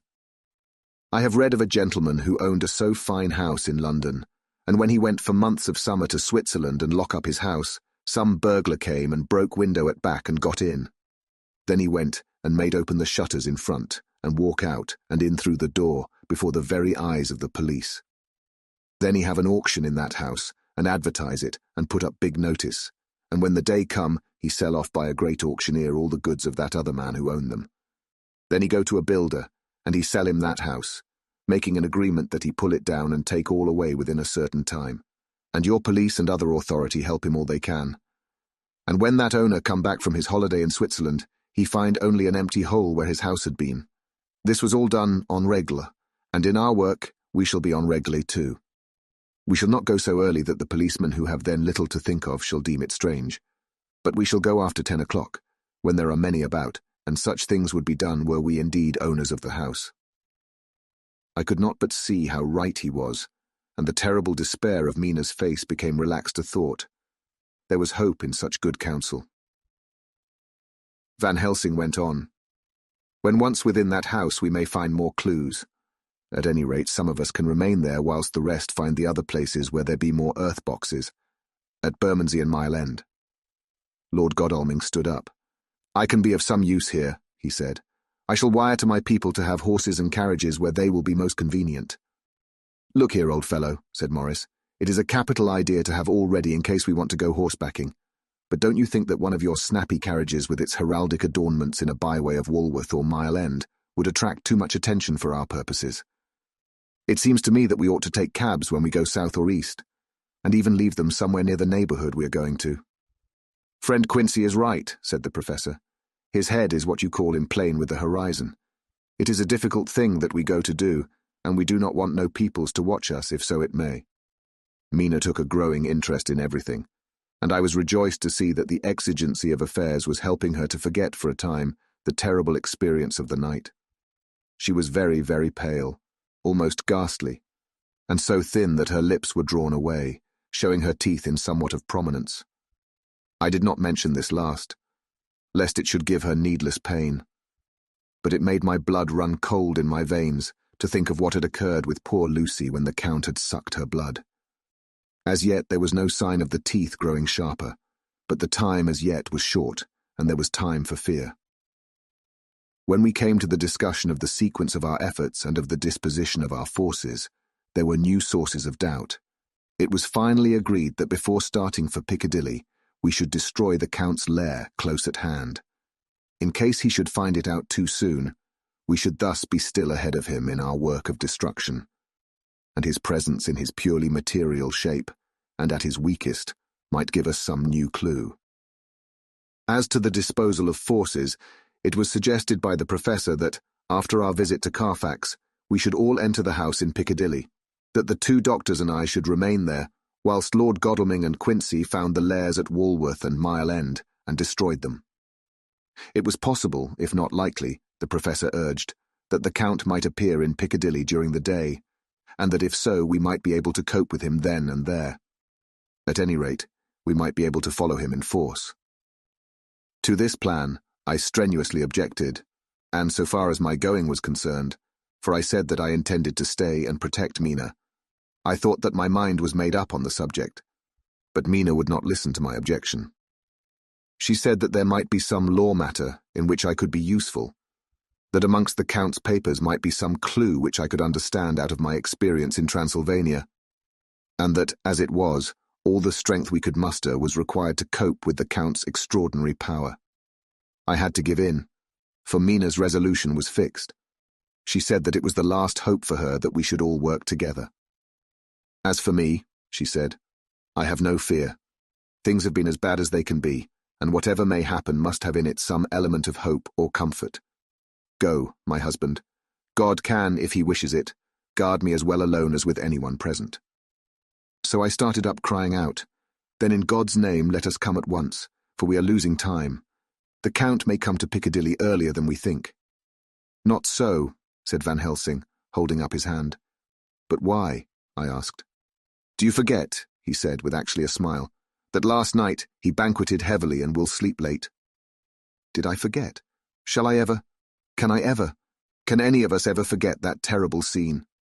Mina struggled hard to keep her brave countenance, but the pain overmastered her, and she put her hands before her face, and shuddered whilst she moaned. Van Helsing had not intended to recall her frightful experience. He had simply lost sight of her and her part in the affair in his intellectual effort. When it struck him what he said, he was horrified at his thoughtlessness and tried to comfort her. "Oh, Madam Mina," he said. "Dear, dear Madam Mina, alas, that I of all who so reverence you should have said anything so forgetful. These stupid old lips of mine and this stupid old head do not deserve so, but you will forget it, will you not?" He bent low beside her as he spoke. She took his hand, and looking at him through her tears, said hoarsely, "No, I shall not forget, for it is well that I remember, and with it I have so much in memory of you that is sweet, that I take it all together. Now, you must all be going soon. Breakfast is ready, and we must all eat, that we may be strong." Breakfast was a strange meal to us all. We tried to be cheerful and encourage each other, and Mina was the brightest and most cheerful of us. When it was over, Van Helsing stood up and said, "Now, my dear friends, we go forth to our terrible enterprise. Are we all armed as we were on that night when first we visited our enemy's lair? Armed against ghostly as well as carnal attack?" we all assured him. "Then it is well. Now, Madam Mina, you are in any case quite safe here until the sunset, and before then we shall return, if we shall return. But before we go, let me see you armed against personal attack. I have myself, since you came down, prepared your chamber by the placing of things of which we know, so that he may not enter. Now let me guard yourself. On your forehead I touch this piece of sacred wafer in the name of the Father, the Son, and—" There was a fearful scream which almost froze our hearts to hear. As he had placed the wafer on Mina's forehead, it had seared it, had burned into the flesh as though it had been a piece of white-hot metal.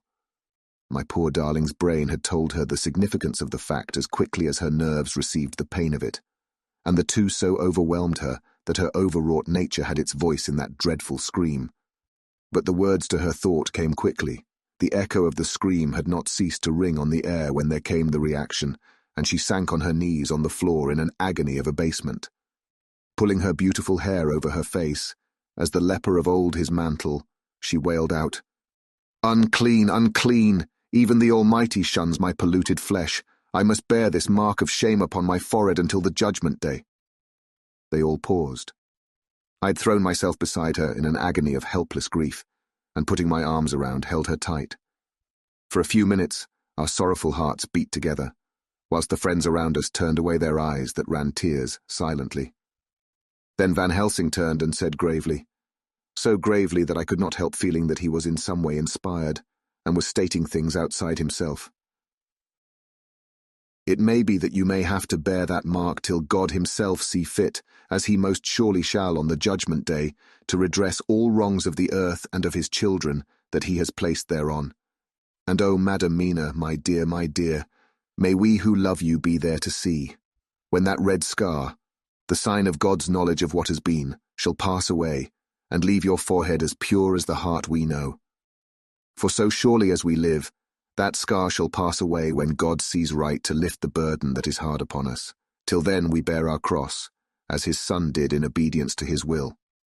It may be that we are chosen instruments of his good pleasure, and that we ascend to his bidding as that other through stripes and shame, through tears and blood, through doubts and fears, and all that makes the difference between God and man."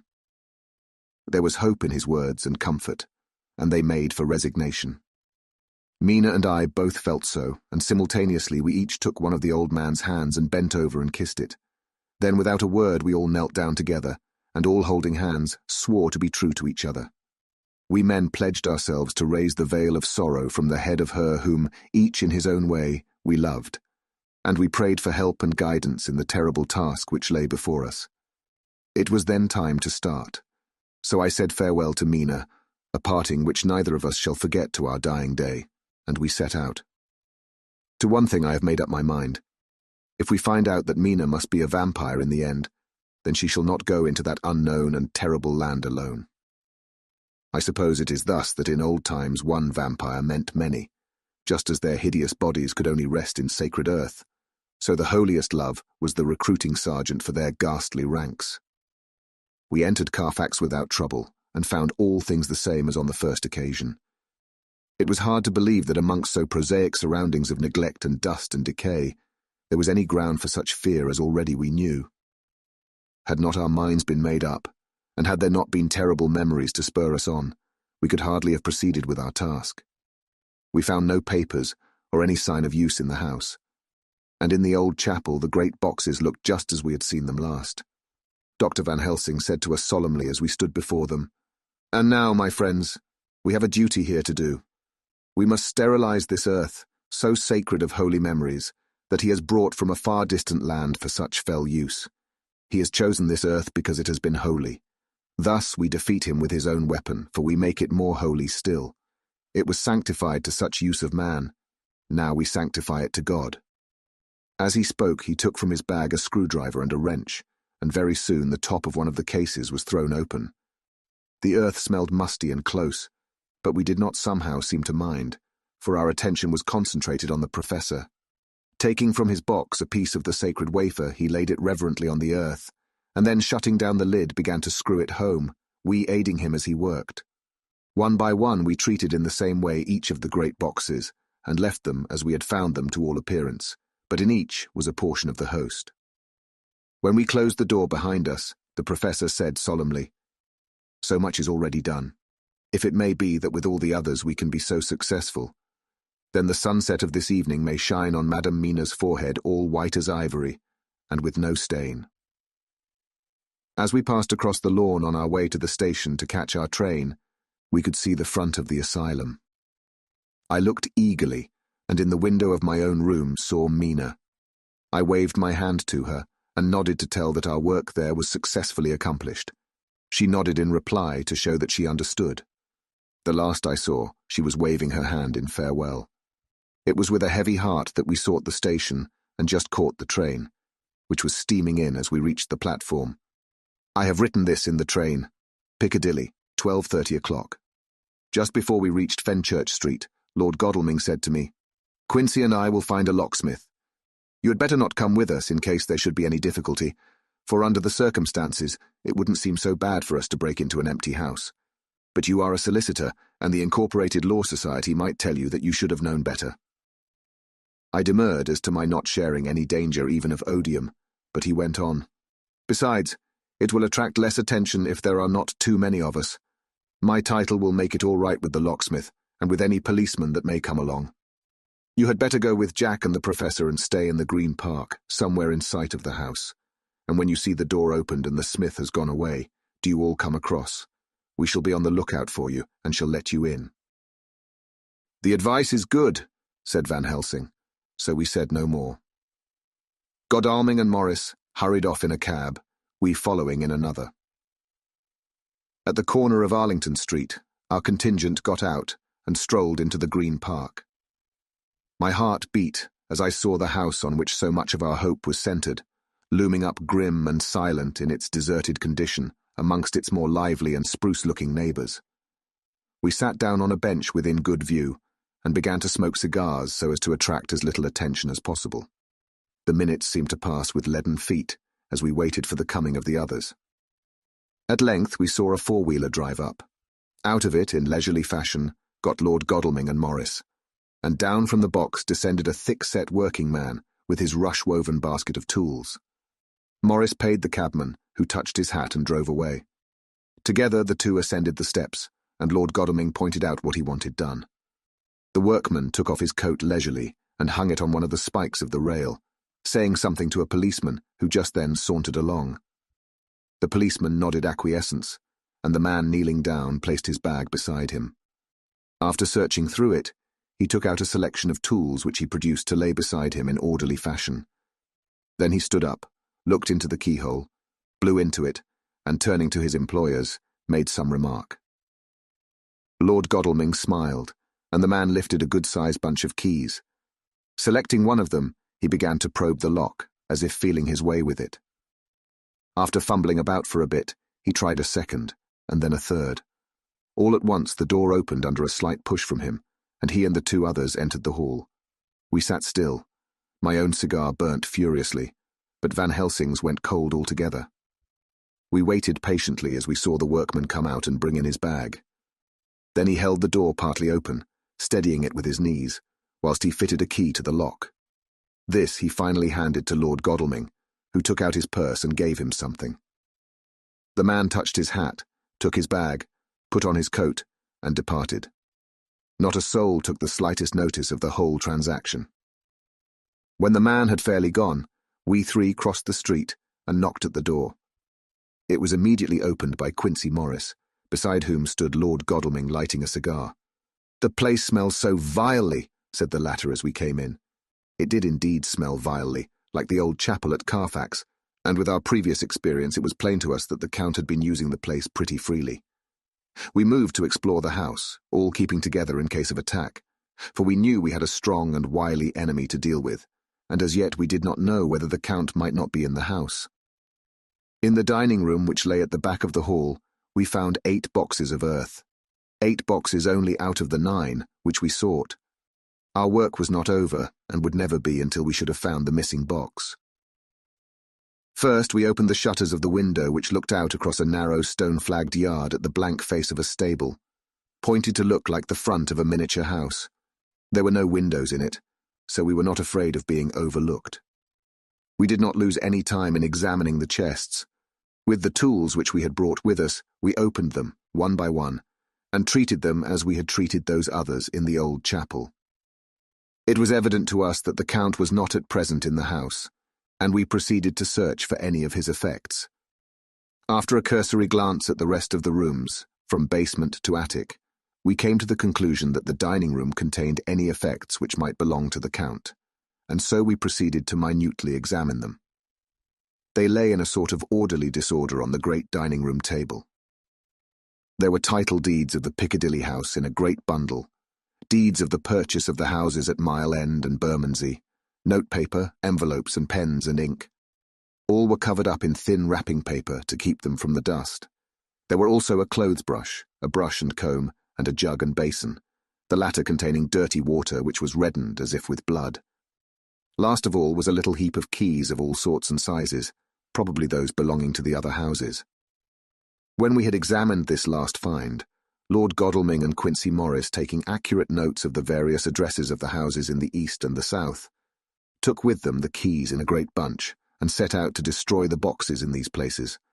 The rest of us are, with what patience we can, waiting their return, or the coming of the Count.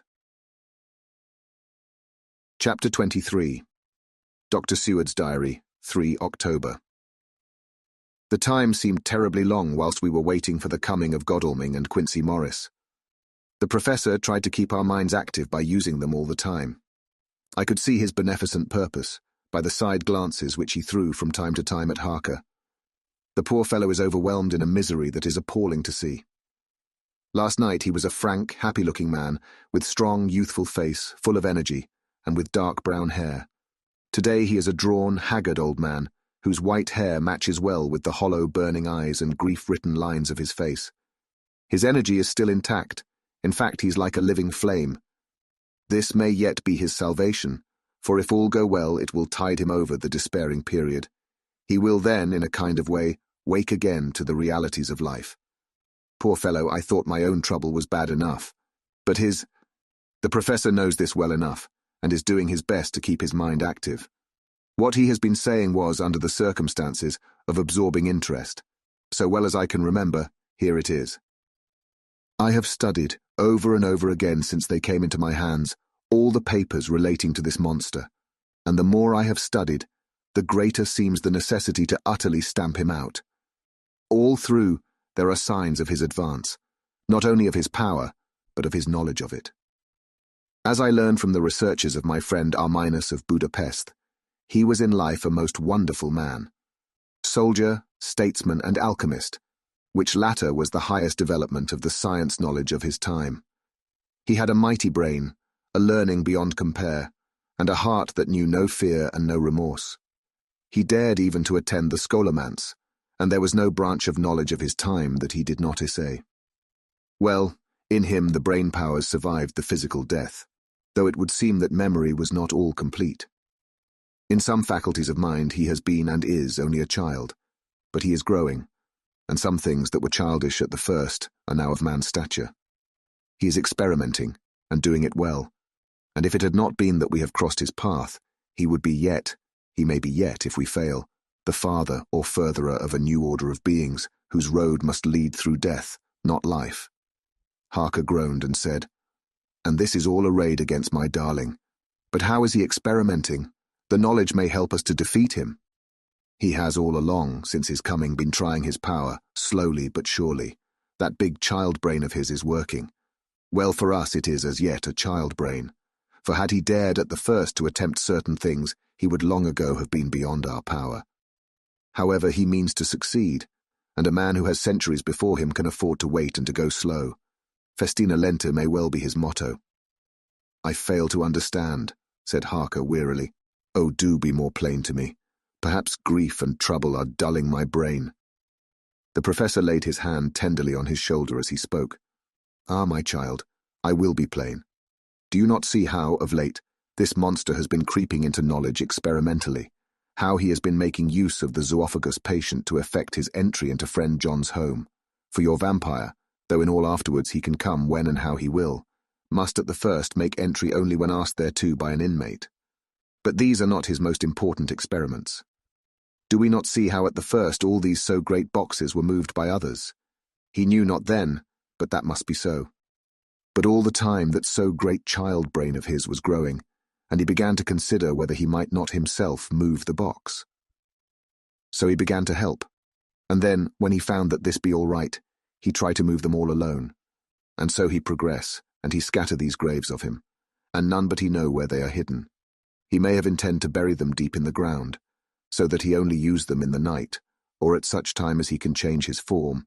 They do him equal well, and none may know these are his hiding place. But my child, do not despair. This knowledge come to him just too late.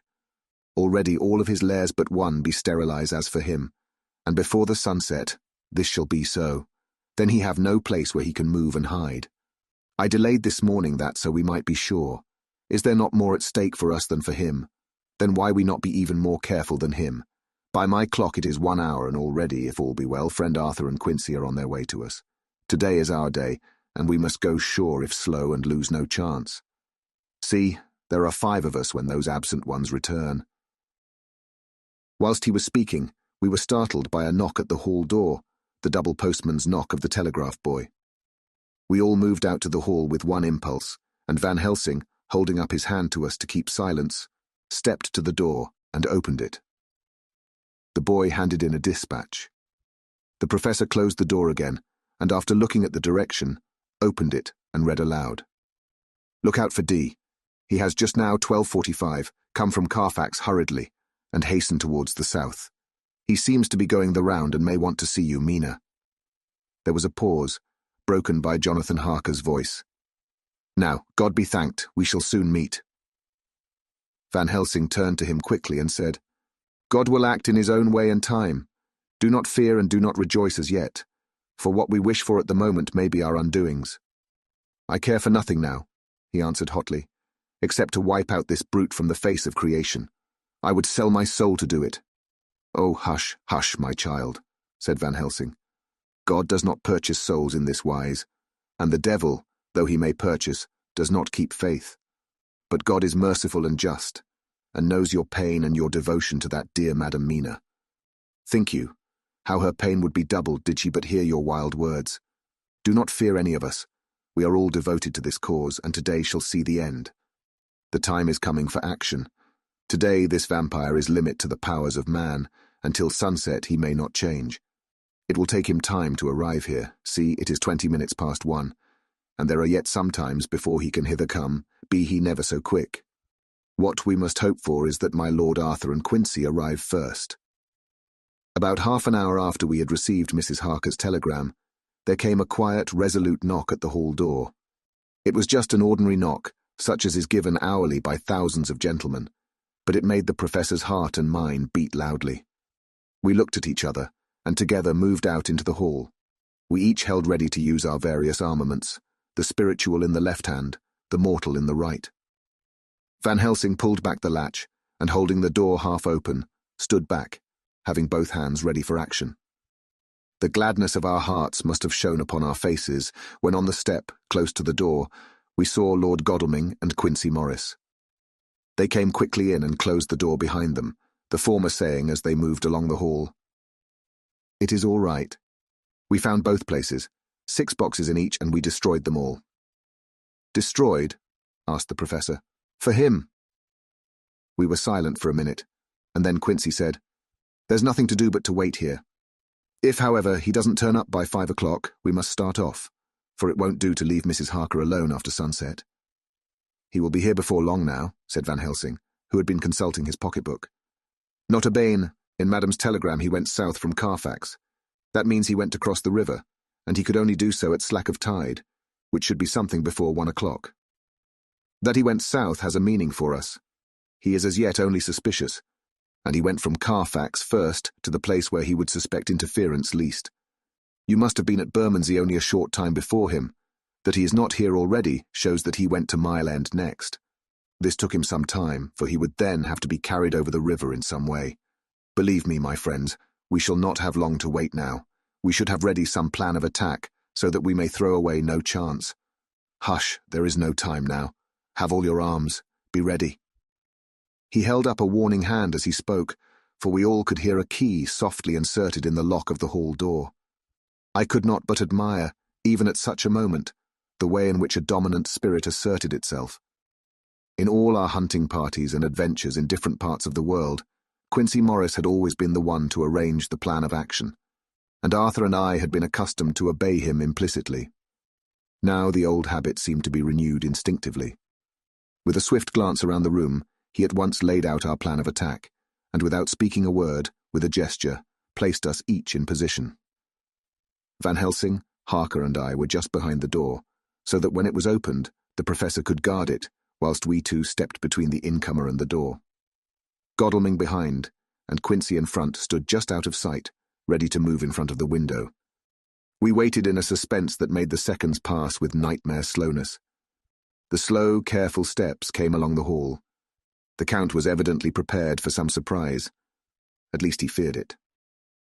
Suddenly, with a single bound, he leaped into the room, winning a way past us before any of us could raise a hand to stay him. There was something so panther-like in the movement, something so unhuman, that it seemed to sober us all from the shock of his coming. The first to act was Harker, who, with a quick movement, threw himself before the door leading into the room in the front of the house. As the Count saw us, a horrible sort of snarl passed over his face, showing the eye-teeth long and pointed, but the evil smile as quickly passed into a cold stare of lion-like disdain. His expression again changed as, with a single impulse, we all advanced upon him. It was a pity that we had not some better organized plan of attack, for even at the moment I wondered what we were to do. I did not myself know whether our lethal weapons would avail us anything. Harker evidently meant to try the matter, for he had ready his great kukri knife and made a fierce and sudden cut at him. The blow was a powerful one, only the diabolical quickness of the Count's leap back saved him. A second less, and the trenchant blade had shorn through his heart.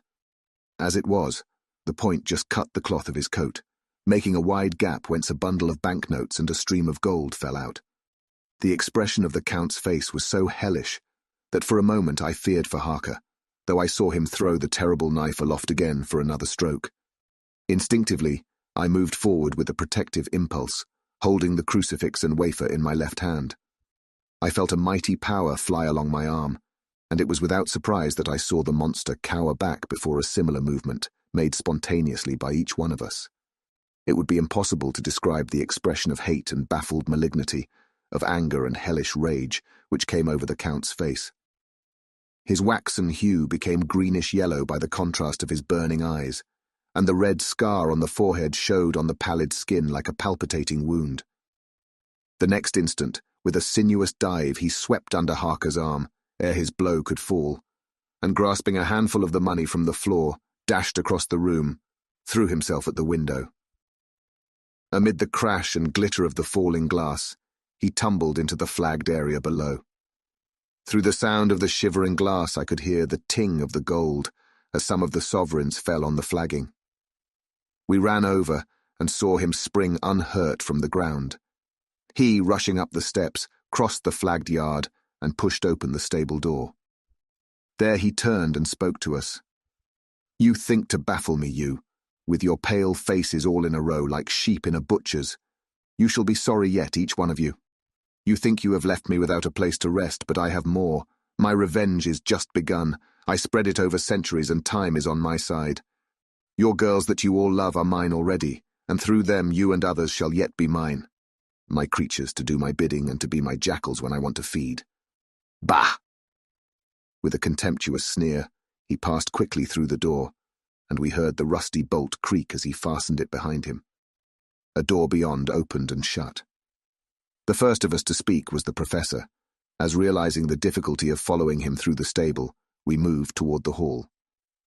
We have learnt something, much.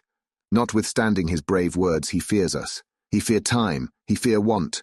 For if not, why he hurry so? His very tone betray him, or my ears deceive. Why take that money? You follow quick. You are hunters of wild beast and understand it so. For me, I make sure that nothing here may be of use to him, if so that he return. As he spoke, he put the money remaining into his pocket, took the title deeds in the bundle as Harker had left them, and swept the remaining things into the open fireplace, where he set fire to them with a match. Godalming and Morris had rushed out into the yard, and Harker had lowered himself from the window to follow the Count. He had, however, bolted the stable door, and by the time they had forced it open, there was no sign of him. Van Helsing and I tried to make inquiry at the back of the house, but the mews was deserted, and no one had seen him depart. It was now late in the afternoon, and sunset was not far off. We had to recognize that our game was up. With heavy hearts, we agreed with the professor when he said, "Let us go back to Madam Mina. Poor, poor dear Madam Mina. All we can do just now is done, and we can there at least protect her. But we need not despair. There is but one more earth box, and we must try to find it. When that is done, all may yet be well." I could see that he spoke as bravely as he could to comfort Harker. The poor fellow was quite broken down. Now and again he gave a low groan which he could not suppress. He was thinking of his wife. With sad hearts we came back to my house, where we found Mrs. Harker waiting us, with an appearance of cheerfulness which did honour to her bravery and unselfishness. When she saw our faces, her own became as pale as death. For a second or two, her eyes were closed as if she were in secret prayer. And then she said cheerfully, "I can never thank you all enough. Oh, my poor darling." As she spoke, she took her husband's grey head in her hands and kissed it. "Lay your poor head here and rest it. All will yet be well, dear. God will protect us if he so will it in his good intent." The poor fellow groaned. There was no place for words in his sublime misery. We had a sort of perfunctory supper together, and I think it cheered us all up somewhat. It was, perhaps, the mere animal heat of food to hungry people, for none of us had eaten anything since breakfast, or the sense of companionship may have helped us. But anyhow, we were all less miserable, and saw the morrow as not altogether without hope. True to our promise, we told Mrs. Harker everything which had passed, and although she grew snowy white at times when danger had seemed to threaten her husband, and red at others when his devotion to her was manifested, she listened bravely and with calmness. When we came to the part where Harker had rushed at the Count so recklessly, she clung to her husband's arm and held it tight as though her clinging could protect him from any harm that might come. She said nothing, however, till the narration was all done, and matters had been brought right up to the present time. Then, without letting go her husband's hand, she stood up amongst us and spoke. Oh, that I could give any idea of the scene, of that sweet, sweet, good, good woman in all the radiant beauty of her youth and animation, with the red scar on her forehead, of which she was conscious, and which we saw with grinding of our teeth, remembering whence and how it came, her loving kindness against our grim hate, her tender faith against all our fears and doubting, and we, knowing that so far as symbols went, she with all her goodness and purity and faith, was outcast from God. "Jonathan," she said, and the word sounded like music on her lips, it was so full of love and tenderness.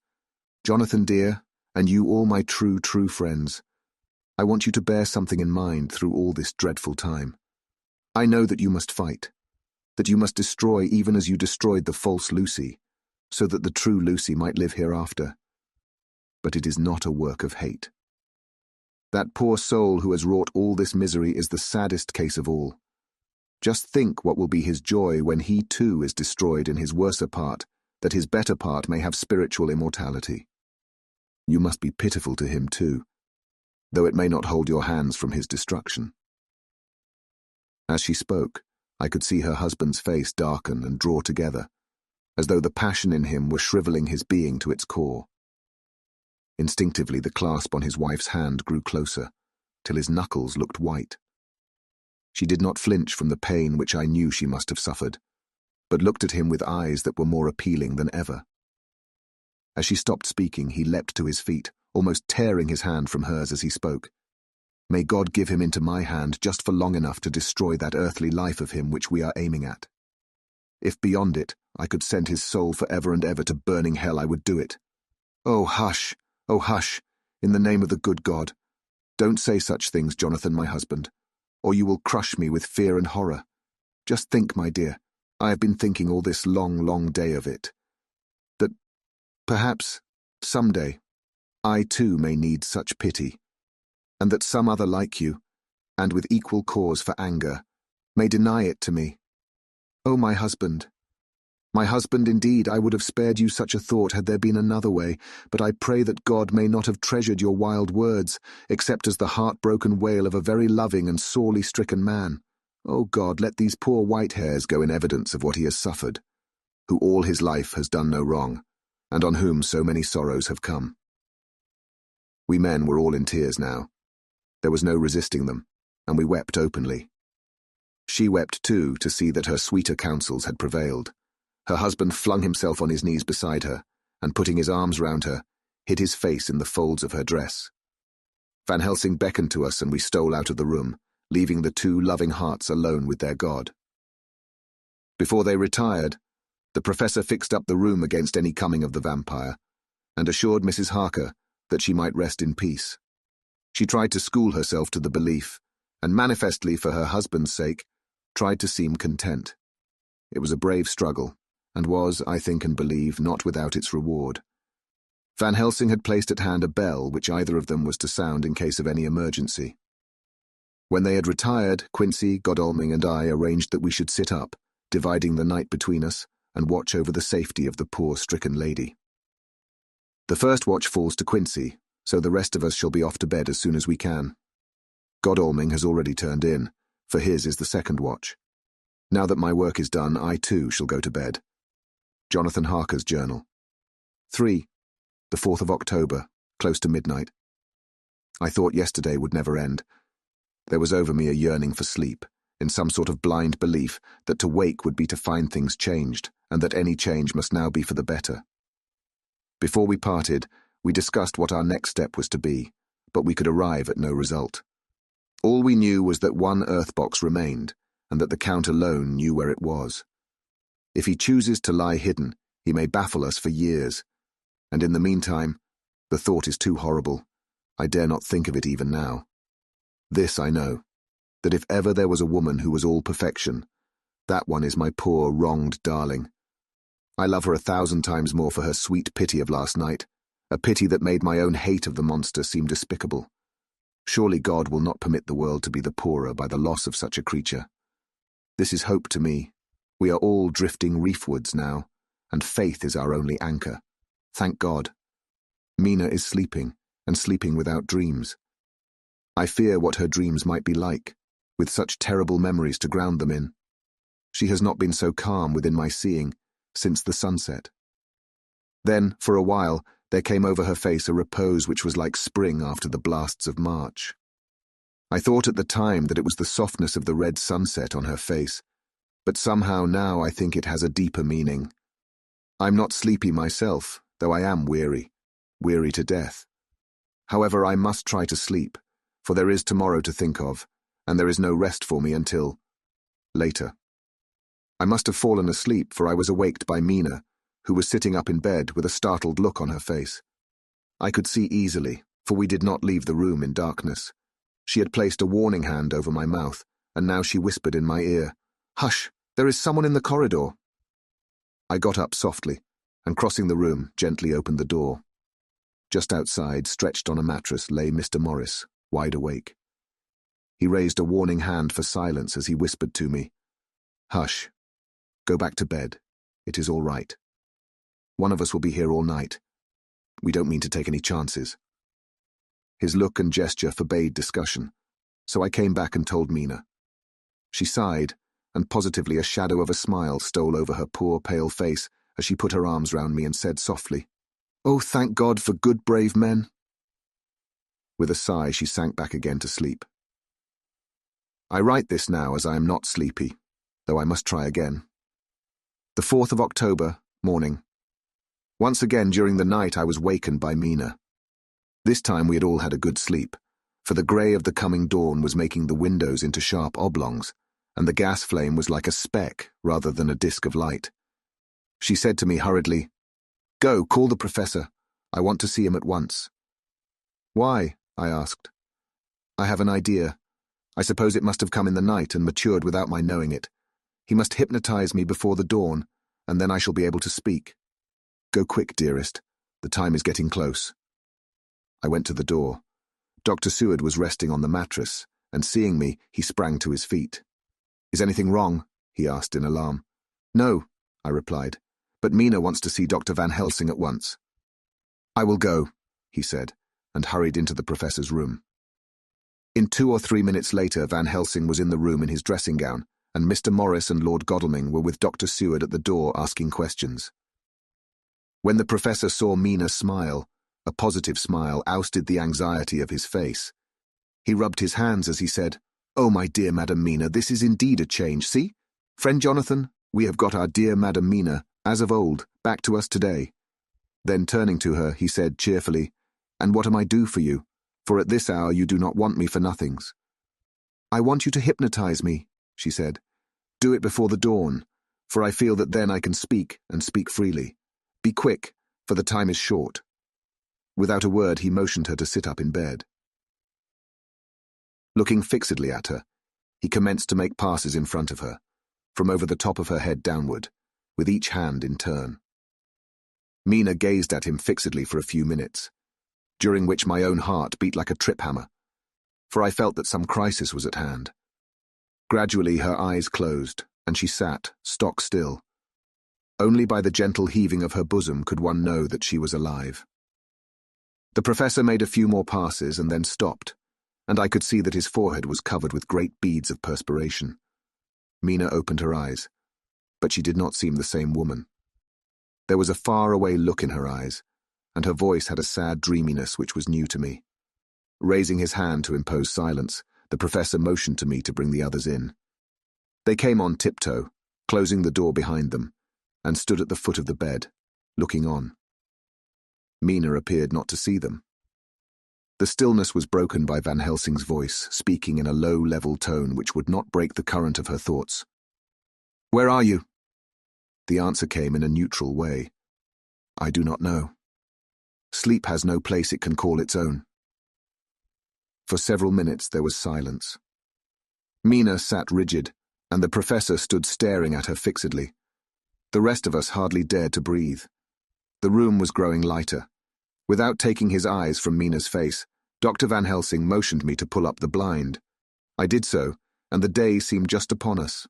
A red streak shot up, and a rosy light seemed to diffuse itself through the room. On the instant the professor spoke again. "Where are you now?" The answer came dreamily, but with intention. It were as though she were interpreting something. I have heard her use the same tone when reading her shorthand notes. "I do not know. It is all strange to me." "What do you see?" "I can see nothing. It is all dark." "What do you hear?" I could detect the strain in the professor's patient voice. The lapping of water. "It is gurgling by, and little waves leap. I can hear them on the outside." "Then you are on a ship." We all looked at each other, trying to glean something each from the other. We were afraid to think. The answer came quick. "Oh, yes." "What else do you hear?" "The sound of men stamping overhead as they run about. There is the creaking of a chain and the loud tinkle as the check of the capstan falls into the rachet." "What are you doing?" "I'm still. Oh, so still. It is like death." The voice faded away into a deep breath, as of one sleeping, and the open eyes closed again. By this time the sun had risen, and we were all in the full light of day. Dr. Van Helsing placed his hands on Mina's shoulders and laid her head down softly on her pillow. She lay like a sleeping child for a few moments, and then with a long sigh, awoke and stared in wonder to see us all around her. "Have I been talking in my sleep?" was all she said. She seemed, however, to know the situation without telling, though she was eager to know what she had told. The professor repeated the conversation, and she said, "Then there is not a moment to lose. It may not be yet too late."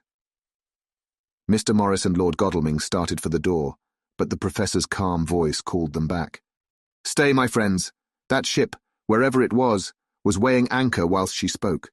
There are many ships weighing anchor at the moment in your so great port of London. Which of them is it that you seek? God be thanked that we have once again a clue, though whither it may lead us, we know not. We have been blind somewhat, blind after the manner of men, since when we can look back we see what we might have seen looking forward, if we had been able to see what we might have seen. Alas, but that sentence is a puddle, is it not? We can know now what was in the Count's mind when he seized that money, though Jonathan's so fierce knife put him in the danger that even he dread. He meant escape. Hear me, escape. He saw that with but one earth box left, and a pack of men following like dogs after a fox, this London was no place for him. He have take his last earth box on board a ship, and he leave the land. He think to escape, but no, we follow him. Tally-ho, as friend Arthur would say when he put on his red frock.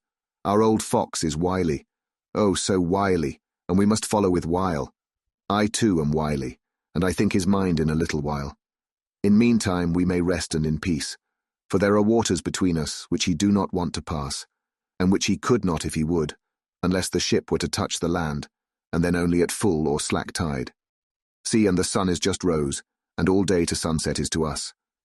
Let us take bath, and dress, and have breakfast which we all need, and which we can eat comfortably, since he be not in the same land with us."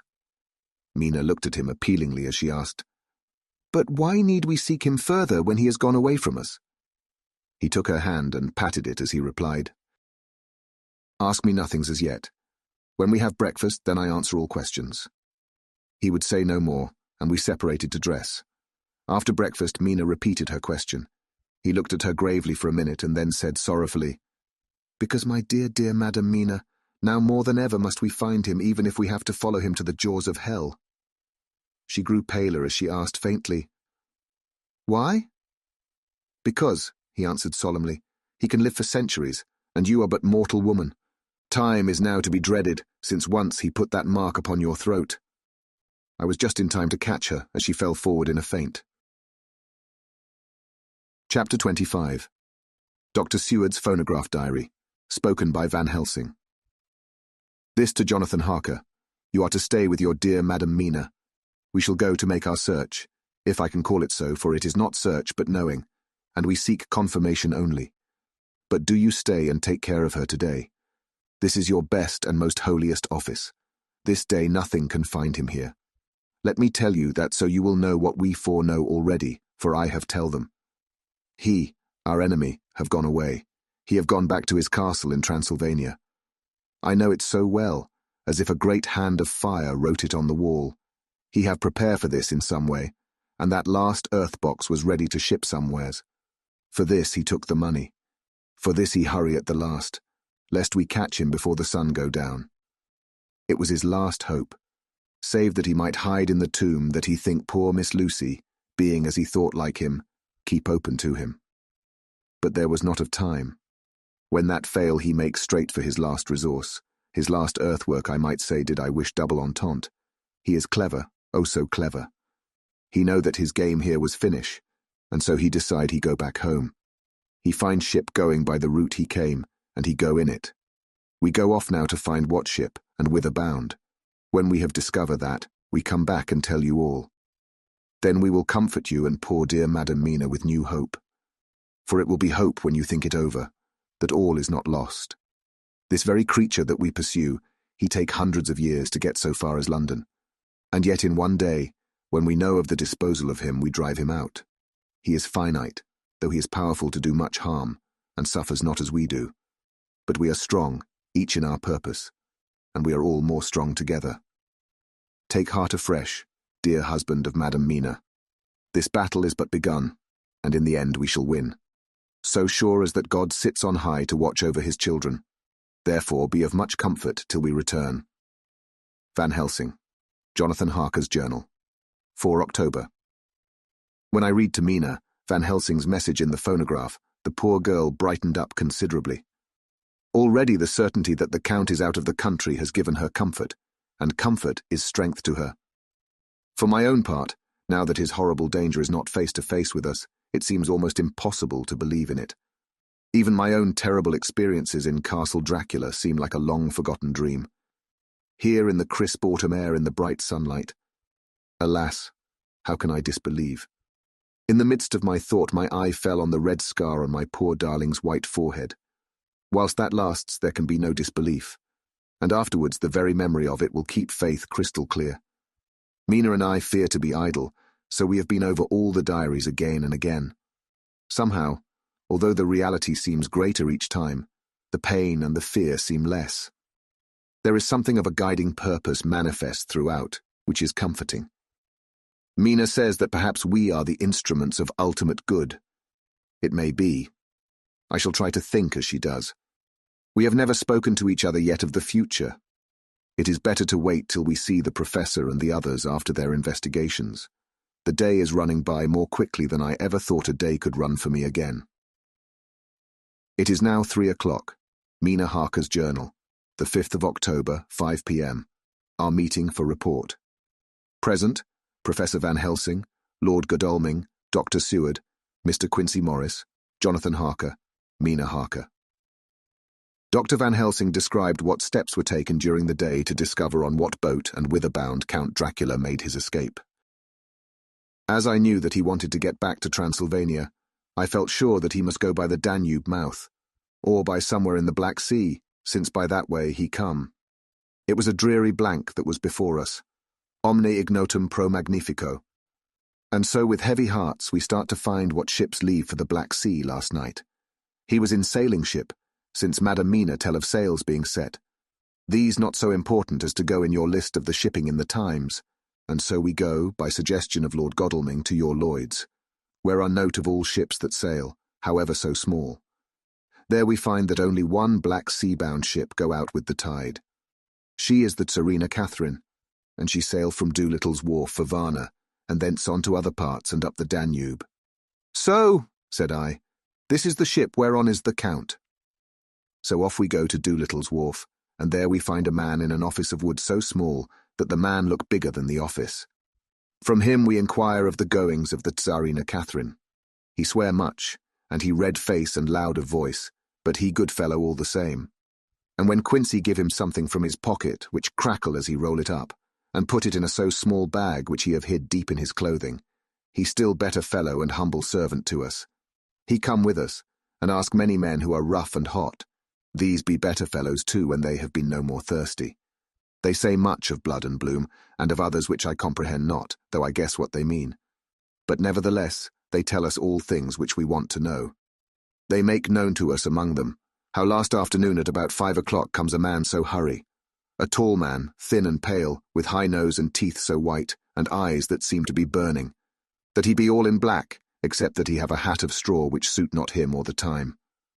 That he scatter his money in making quick inquiry as to what ship sails for the Black Sea and for where. Some took him to the office, and then to the ship, where he will not go aboard but halt at shore end of gangplank, and ask that the captain come to him. The captain come, when told that he will be pay well, and though he swear much at the first, he agree to term. Then the thin man go, and someone tell him where horse and cart can be hired. He go there, and soon he come again, himself driving cart on which a great box. This he himself lift down, though it takes several to put it on truck for the ship. He give much talk to captain as to how and where his box is to be placed, but the captain like it not, and swear at him in many tongues, and tell him that if he like he can come and see where it shall be. But he say no, that he come not yet, for that he have much to do. Whereupon the captain tell him that he had better be quick, with blood, for that his ship will leave the place of blood, before the turn of the tide, with blood. Then the thin man smile and say that of course he must go when he think fit, but he will be surprised if he go quite so soon. The captain swear again polyglot, and the thin man make him bow, and thank him, and say that he will so far intrude on his kindness as to come aboard before the sailing. Final the captain, more red than ever, and in more tongues tell him that he doesn't want no Frenchmen, with bloom upon them, and also with blood, in his ship, with blood on her also. And so, after asking where there might be close at hand a ship where he might purchase ship forms, he departed. No one knew where he went, or bloomin' well cared, as they said, for they had something else to think of, well with blood again, for it soon became apparent to all that the Serena Catherine would not sail as was expected.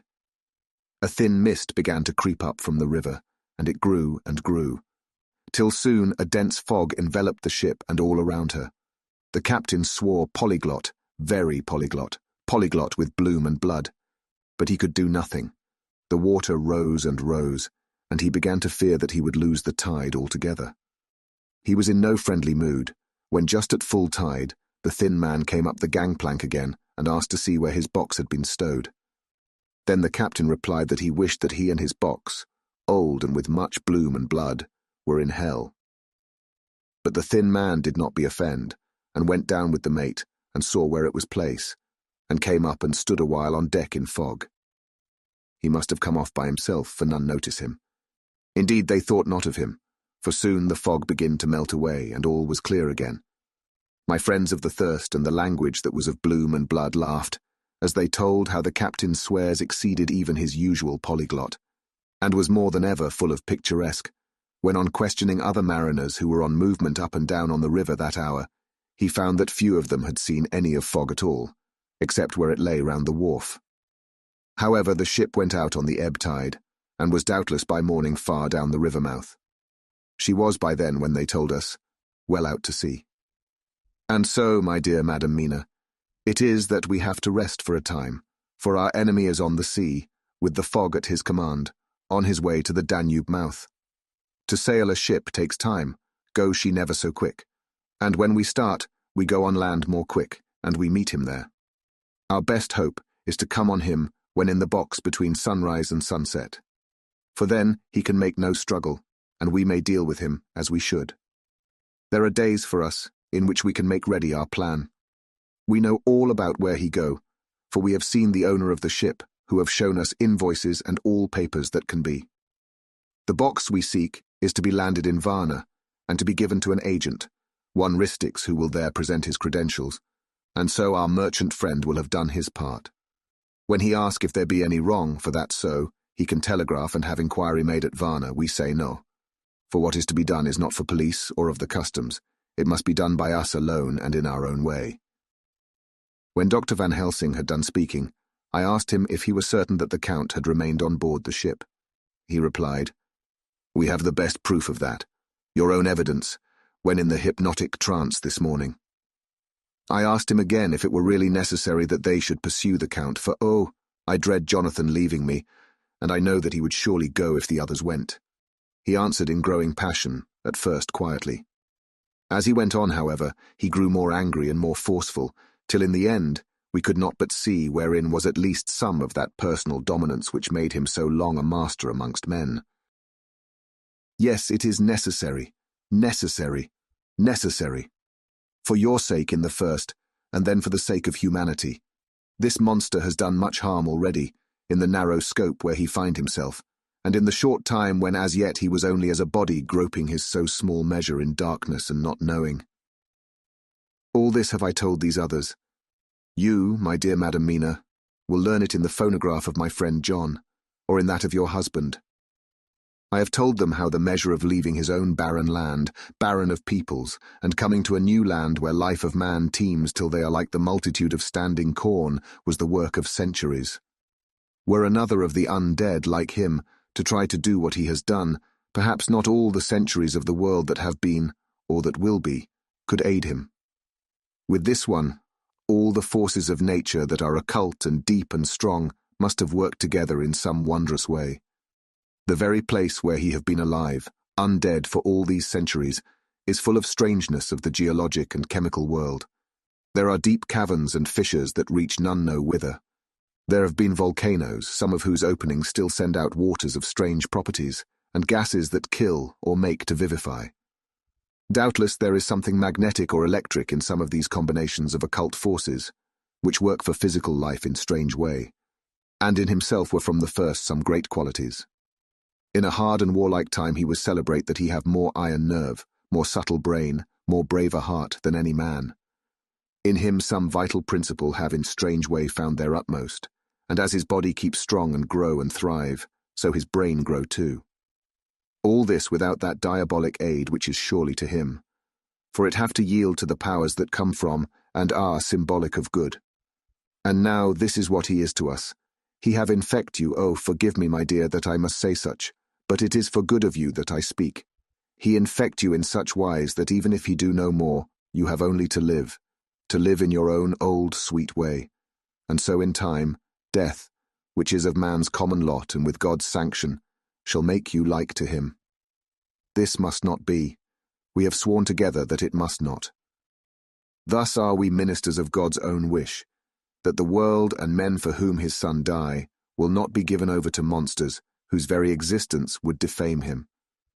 He have allowed us to redeem one soul already, and we go out as the old knights of the cross to redeem more. Like them, we shall travel towards the sunrise, and like them, if we fall in good cause. He paused, and I said, But will not the Count take his rebuff wisely? Since he has been driven from England, will he not avoid it, as a tiger does the village from which he has been hunted? Aha, he said, your simile of the tiger good, for me, and I shall adopt him. Your man-eater, as they of India call the tiger who has once tasted blood of the human, care no more for the other prey, but prowl unceasing till he get him. This that we hunt from our village is a tiger too, a man-eater, and he never ceased to prowl. Nay, in himself he is not one to retire and stay afar.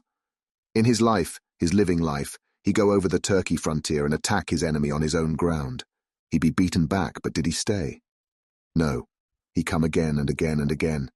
Look at his persistence and endurance. With the child brain that was to him, he have long since conceived the idea of coming to a great city. What does he do? He find out the place of all the world most of promise for him. Then he deliberately set himself down to prepare for the task. He find in patience just how is his strength and what are his powers. He study new tongues. He learn new social life, new environment of old ways, the politic, the law, the finance, the science, the habit of a new land and a new people who have come to be since he was. His glimpse that he have had, whet his appetite only and enkeen his desire. Nay, it help him to grow as to his brain, for it all proved to him how right he was at the first in his surmises. He have done this alone, all alone, from a ruined tomb in a forgotten land. What more may he not do when the greater world of thought is open to him? He that can smile at death as we know him, who can flourish in the midst of diseases that kill off whole peoples. Oh, if such an one was to come from God and not the devil, what a force for good might he not be in this old world of ours? But we are pledged to set the world free. Our toil must be in silence, and our efforts all in secret. For in this enlightened age, when men believe not even what they see, the doubting of wise men would be his greatest strength. It would be at once his sheath and his armor, and his weapons to destroy us, his enemies, who are willing to peril even our own souls for the safety of one we love, for the good of mankind, and for the honor and glory of God. After a general discussion, it was determined that for tonight nothing be definitely settled, that we should all sleep on the facts, and try to think out the proper conclusions. Tomorrow at breakfast we are to meet again, and after making our conclusions known to one another, we shall decide on some definite course of action. I feel a wonderful peace and rest tonight. It is as if some haunting presence were removed from me. Perhaps my surmise was not finished, could not be, for I caught sight in the mirror of the red mark upon my forehead, and I knew that I was still unclean. Dr. Seward's diary, 5 October. We all rose early, and I think that sleep did much for each and all of us. When we met at early breakfast, there was more general cheerfulness than any of us had ever expected to experience again. It is really wonderful how much resilience there is in human nature. Let any obstructing cause, no matter what, be removed in any way, even by death, and we fly back to first principles of hope and enjoyment. More than once, as we sat around the table, my eyes opened in wonder whether the whole of the past days had not been a dream. It was only when I caught sight of the red blotch on Mrs. Harker's forehead that I was brought back to reality. Even now, when I am gravely revolving the matter, It is almost impossible to realize that the cause of all our trouble is still existent. Even Mrs. Harker seems to lose sight of her trouble for whole spells. It is only now and again, when something recalls it to her mind, that she thinks of her terrible scar. We are to meet here in my study in half an hour and decide on our course of action. I see only one immediate difficulty. I know it by instinct rather than reason. We shall all have to speak frankly, and yet I fear that in some mysterious way poor Mrs. Harker's tongue is tied. I know that she forms conclusions of her own, and from all that has been I can guess how brilliant and how true they must be. But she will not, or cannot, give them utterance. I have mentioned this to Van Helsing, and he and I are to talk it over when we are alone. I suppose it is some of that horrid poison which has got into her veins beginning to work. The Count had his own purposes when he gave her what Van Helsing called the vampire's baptism of blood. Well, there may be a poison that distills itself out of good things. In an age when the existence of ptomaines is a mystery, we should not wonder at anything. One thing I know, that if my instinct be true regarding poor Mrs. Harker's silences, then there is a terrible difficulty, an unknown danger in the work before us. The same power that compels her silence may compel her speech. I dare not think further, for so I should in my thoughts dishonor a noble woman. Van Helsing is coming to my study a little before the others. I shall try to open the subject with him. Later. When the professor came in, we talked over the state of things. I could see that he had something on his mind which he wanted to say, but felt some hesitancy about broaching the subject. After beating about the bush a little, he said suddenly, "Friend John, there is something that you and I must talk of alone, just at the first at any rate. Later, we may have to take the others into our confidence." Then he stopped, so I waited. He went on. "Madame Mina, our poor dear Madame Mina is changing." A cold shiver ran through me to find my worst fears thus endorsed. Van Helsing continued, "With the sad experience of Miss Lucy, we must this time be warned before things go too far. Our task is now in reality more difficult than ever, and this new trouble makes every hour of the direst importance. I can see the characteristics of the vampire coming in her face. It is now but very, very slight, but it is to be seen if we have eyes to notice without to prejudge. Her teeth are some sharper, and at times her eyes are more hard. But these are not all. There is to her the silence now often, as so it was with Miss Lucy. She did not speak, even when she wrote that which she wished to be known later. Now my fear is this.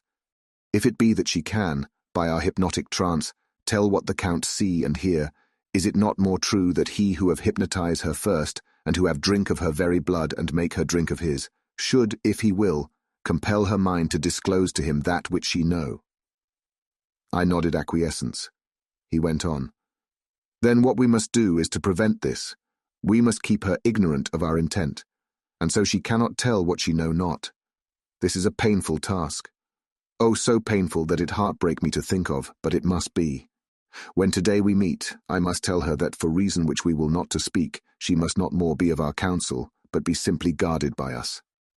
He wiped his forehead, which had broken out in profuse perspiration at the thought of the pain which he might have to inflict upon the poor soul already so tortured.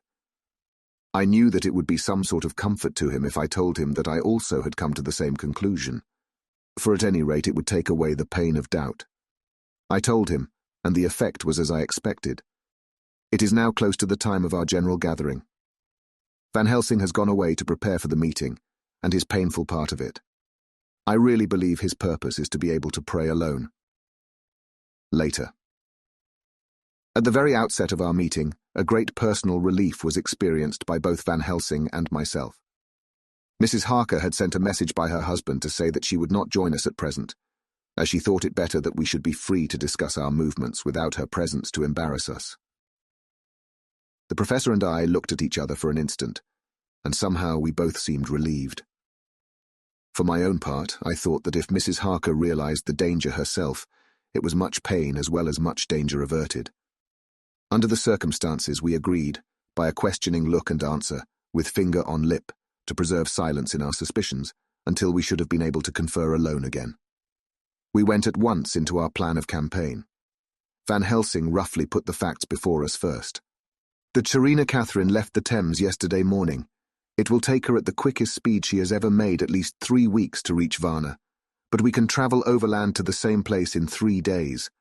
Now, if we allow for 2 days less for the ship's voyage, owing to such weather influences as we know that the Count can bring to bear, and if we allow a whole day and night for any delays which may occur to us, then we have a margin of nearly 2 weeks.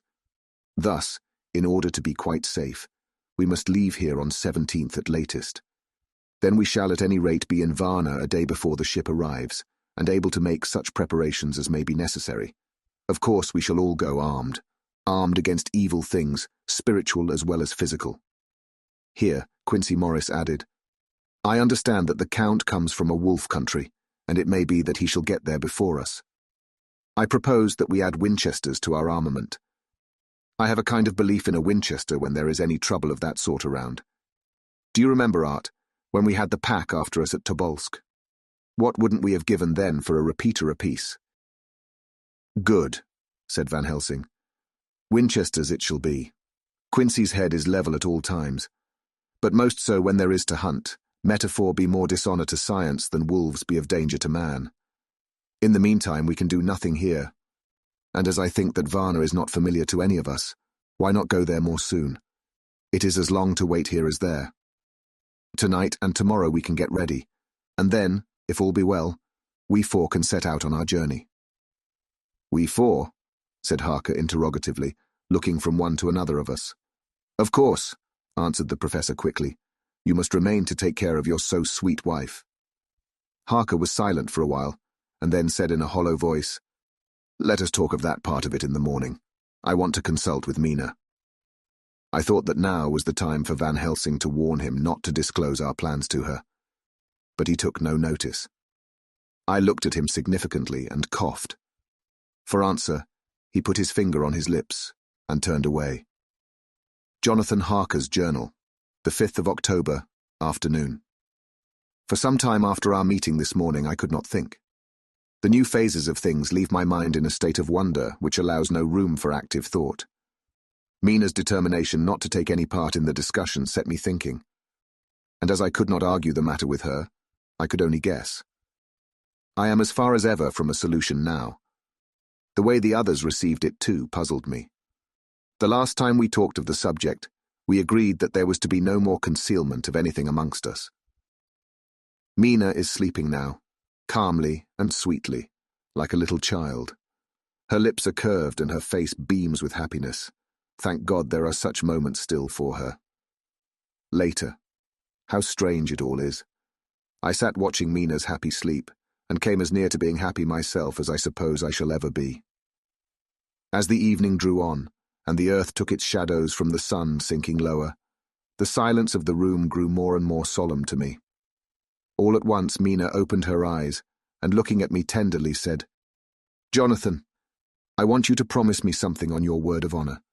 A promise made to me, but made holily in God's hearing, and not to be broken though I should go down on my knees and implore you with bitter tears. Quick, you must make it to me at once. Mina, I said, a promise like that I cannot make at once. I may have no right to make it. But dear one, she said, with such spiritual intensity that her eyes were like pole stars, it is I who wish it, and it is not for myself. You can ask Dr. Van Helsing if I am not right. If he disagrees, you may do as you will. Nay, more, if you all agree later, you are absolved from the promise. I promise, I said, and for a moment she looked supremely happy, though to me all happiness for her was denied by the red scar on her forehead. She said, Promise me that you will not tell me anything of the plans formed for the campaign against the Count, not by word or inference or implication, not at any time whilst this remains to me. And she solemnly pointed to the scar. I saw that she was in earnest, and said solemnly, I promise. And as I said it, I felt that from that instant a door had been shut between us. Later, midnight. Mina has been bright and cheerful all the evening, so much so that all the rest seemed to take courage, as if infected somewhat with her gaiety. As a result, even I myself felt as if the pall of gloom which weighs us down was somewhat lifted. We all retired early. Mina is now sleeping like a little child. It is a wonderful thing that her faculty of sleep remains to her in the midst of her terrible trouble. Thank God for it, for then at least she can forget her care. Perhaps her example may affect me as her gaiety did tonight. I shall try it. Oh, for a dreamless sleep. The 6th of October morning. Another surprise. Mina woke me early, about the same time as yesterday, and asked me to bring Dr. Van Helsing. I thought that it was another occasion for hypnotism, and without question went for the professor. He had evidently expected some such call, for I found him dressed in his room. His door was ajar, so that he could hear the opening of the door of our room. He came at once. As he passed into the room, he asked Mina if the others might come too. "No," she said quite simply. "It will not be necessary. You can tell them just as well. I must go with you on your journey." Dr. Van Helsing was as startled as I was. After a moment's pause, he asked, "But why?" "You must take me with you. I am safer with you, and you shall be safer too." "But why, dear Madam Mina? You know that your safety is our solemnest duty. We go into danger, to which you are, or may be, more liable than any of us from circumstances, things that have been." He paused, embarrassed. As she replied, she raised her finger and pointed to her forehead. "I know. That is why I must go. I can tell you now, whilst the sun is coming up, I may not be able again. I know that when the Count wills me, I must go. I know that if he tells me to come in secret, I must come by wile, by any device to hoodwink, even Jonathan." God saw the look that she turned on me as she spoke, and if there be indeed a recording angel, that look is noted to her everlasting honour. I could only clasp her hand. I could not speak. My emotion was too great for even the relief of tears. She went on, "You men are brave and strong. You are strong in your numbers, for you can defy that which would break down the human endurance of one who had to guard alone. Besides, I may be of service, since you can hypnotize me, and so learn that which even I myself do not know." Dr. Van Helsing said very gravely, "Madam Mina, you are, as always, most wise. You shall with us come, and together we shall do that which we go forth to achieve." When he had spoken, Mina's long spell of silence made me look at her. She had fallen back on her pillow asleep. She did not even wake when I had pulled up the blind and let in the sunlight which flooded the room. Van Helsing motioned to me to come with him quietly. We went to his room, and within a minute Lord Godalming, Dr. Seward, and Mr. Morris were with us also. He told them what Mina had said and went on. "In the morning we shall leave for Varna. We have now to deal with a new factor, Madam Mina. Oh, but her soul is true. It is to her an agony to tell us so much as she has done, but it is most right, and we are warned in time. There must be no chance lost, and in Varna we must be ready to act the instant when that ship arrives." "What shall we do exactly?" asked Mr. Morris laconically. The professor paused before replying. "We shall at the first board that ship. Then, when we have identified the box, we shall place a branch of the wild rose on it. This we shall fasten, for when it is there, none can emerge. So at least says the superstition. And to superstition must we trust at the first. It was man's faith in the early, and it have its root in faith still. Then, when we get the opportunity that we seek, when none are near to see, we shall open the box, and all will be well." "I shall not wait for any opportunity," said Morris. "When I see the box, I shall open it and destroy the monster, though there were 1,000 men looking on, and if I am to be wiped out for it the next moment." I grasped his hand instinctively and found it as firm as a piece of steel. I think he understood my look. I hope he did. "Good boy," said Dr. Van Helsing. "Brave boy. Quincey is all man. God bless him for it. My child, believe me, none of us shall lag behind or pause from any fear. I do but say what we may do, what we must do, but indeed we cannot say what we shall do. There are so many things which may happen, and their ways and their ends are so various that until the moment we may not say. We shall all be armed in all ways, and when the time for the end has come, our effort shall not be lack. Now let us today put all our affairs in order. Let all things which touch on others dear to us, and who on us depend, be complete, for none of us can tell what, or when, or how the end may be. As for me, my own affairs are regulate, and as I have nothing else to do, I shall go make arrangements for the travel. I shall have all tickets and so forth for our journey." There was nothing further to be said, and we parted. I shall now settle up all my affairs of earth, and be ready for whatever may come. Later, It is all done. My will is made, and all complete. Mina, if she survive, is my sole heir. If it should not be so, then the others who have been so good to us shall have remainder. It is now drawing towards the sunset. Mina's uneasiness calls my attention to it. I am sure that there is something on her mind which the time of exact sunset will reveal. These occasions are becoming harrowing times for us all. For each sunrise and sunset opens up some new danger, some new pain, which, however, may in God's will be means to a good end. I write all these things in the diary since my darling must not hear them now, but if it may be that she can see them again, they shall be ready. She is calling to me.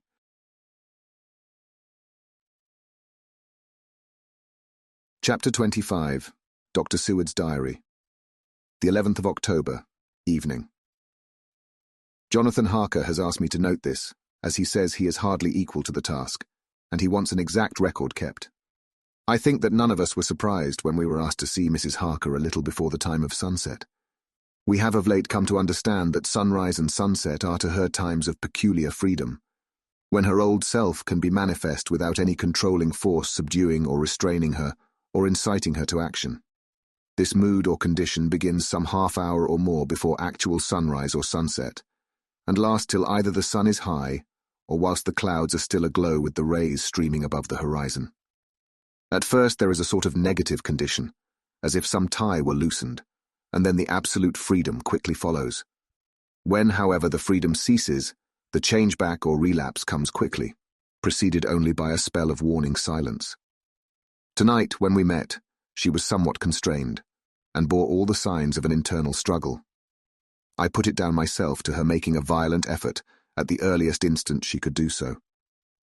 A very few minutes, however, gave her complete control of herself. Then, motioning her husband to sit beside her on the sofa where she was half reclining, she made the rest of us bring chairs up close. Taking her husband's hand in hers, began, "We are all here together in freedom, for perhaps the last time. I know, dear, I know that you will always be with me to the end." This was to her husband, whose hand had, as we could see, tightened upon hers. "In the morning we go out upon our task, and God alone knows what may be in store for any of us. You are going to be so good to me as to take me with you. I know that all that brave, earnest men can do for a poor, weak woman, whose soul perhaps is lost. No, not yet, but is at any rate at stake. You will do. But you must remember that I am not as you are. There is a poison in my blood, in my soul, which may destroy me, which must destroy me unless some relief comes to us. Oh, my friends, you know as well as I do that my soul is at stake, and though I know there is one way out for me, you must not, and I must not take it." She looked appealingly to us all in turn, beginning and ending with her husband. "What is that way?" asked Van Helsing in a hoarse voice. "What is that way which we must not, may not, take?" "That I may die now, either by my own hand or that of another, before the greater evil is entirely wrought. I know, and you know, that were I once dead you could and would set free my immortal spirit, even as you did my poor Lucy's. Were death, or the fear of death, the only thing that stood in the way, I would not shrink to die here now, amidst the friends who love me. But death is not all. I cannot believe that to die in such a case, when there is hope before us and a bitter task to be done, is God's will. Therefore, I, on my part, give up here the certainty of eternal rest, and go out into the dark where may be the blackest things that the world or the nether world holds." We were all silent, for we knew instinctively that this was only a prelude. The faces of the others were set, and Harker's grew ashen grey. Perhaps he guessed better than any of us what was coming. She continued, "This is what I can give into the hotchpot." I could not but note the quaint legal phrase which she used in such a place and with all seriousness. "What will each of you give? Your lives, I know," she went on quickly. "That is easy for brave men. Your lives are God's, and you can give them back to him. But what will you give to me?" She looked again questioningly, but this time avoided her husband's face. Quincey seemed to understand. He nodded, and her face lit up. "Then I shall tell you plainly what I want, for there must be no doubtful matter in this connection between us now. You must promise me, one and all, even you, my beloved husband, that should the time come you will kill me." "What is that time?" The voice was Quincey's, but it was low and strained. "When you shall be convinced that I am so changed that it is better that I die than I may live. When I am thus dead in the flesh, then you will, without a moment's delay, drive a stake through me and cut off my head, or do whatever else may be wanting to give me rest." Quincey was the first to rise after the pause. He knelt down before her and, taking her hand in his, said solemnly, "I'm only a rough fellow, who hasn't perhaps lived as a man should to win such a distinction, but I swear to you by all that I hold sacred and dear that, should the time ever come, I shall not flinch from the duty that you have set us. And I promise you, too, that I shall make all certain, for if I am only doubtful I shall take it that the time has come." "My true friend," was all she could say amid her fast-falling tears as, bending over, she kissed his hand. "I swear the same, my dear Madam Mina," said Van Helsing. "And I," said Lord Godalming, each of them in turn kneeling to her to take the oath. I followed myself. Then her husband turned to her one-eyed, and with a greenish pallor which subdued the snowy whiteness of his hair, and asked, "And must I too make such a promise, oh, my wife?" "You too, my dearest," she said, with infinite yearning of pity in her voice and eyes. "You must not shrink. You are nearest and dearest and all the world to me. Our souls are knit into one for all life and all time. Think, dear, that there have been times when brave men have killed their wives and their womenkind, to keep them from falling into the hands of the enemy. Their hands did not falter any the more, because those that they loved implored them to slay them. It is men's duty towards those whom they love, in such times of sore trial. And oh, my dear, if it is to be that I must meet death at any hand, let it be at the hand of him that loves me best. Dr. Van Helsing, I have not forgotten your mercy in poor Lucy's case to him who loved—" She stopped with a flying blush and changed her phrase. "To him who had best right to give her peace. If that time shall come again, I look to you to make it a happy memory of my husband's life, that it was his loving hand which set me free from the awful thrall upon me." "Again I swear," came the professor's resonant voice. Mrs. Harker smiled, positively smiled, as with a sigh of relief she leaned back and said, "And now one word of warning, a warning which you must never forget. This time, if it ever come, may come quickly and unexpectedly, and in such case you must lose no time in using your opportunity. At such a time I myself might be, nay, if the time ever comes, shall be, leagued with your enemy against you. One more request." She became very solemn as she said this. "It is not vital and necessary like the other, but I want you to do one thing for me, if you will." We all acquiesced, but no one spoke.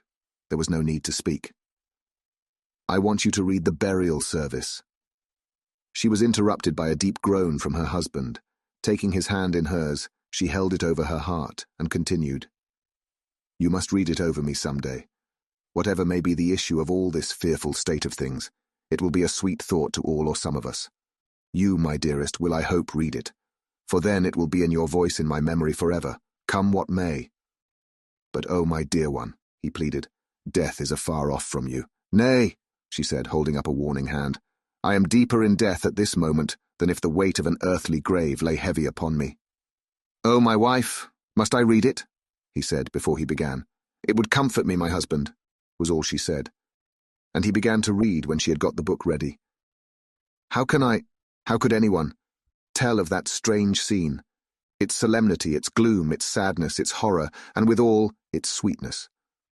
Even a skeptic, who can see nothing but a travesty of bitter truth in anything holy or emotional, would have been melted to the heart had he seen that little group of loving and devoted friends kneeling round that stricken and sorrowing lady, or heard the tender passion of her husband's voice, as in tones so broken with emotion that often he had to pause, he read the simple and beautiful service from the burial of the dead.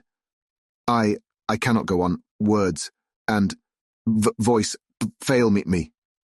She was right in her instinct. Strange as it all was, bizarre as it may hereafter seem even to us who felt its potent influence at the time, it comforted us much, and the silence, which showed Mrs. Harker's coming relapse from her freedom of soul, did not seem so full of despair to any of us as we had dreaded. Jonathan Harker's Journal. The 15th of October, Varna. We left Charing Cross on the morning of the 12th, got to Paris the same night, and took the places secured for us in the Orient Express. We travelled night and day, arriving here at about 5 o'clock. Lord Godalming went to the consulate to see if any telegram had arrived for him, whilst the rest of us came onto this hotel, the Odysseus. The journey may have had incidents. I was, however, too eager to get on to care for them. Until the Tsarina Catherine comes into port, there will be no interest for me in anything in the wide world, thank God. Mina is well and looks to be getting stronger. Her colour is coming back. She sleeps a great deal. Throughout the journey she slept nearly all the time. Before sunrise and sunset, however, she is very wakeful and alert, and it has become a habit for Van Helsing to hypnotize her at such times. At first, some effort was needed, and he had to make many passes, but now she seems to yield at once, as if by habit, and scarcely any action is needed. He seems to have power at these particular moments to simply will, and her thoughts obey him. He always asks her what she can see and hear. She answers to the first, "Nothing, all is dark." And to the second, "I can hear the waves lapping against the ship and the water rushing by. Canvas and cordage strain and masts and yards creak. The wind is high. I can hear it in the shrouds, and the bow throws back the foam." It is evident that the Tsarina Catherine is still at sea, hastening on her way to Varna. Lord Godalming has just returned. He had 4 telegrams, one each day since we started, and all to the same effect, that the Tsarina Catherine had not been reported to Lloyd's from anywhere. He had arranged before leaving London that his agent should send him every day a telegram saying if the ship had been reported. He was to have a message even if she were not reported, so that he might be sure that there was a watch being kept at the other end of the wire. We had dinner and went to bed early. Tomorrow we are to see the vice-consul and to arrange, if we can, about getting on board the ship as soon as she arrives. Van Helsing says that our chance will be to get on the boat between sunrise and sunset. The Count, even if he takes the form of a bat, cannot cross the running water of his own volition, and so cannot leave the ship. As he dare not change to man's form without suspicion, which he evidently wishes to avoid, he must remain in the box. If then we can come on board after sunrise, he is at our mercy, for we can open the box and make sure of him as we did of poor Lucy before he wakes. What mercy he shall get from us will not count for much. We think that we shall not have much trouble with officials or the seamen. Thank God. This is the country where bribery can do anything, and we are well supplied with money. We have only to make sure that the ship cannot come into port between sunset and sunrise without our being warned, and we shall be safe. Judge Moneybag will settle this case, I think. 16 October. Mina's report still the same. Lapping waves and rushing water, darkness and favouring winds. We are evidently in good time, and when we hear of the Tsarina Catherine we shall be ready. As she must pass the Dardanelles, we are sure to have some report. 17 October. Everything is pretty well fixed now, I think, to welcome the Count on his return from his tour. Godalming told the shippers that he fancied that the box sent aboard might contain something stolen from a friend of his, and got a half consent that he might open it at his own risk. The owner gave him a paper telling the captain to give him every facility in doing whatever he chose on board the ship, and also a similar authorization to his agent at Varna. We have seen the agent, who was much impressed with Godalming's kindly manner to him, and we are all satisfied that whatever he can do to aid our wishes will be done. We have already arranged what to do in case we get the box open. If the Count is there, Van Helsing and Seward will cut off his head at once and drive a stake through his heart. Morris and Godalming and I shall prevent interference, even if we have to use the arms which we shall have ready. The Professor says that if we can so treat the Count's body, it will soon after fall into dust. In such case, there would be no evidence against us, in case any suspicion of murder were aroused. But even if it were not, we should stand or fall by our act, and perhaps some day this very script may be evidence to come between some of us and a rope. For myself, I should take the chance only too thankfully if it were to come. We mean to leave no stone unturned to carry out our intent. We have arranged with certain officials that the instant that Tsarina Catherine is seen, we are to be informed by a special messenger. 24 October. A whole week of waiting, daily telegrams to Godalming, but only the same story, not yet reported. Mina's morning and evening hypnotic answer is unvaried, lapping waves, rushing water and creaking masts. Telegram, October 24th.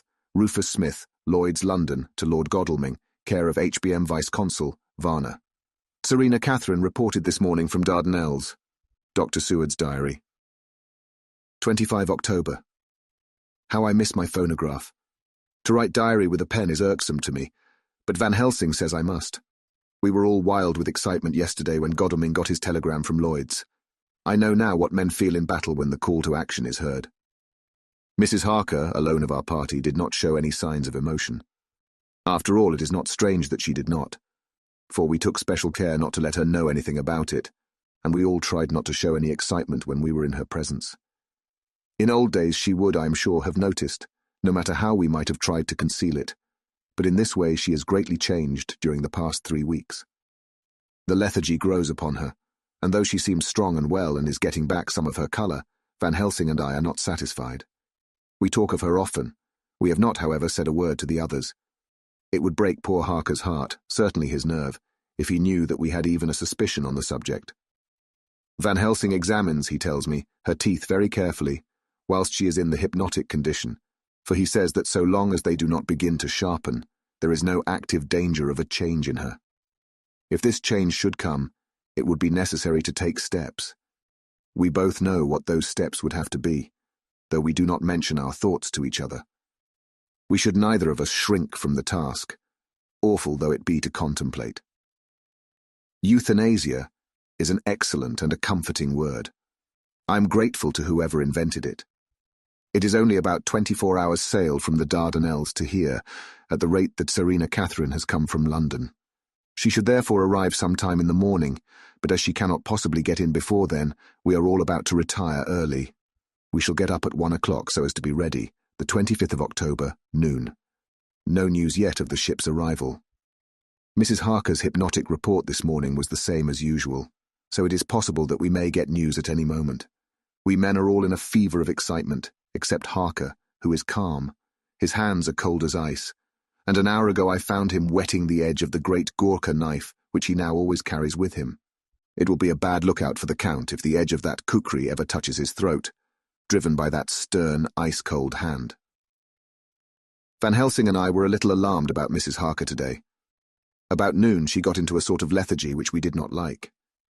Although we kept silence to the others, we were neither of us happy about it. She had been restless all the morning, so that we were at first glad to know that she was sleeping.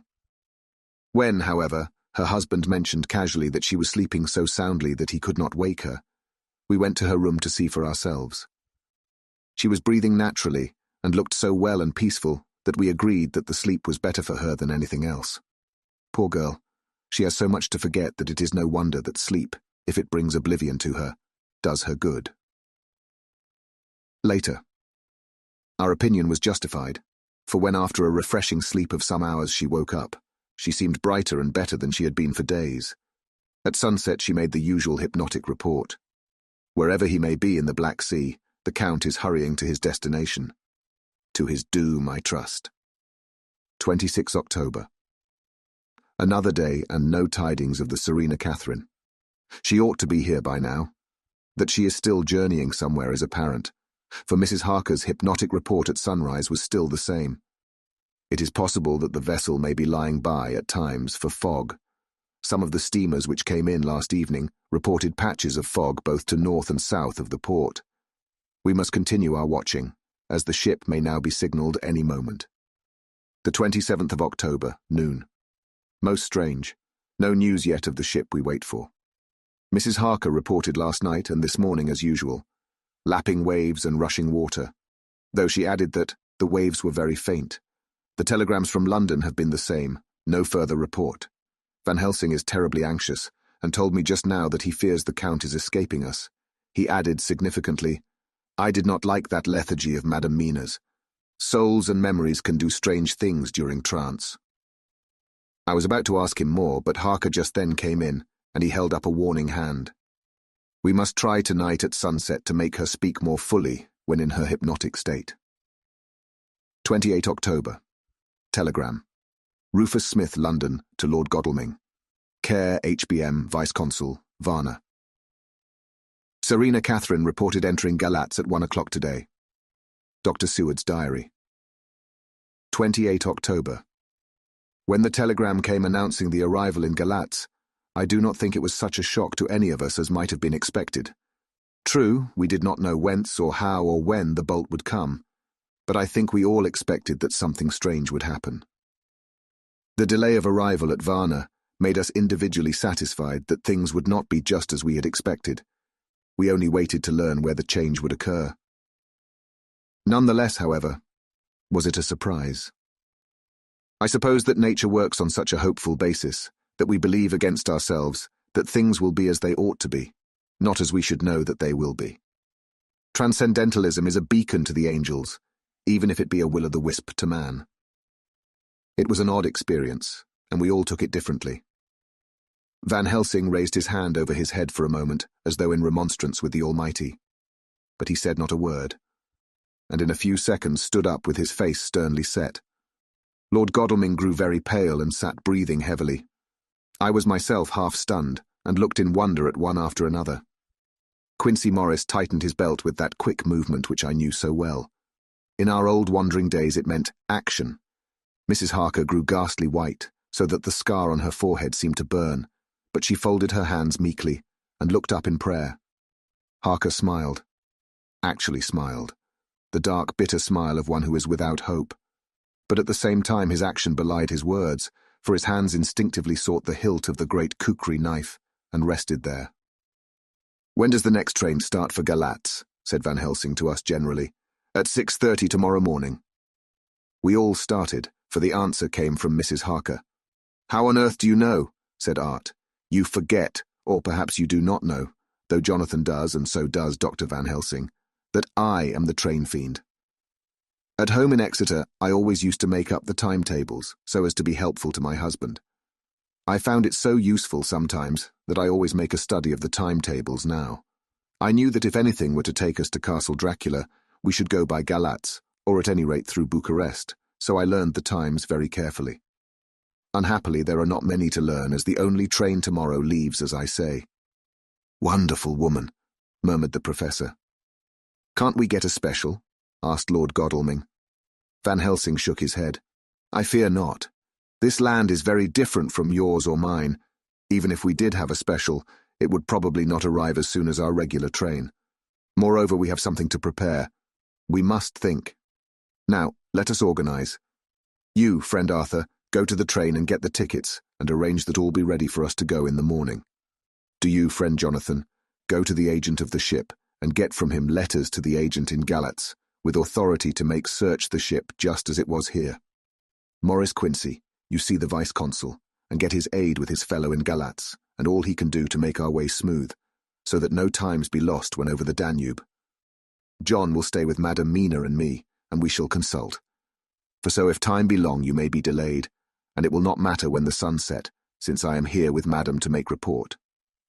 "And I," said Mrs. Harker brightly, and more like her old self than she had been for many a long day, "shall try to be of use in all ways, and shall think and write for you as I used to do. Something is shifting from me in some strange way, and I feel freer than I have been of late." The three younger men looked happier at the moment as they seemed to realize the significance of her words.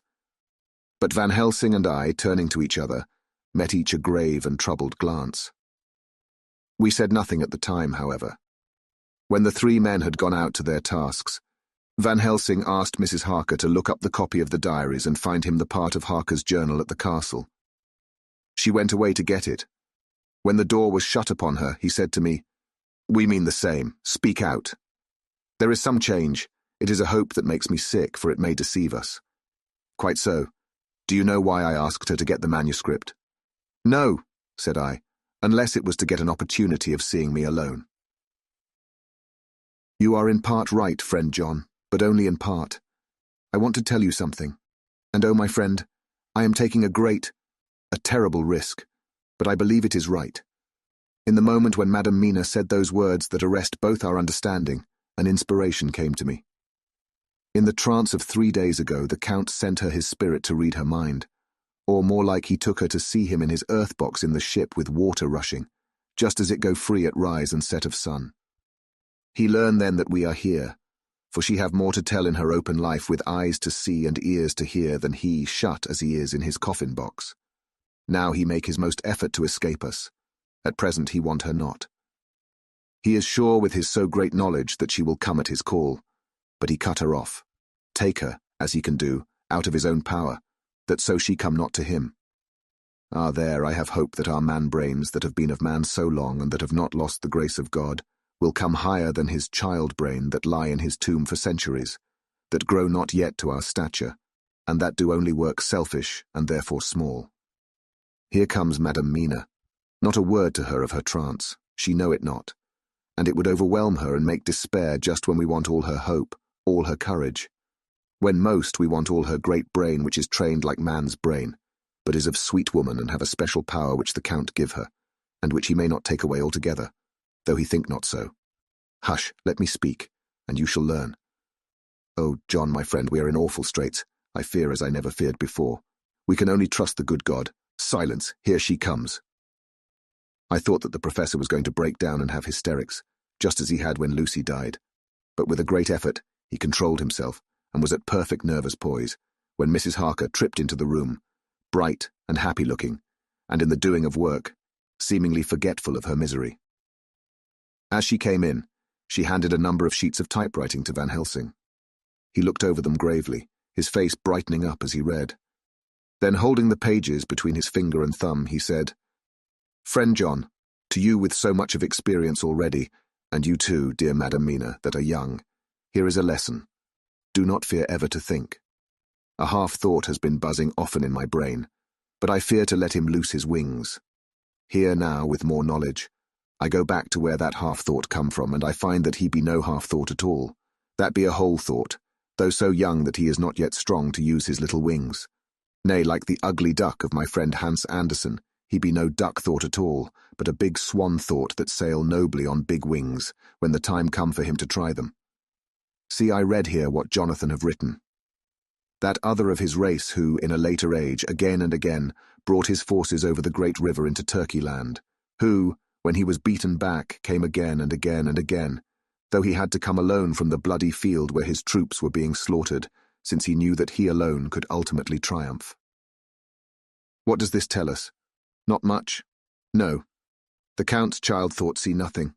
Therefore he speaks so free. Your man thought see nothing. My man thought see nothing till just now. No. But there comes another word from someone who speak without thought, because she too know not what it might mean. Just as there are elements which rest, yet when in nature's course they move on their way and they touch, then poof, and there comes a flash of light, heaven-wide, that blind and kill and destroy some, but that show up all earth below for leagues and leagues. Is it not so? Well, I shall explain. To begin, have you ever studied the philosophy of crime? Yes and no. You, John, yes, for it is a study of insanity. You, no, Madam Mina, for crime touch you not but once. Still your mind works true, and argues not a particulari ad universale. There is this peculiarity in criminals. It is so constant, in all countries and at all times, that even police, who know not much from philosophy, come to know it empirically, that it is. That is to be empiric.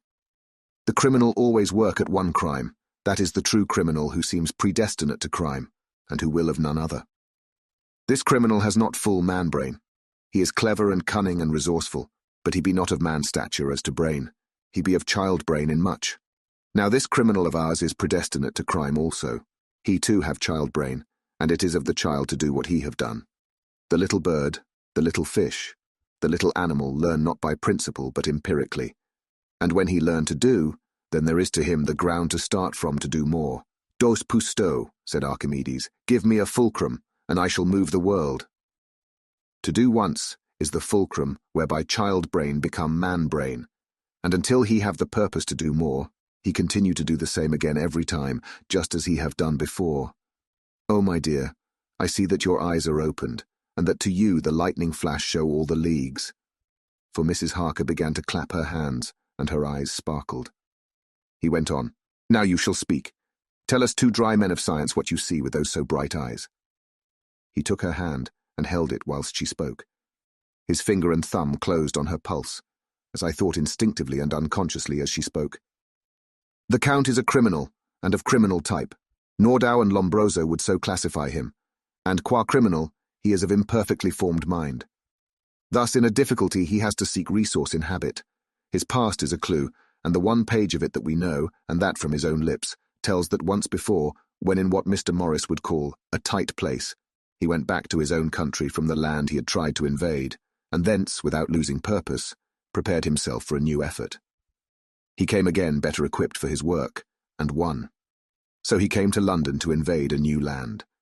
He was beaten, and when all hope of success was lost, and his existence in danger, he fled back over the sea to his home, just as formerly he had fled back over the Danube from Turkeyland. Good, good. Oh, you so clever lady, said Van Helsing enthusiastically as he stooped and kissed her hand. A moment later he said to me, as calmly as though we had been having a sick-room consultation, 72 only, and in all this excitement I have hope. Turning to her again, he said with keen expectation, but go on, go on.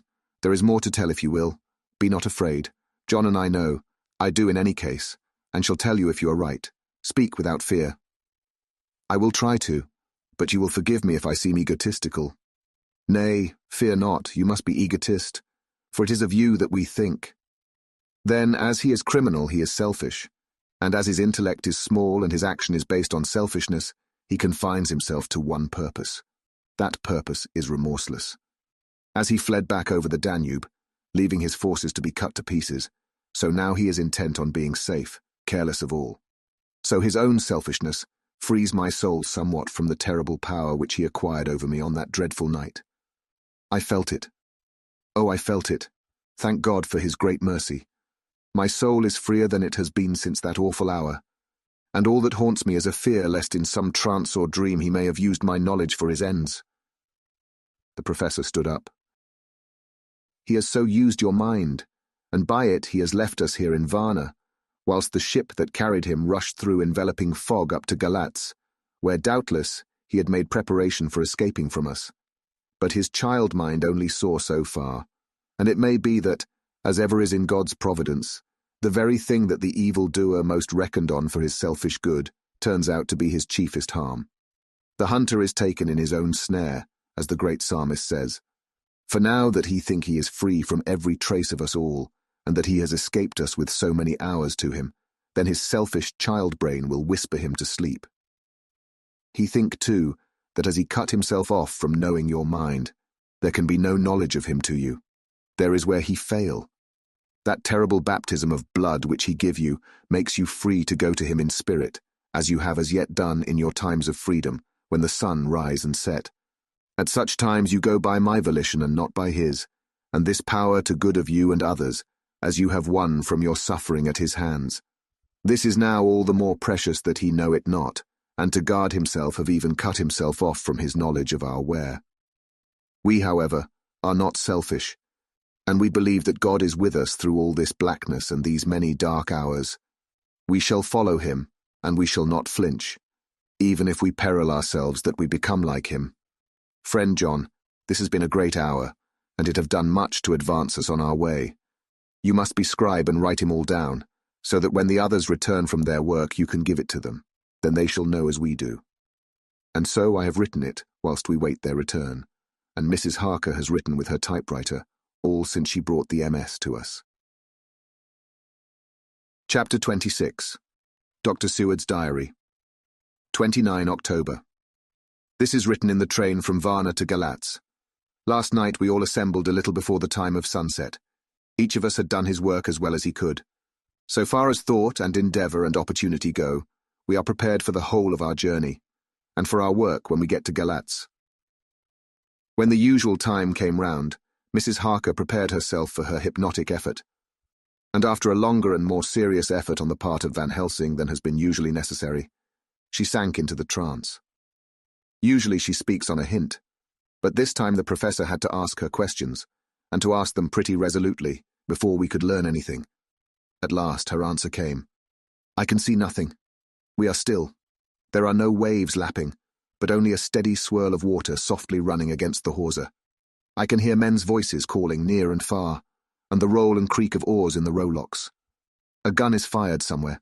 The echo of it seems far away. There is tramping of feet overhead, and ropes and chains are dragged along. What is this? There is a gleam of light, I can feel the air blowing upon me. Here she stopped. She had risen, as if impulsively from where she lay on the sofa, and raised both her hands, palms upwards, as if lifting a weight. Van Helsing and I looked at each other with understanding. Quincey raised his eyebrows slightly and looked at her intently, whilst Harker's hand instinctively closed round the hilt of his kukri. There was a long pause. We all knew that the time when she could speak was passing, but we felt that it was useless to say anything. Suddenly she sat up, and as she opened her eyes, said sweetly, "Would none of you like a cup of tea? You must all be so tired." We could only make her happy, and so acquiesced. She bustled off to get tea. When she had gone, Van Helsing said, "You see, my friends, he is close to land. He has left his earth chest, but he has yet to get on shore. In the night he may lie hidden somewhere, but if he be not carried on shore, or if the ship do not touch it, he cannot achieve the land. In such case he can, if it be in the night, change his form and can jump or fly on shore, as he did at Whitby. But if the day come before he get on shore, then, unless he be carried, he cannot escape. And if he be carried, then the customs men may discover what the box contain. Thus, in fine, if he escape not on shore tonight or before dawn, there will be the whole day lost to him.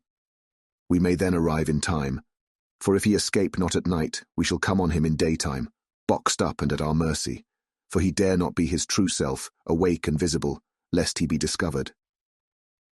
There was no more to be said, so we waited in patience until the dawn, at which time we might learn more from Mrs. Harker. Early this morning we listened, with breathless anxiety, for her response in her trance.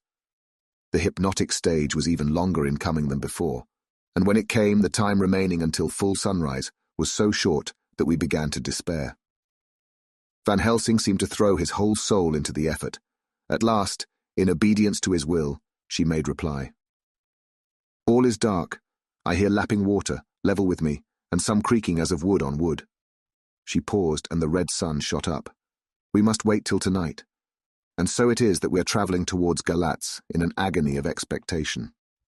We are due to arrive between 2 and 3 in the morning, but already at Bucharest we are 3 hours late, so we cannot possibly get in till well after sunup. Thus we shall have 2 more hypnotic messages from Mrs. Harker. Either or both may possibly throw more light on what is happening. Later. Sunset has come and gone. Fortunately, it came at a time when there was no distraction, for had it occurred whilst we were at a station, we might not have secured the necessary calm and isolation. Mrs. Harker yielded to the hypnotic influence even less readily than this morning. I am in fear that her power of reading the Count's sensations may die away, just when we want it most. It seems to me that her imagination is beginning to work. Whilst she has been in the trance hitherto, she has confined herself to the simplest of facts. If this goes on, it may ultimately mislead us. If I thought that the Count's power over her would die away equally with her power of knowledge, it would be a happy thought. But I am afraid that it may not be so. When she did speak, her words were enigmatical. "Something is going out. I can feel it pass me like a cold wind. I can hear far-off confused sounds, as of men talking in strange tongues, fierce falling water, and the howling of wolves." She stopped, and a shudder ran through her, increasing in intensity for a few seconds till, at the end, she shook as though in a palsy. She said no more, even in answer to the professor's imperative questioning. When she woke from the trance, she was cold and exhausted and languid, but her mind was all alert. She could not remember anything, but asked what she had said. When she was told, she pondered over it deeply for a long time, and in silence. The 30th of October, 7 a.m. We are near Galatz now, and I may not have time to write later. Sunrise this morning was anxiously looked for by us all. Knowing of the increasing difficulty of procuring the hypnotic trance, Van Helsing began his passes earlier than usual. They produced no effect, however, until the regular time, when she yielded with a still greater difficulty, only a minute before the sun rose. The professor lost no time in his questioning. Her answer came with equal quickness. "All is dark. I hear water swirling by, level with my ears, and the creaking of wood on wood, cattle low far off. There is another sound, a queer one, like—" She stopped and grew white, and whiter still. Go on, "Speak, I command you," said Van Helsing in an agonized voice.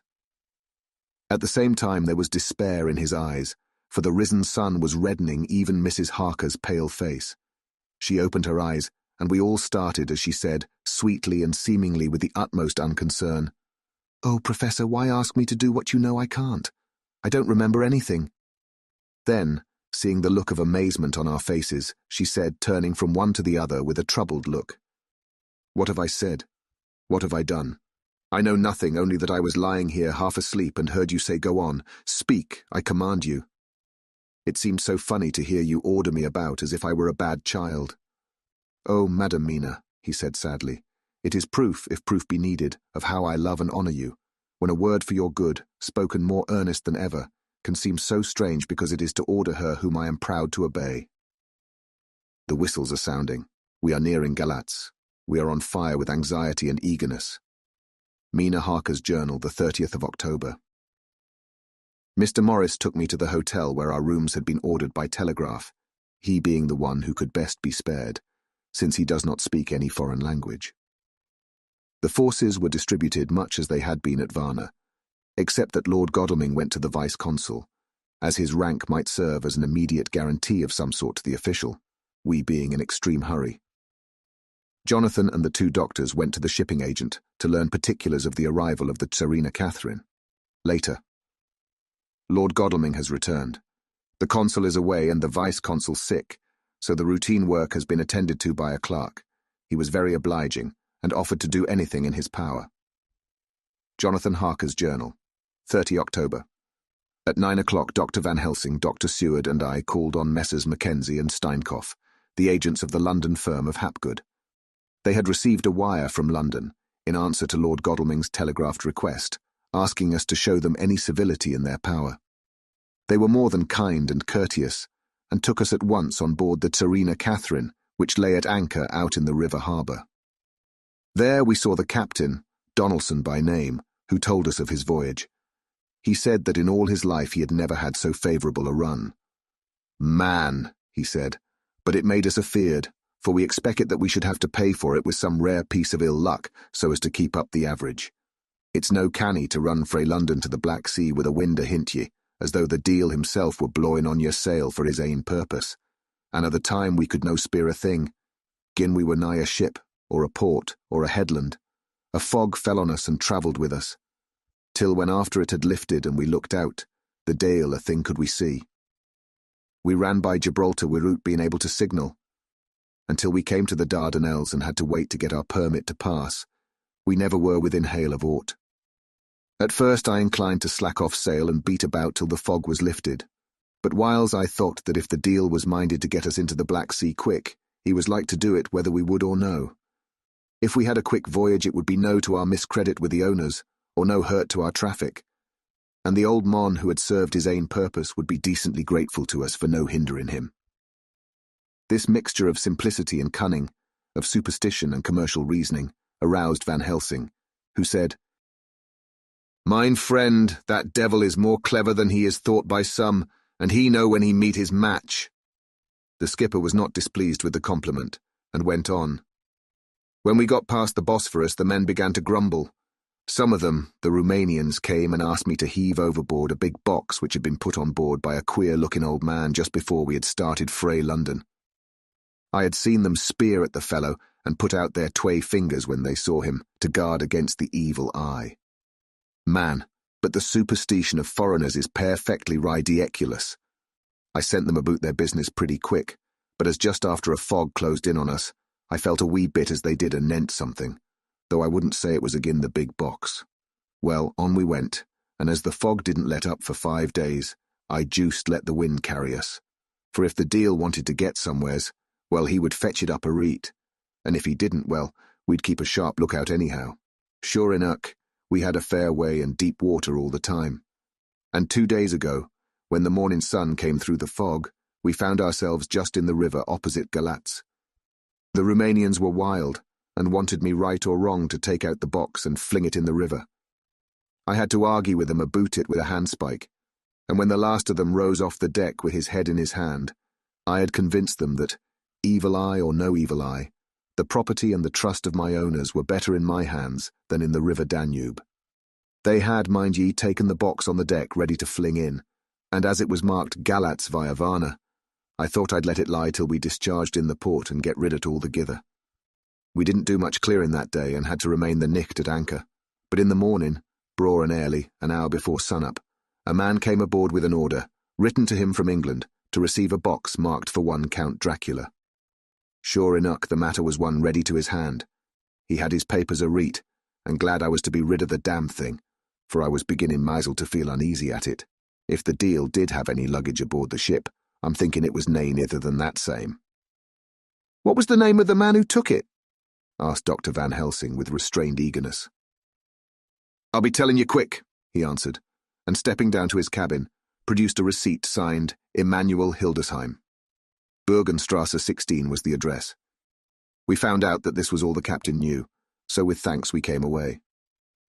We found Hildesheim in his office, a Hebrew of rather the Adelphi theatre type, with a nose like a sheep, and a fez.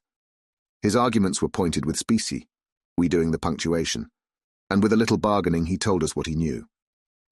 This turned out to be simple but important. He had received a letter from Mr. de Ville of London, telling him to receive, if possible before sunrise so as to avoid customs, a box which would arrive at Galatz in the Tsarina Catherine. This he was to give in charge to a certain Petrov Skinsky, who dealt with the Slovaks who traded down the river to the port. He had been paid for his work by an English banknote, which had been duly cashed for gold at the Danube International Bank. When Skinsky had come to him, he had taken him to the ship and handed over the box, so as to save porterage. That was all he knew. We then sought for Skinsky, but were unable to find him. One of his neighbours, who did not seem to bear him any affection, said that he had gone away 2 days before, no one knew whither. This was corroborated by his landlord, who had received by messenger the key of the house together with the rent due in English money. This had been between 10 and 11 o'clock last night. We were at a standstill again. Whilst we were talking, one came running and breathlessly gasped out that the body of Skinsky had been found inside the wall of the churchyard of St. Peter, and that the throat had been torn open as if by some wild animal.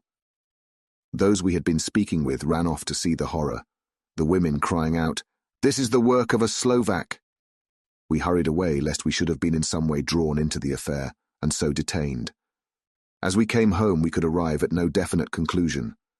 We were all convinced that the box was on its way, by water, to somewhere, but where that might be we would have to discover. With heavy hearts we came home to the hotel to Mina. When we met together, the first thing was to consult as to taking Mina again into our confidence. Things are getting desperate, and it is at least a chance, though a hazardous one. As a preliminary step I was released from my promise to her. Mina Harker's journal. The 30th of October, evening. They were so tired and worn out and dispirited that there was nothing to be done till they had some rest. So I asked them all to lie down for half an hour, whilst I should enter everything up to the moment. I feel so grateful to the man who invented the traveller's typewriter, and to Mr. Morris for getting this one for me. I should have felt quite astray doing the work if I had to write with a pen. It is all done. Poor dear, dear Jonathan, what he must have suffered. What must he be suffering now? He lies on the sofa, hardly seeming to breathe, and his whole body appears in collapse. His brows are knit. His face is drawn with pain. Poor fellow, maybe he is thinking, and I can see his face all wrinkled up with the concentration of his thoughts. Oh, if I could only help at all! I shall do what I can. I have asked Dr. Van Helsing, and he has got me all the papers that I have not yet seen. Whilst they are resting, I shall go over all carefully, and perhaps I may arrive at some conclusion. I shall try to follow the professor's example, and think without prejudice on the facts before me. I do believe that under God's providence I have made a discovery. I shall get the maps and look over them. I am more than ever sure that I am right. My new conclusion is ready, so I shall get our party together and read it. They can judge it. It is well to be accurate, and every minute is precious. Mina Harker's memorandum, entered in her journal. Ground of inquiry. Count Dracula's problem is to get back to his own place. A. He must be brought back by someone. This is evident, for had he power to move himself as he wished, he could go either as man, or wolf, or bat, or in some other way. He evidently fears discovery or interference, in the state of helplessness in which he must be, confined as he is between dawn and sunset in his wooden box. B. How is he to be taken? Here a process of exclusions may help us. By road, by rail, by water. 1. By road. There are endless difficulties, especially in leaving the city. X. There are people, and people are curious and investigate. A hint, a surmise, a doubt as to what might be in the box would destroy him. Y. There are, or there may be, customs and octroi officers to pass. Z. His pursuers might follow. This is his highest fear, and in order to prevent his being betrayed, he has repelled, so far as he can, even his victim, me. 2. By rail.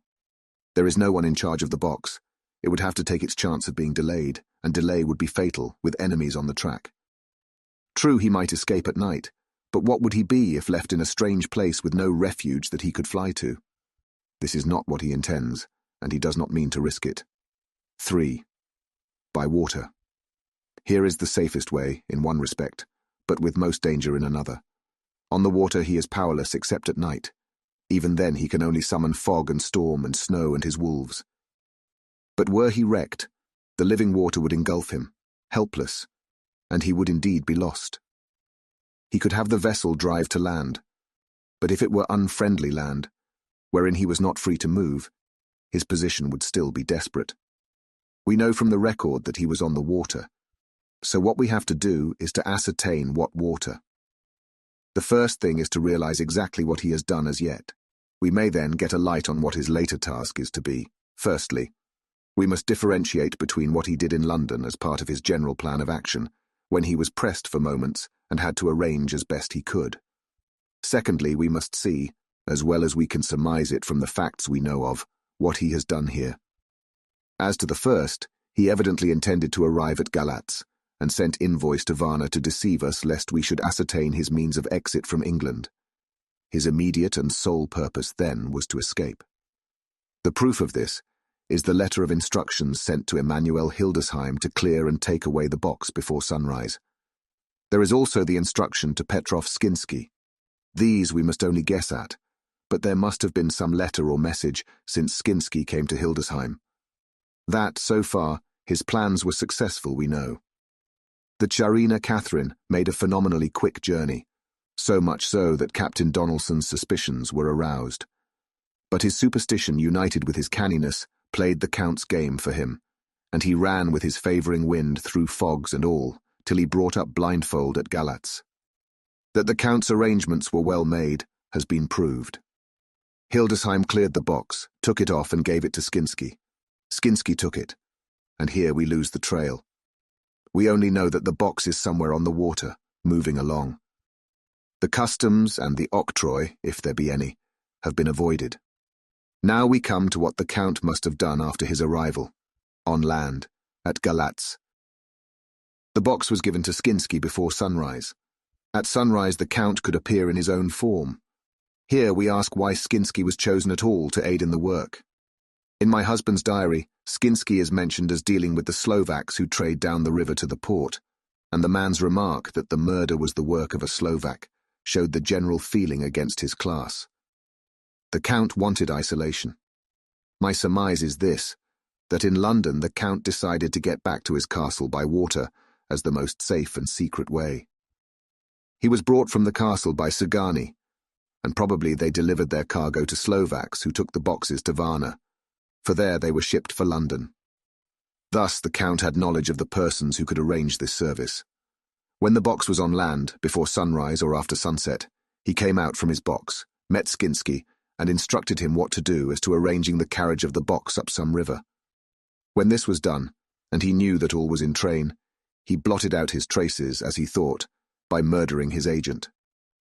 I have examined the map, and find that the river most suitable for the Slovaks to have ascended is either the Pruth or the Sereth. I read in the typescript that in my trance I heard cows low and water swirling level with my ears, and the creaking of wood. The Count in his box, then, was on a river in an open boat, propelled probably either by oars or poles, for the banks are near and it is working against stream. There would be no such sound if floating downstream. Of course, it may not be either the Sereth or the Pruth, but we may possibly investigate further. Now of these two, the Pruth is the more easily navigated, but the Sereth is, at Fundu, joined by the Bistritza, which runs up round the Borgo Pass. The loop it makes is manifestly as close to Dracula's castle as can be got by water. Mina Harker's journal continued. When I had done reading, Jonathan took me in his arms and kissed me. The others kept shaking me by both hands, and Dr. Van Helsing said, "Our dear Madam Mina is once more our teacher. Her eyes have been where we were blinded. Now we are on the track once again, and this time we may succeed. Our enemy is at his most helpless, and if we can come on him by day, on the water, our task will be over. He has a start, but he is powerless to hasten, as he may not leave his box lest those who carry him may suspect. For them to suspect would be to prompt them to throw him in the stream where he perish. This he knows, and will not. Now men to our council of war, for here and now we must plan what each and all shall do. I shall get a steam launch and follow him," said Lord Godalming. "And I, horses to follow on the bank, lest by chance he land," said Mr. Morris. "Good," said the Professor. "Both good. But neither must go alone. There must be force to overcome force if need be. The Slovak is strong and rough, and he carries rude arms." All the men smiled, for amongst them they carried a small arsenal. Said Mr. Morris, "I have brought some Winchesters. They are pretty handy in a crowd, and there may be wolves. The Count, if you remember, took some other precautions. He made some requisitions on others that Mrs. Harker could not quite hear or understand. We must be ready at all points." Dr. Seward said, "I think I had better go with Quincey. We have been accustomed to hunt together, and we too, well armed, will be a match for whatever may come along. You must not be alone, Art. It may be necessary to fight the Slovaks, and a chance thrust, for I don't suppose these fellows carry guns, would undo all our plans. There must be no chances this time. We shall not rest until the Count's head and body have been separated, and we are sure that he cannot reincarnate." He looked at Jonathan as he spoke, and Jonathan looked at me. I could see that the poor dear was torn about in his mind. Of course he wanted to be with me, but then the boat service would most likely be the one which would destroy the vampire. Why did I hesitate to write the word? He was silent a while, and during his silence Dr. Van Helsing spoke. "Friend Jonathan, this is to you for twice reasons. First, because you are young and brave and can fight, and all energies may be needed at the last, and again, that it is your right to destroy him, that which has wrought such woe to you and yours. Be not afraid for Madam Mina. She will be my care if I may. I am old. My legs are not so quick to run as once, and I am not used to ride so long or to pursue as need be, or to fight with lethal weapons. But I can be of other service. I can fight in other way, and I can die, if need be, as well as younger men. Now let me say that what I would is this. While you, my Lord Godalming and friend Jonathan, go in your so swift little steamboat up the river, and whilst John and Quincey guard the bank where perchance he might be landed, I will take Madam Mina right into the heart of the enemy's country.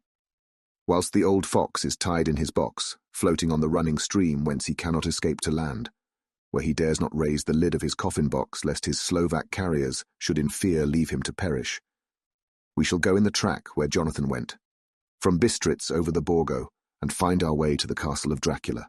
Here, Madam Mina's hypnotic power will surely help, and we shall find our way, all dark and unknown otherwise, after the first sunrise when we are near that fateful place. There is much to be done, and other places to be made sanctify, so that that nest of vipers be obliterated. Here Jonathan interrupted him hotly. Do you mean to say, Professor Van Helsing, that you would bring Mina, in her sad case and tainted as she is with that devil's illness, right into the jaws of his death trap? Not for the world, not for heaven or hell. He became almost speechless for a minute, and then went on. Do you know what the place is? Have you seen that awful den of hellish infamy, with the very moonlight alive with grisly shapes, and every speck of dust that whirls in the wind a devouring monster in embryo? Have you felt the vampire's lips upon your throat? Here he turned to me, and as his eyes lit on my forehead, he threw up his arms with a cry, Oh my God, what have we done to have this terror upon us? And he sank down on the sofa in a collapse of misery. The professor's voice, as he spoke in clear, sweet tones, which seemed to vibrate in the air, calmed us all, "Oh, my friend, it is because I would save Madam Mina from that awful place that I would go. God forbid that I should take her into that place. There is work, wild work, to be done there, that her eyes may not see. We men here, all save Jonathan, have seen with their own eyes what is to be done before that place can be purified.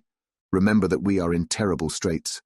If the Count escape us this time, and he is strong and subtle and cunning, he may choose to sleep him for a century, and then in time, our dear one," he took my hand, "would come to him to keep him company, and would be as those others that you, Jonathan, saw.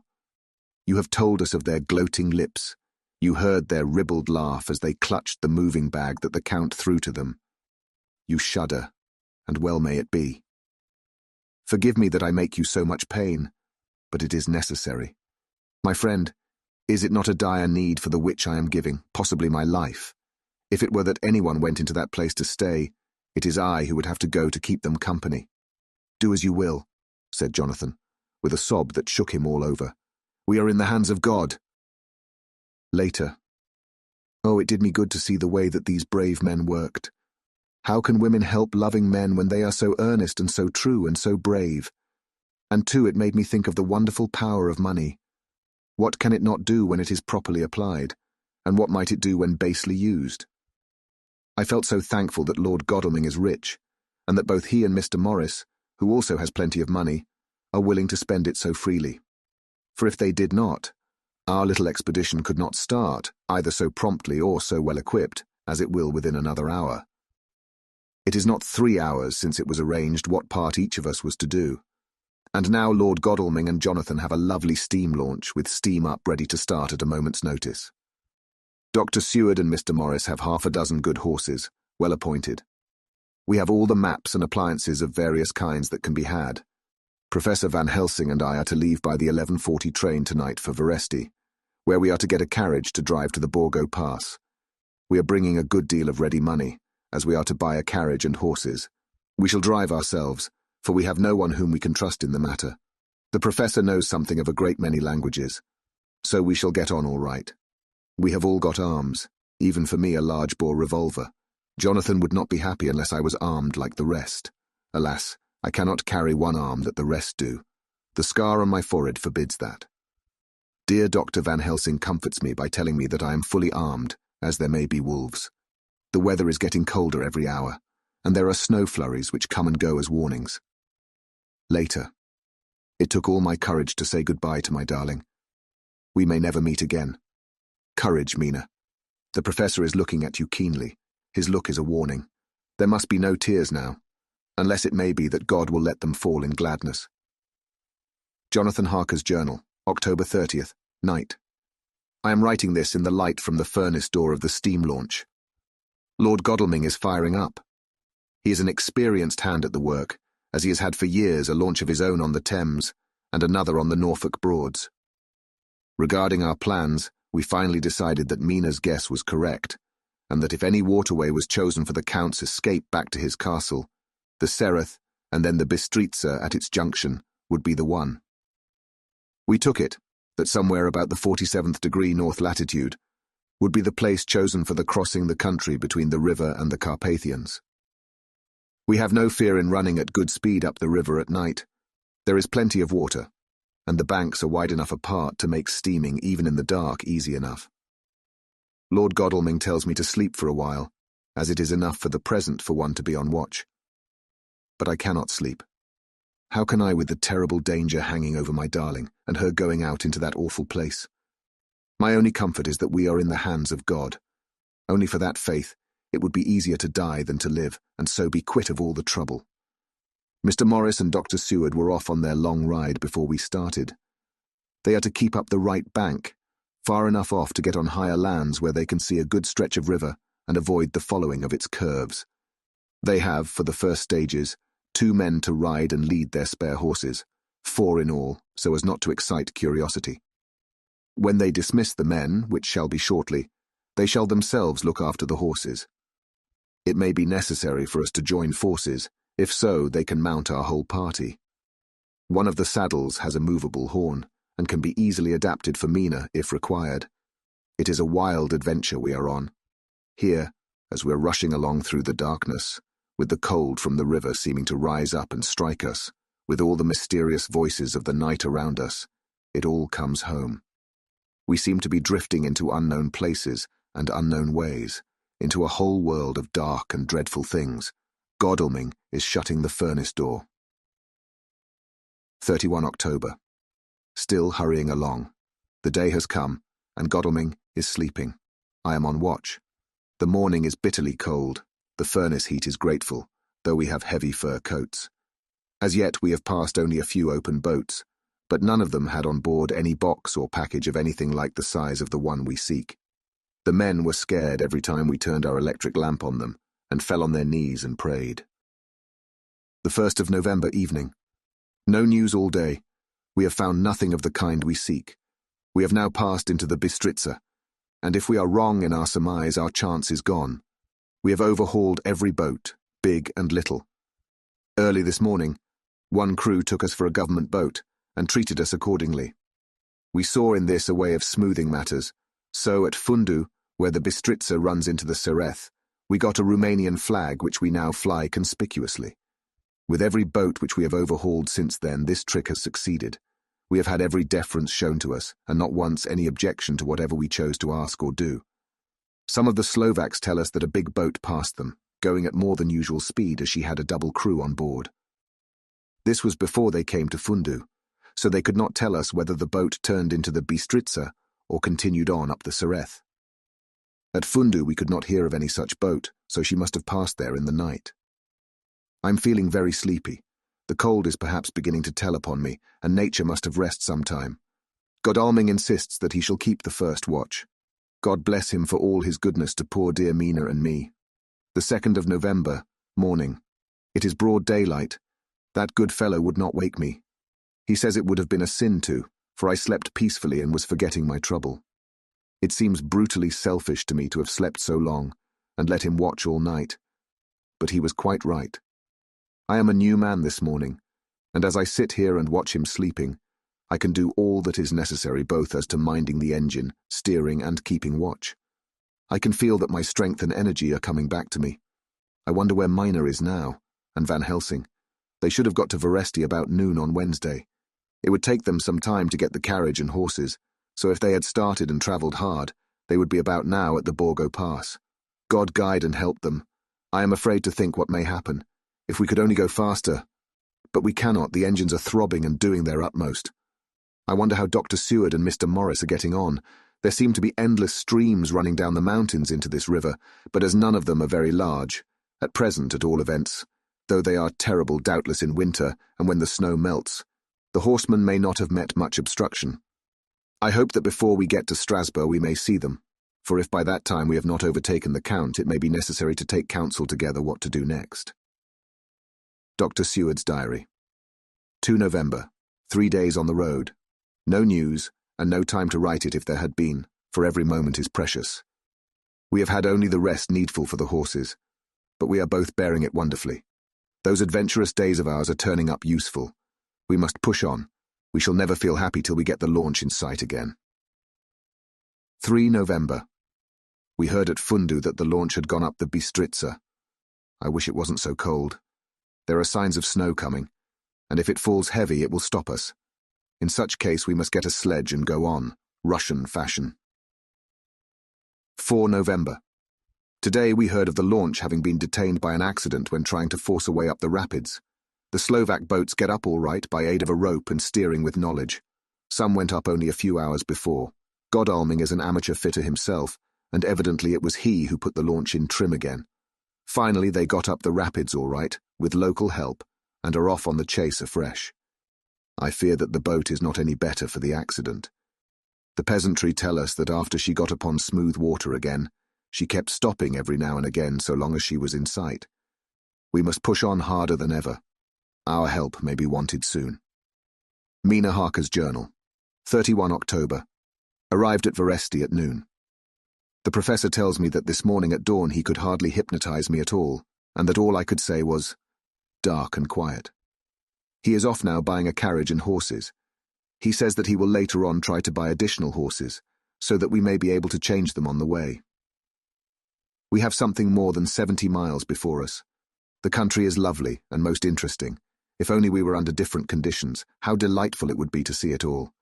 If Jonathan and I were driving through it alone, what a pleasure it would be.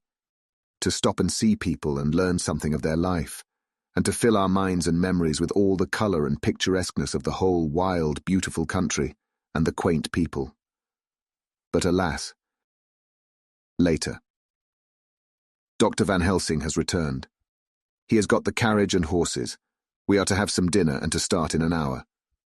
The landlady is putting us up a huge basket of provisions. It seems enough for a company of soldiers. The professor encourages her and whispers to me that it may be a week before we can get any good food again. He has been shopping too, and has sent home such a wonderful lot of fur coats and wraps and all sorts of warm things. There will not be any chance of our being cold. We shall soon be off. I am afraid to think what may happen to us. We are truly in the hands of God. He alone knows what may be, and I pray him, with all the strength of my sad and humble soul, that he will watch over my beloved husband, that whatever may happen, Jonathan may know that I loved him and honoured him more than I can say, and that my latest and truest thought will be always for him. Chapter 27. Mina Harker's Journal, 1 November. All day long we have travelled, and at a good speed.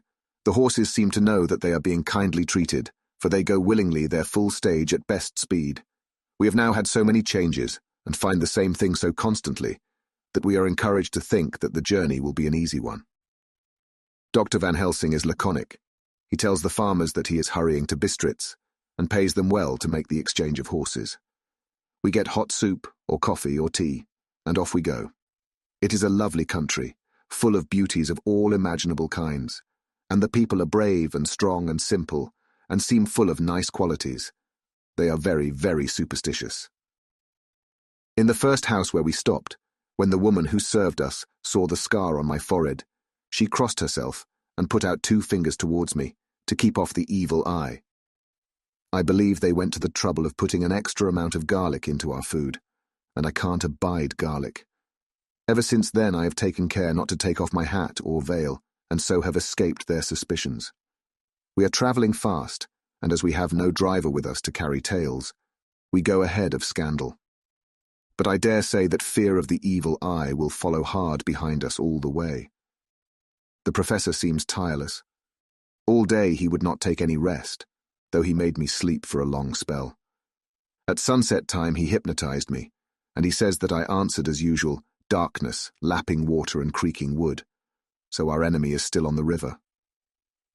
I'm afraid to think of Jonathan, but somehow I have now no fear for him, or for myself. I write this whilst we wait in a farmhouse for the horses to be got ready. Dr. Van Helsing is sleeping, poor dear. He looks very tired and old and grey, but his mouth is set as firmly as a conqueror's. Even in his sleep he is instinct with resolution. When we have well started, I must make him rest whilst I drive. I shall tell him that we have days before us, and we must not break down when most of all his strength will be needed. All is ready. We are off shortly. The 2nd of November, morning. I was successful, and we took turns driving all night. Now the day is on us, bright though cold. There is a strange heaviness in the air. I say heaviness for want of a better word. I mean that it oppresses us both. It is very cold, and only our warm furs keep us comfortable. At dawn, Van Helsing hypnotized me. He says I answered, darkness, creaking wood and roaring water, so the river is changing as they ascend. I do hope that my darling will not run any chance of danger, more than need be, but we are in God's hands. The 2nd of November night. All day long driving. The country gets wilder as we go, and the great spurs of the Carpathians, which at Veresti seemed so far from us and so low on the horizon, now seem to gather round us and tower in front. We both seem in good spirits. I think we make an effort each to cheer the other. In the doing so, we cheer ourselves. Dr. Van Helsing says that by morning we shall reach the Borgo Pass. The houses are very few here now, and the professor says that the last horse we got will have to go on with us, as we may not be able to change. He got 2 in addition to the 2 we changed, so that now we have a rude 4 in hand. The dear horses are patient and good, and they give us no trouble. We are not worried with other travellers, and so even I can drive. We shall get to the pass in daylight. We do not want to arrive before, so we take it easy, and have each a long rest in turn. Oh, what will tomorrow bring to us? We go to seek the place where my poor darling suffered so much.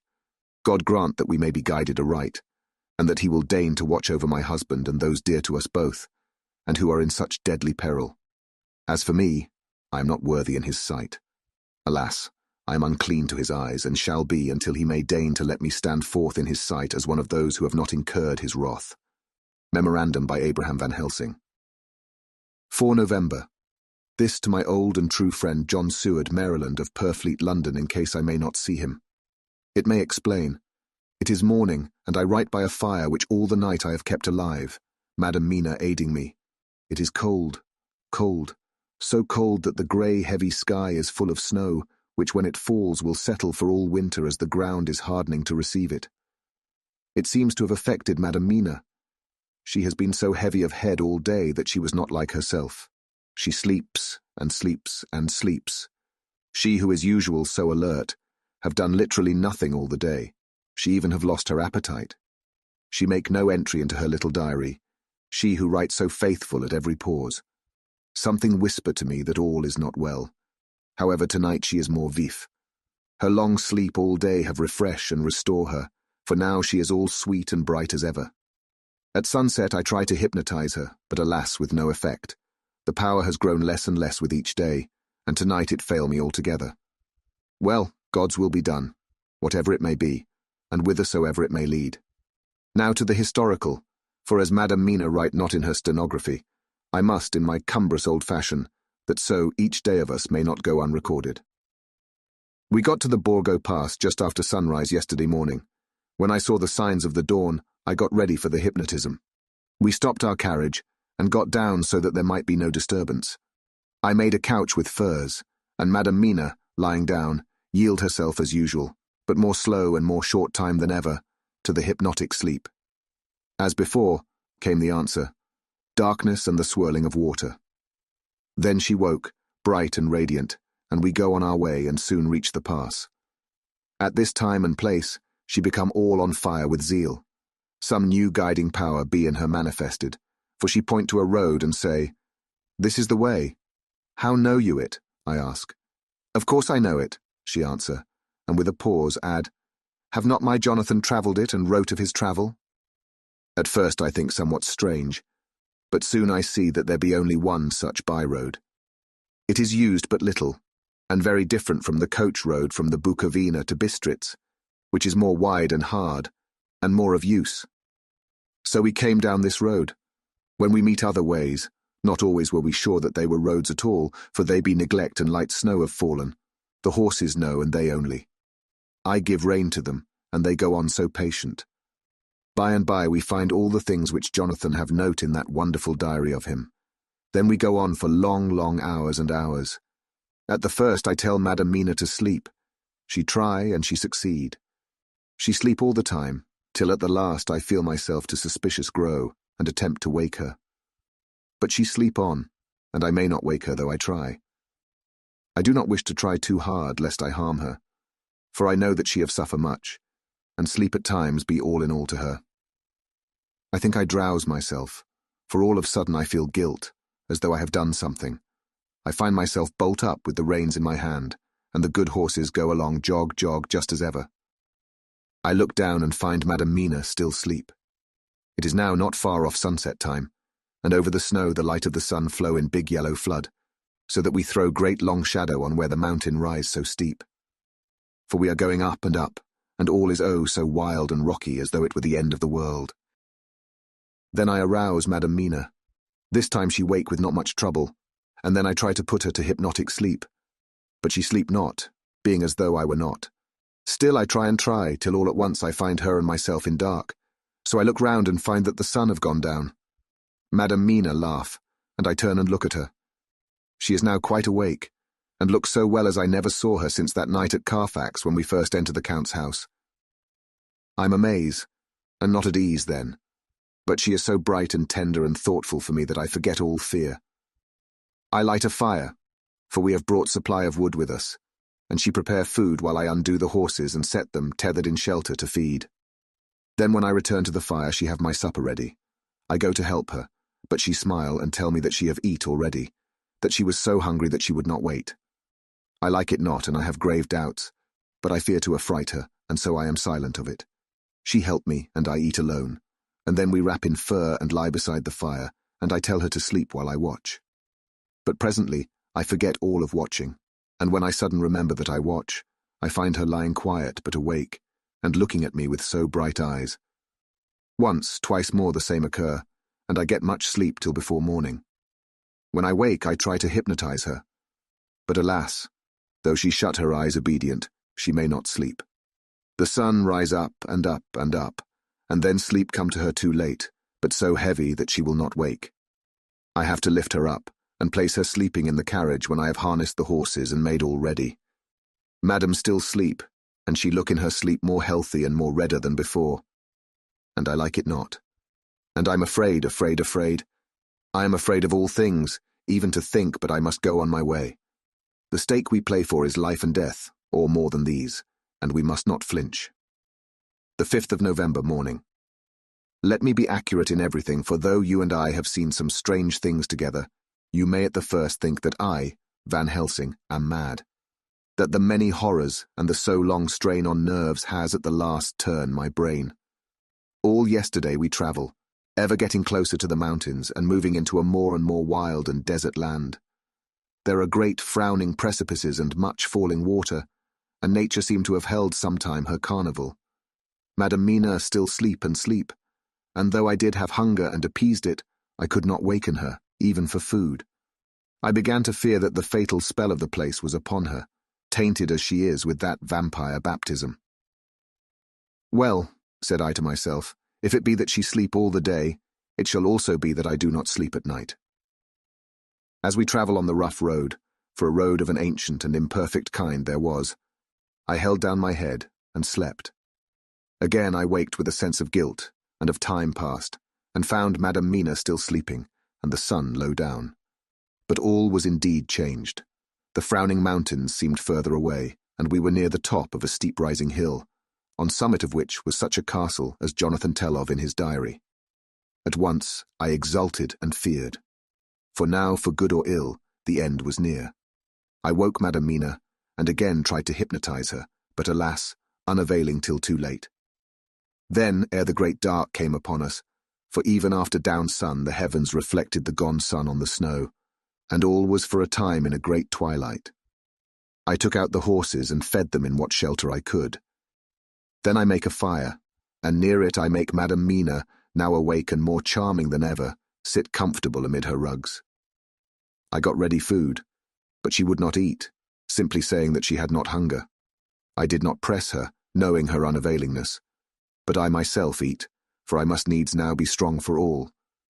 Then, with the fear on me of what might be, I drew a ring so big for her comfort, round where Madam Mina sat, and over the ring I passed some of the wafer, and I broke it fine so that all was well guarded.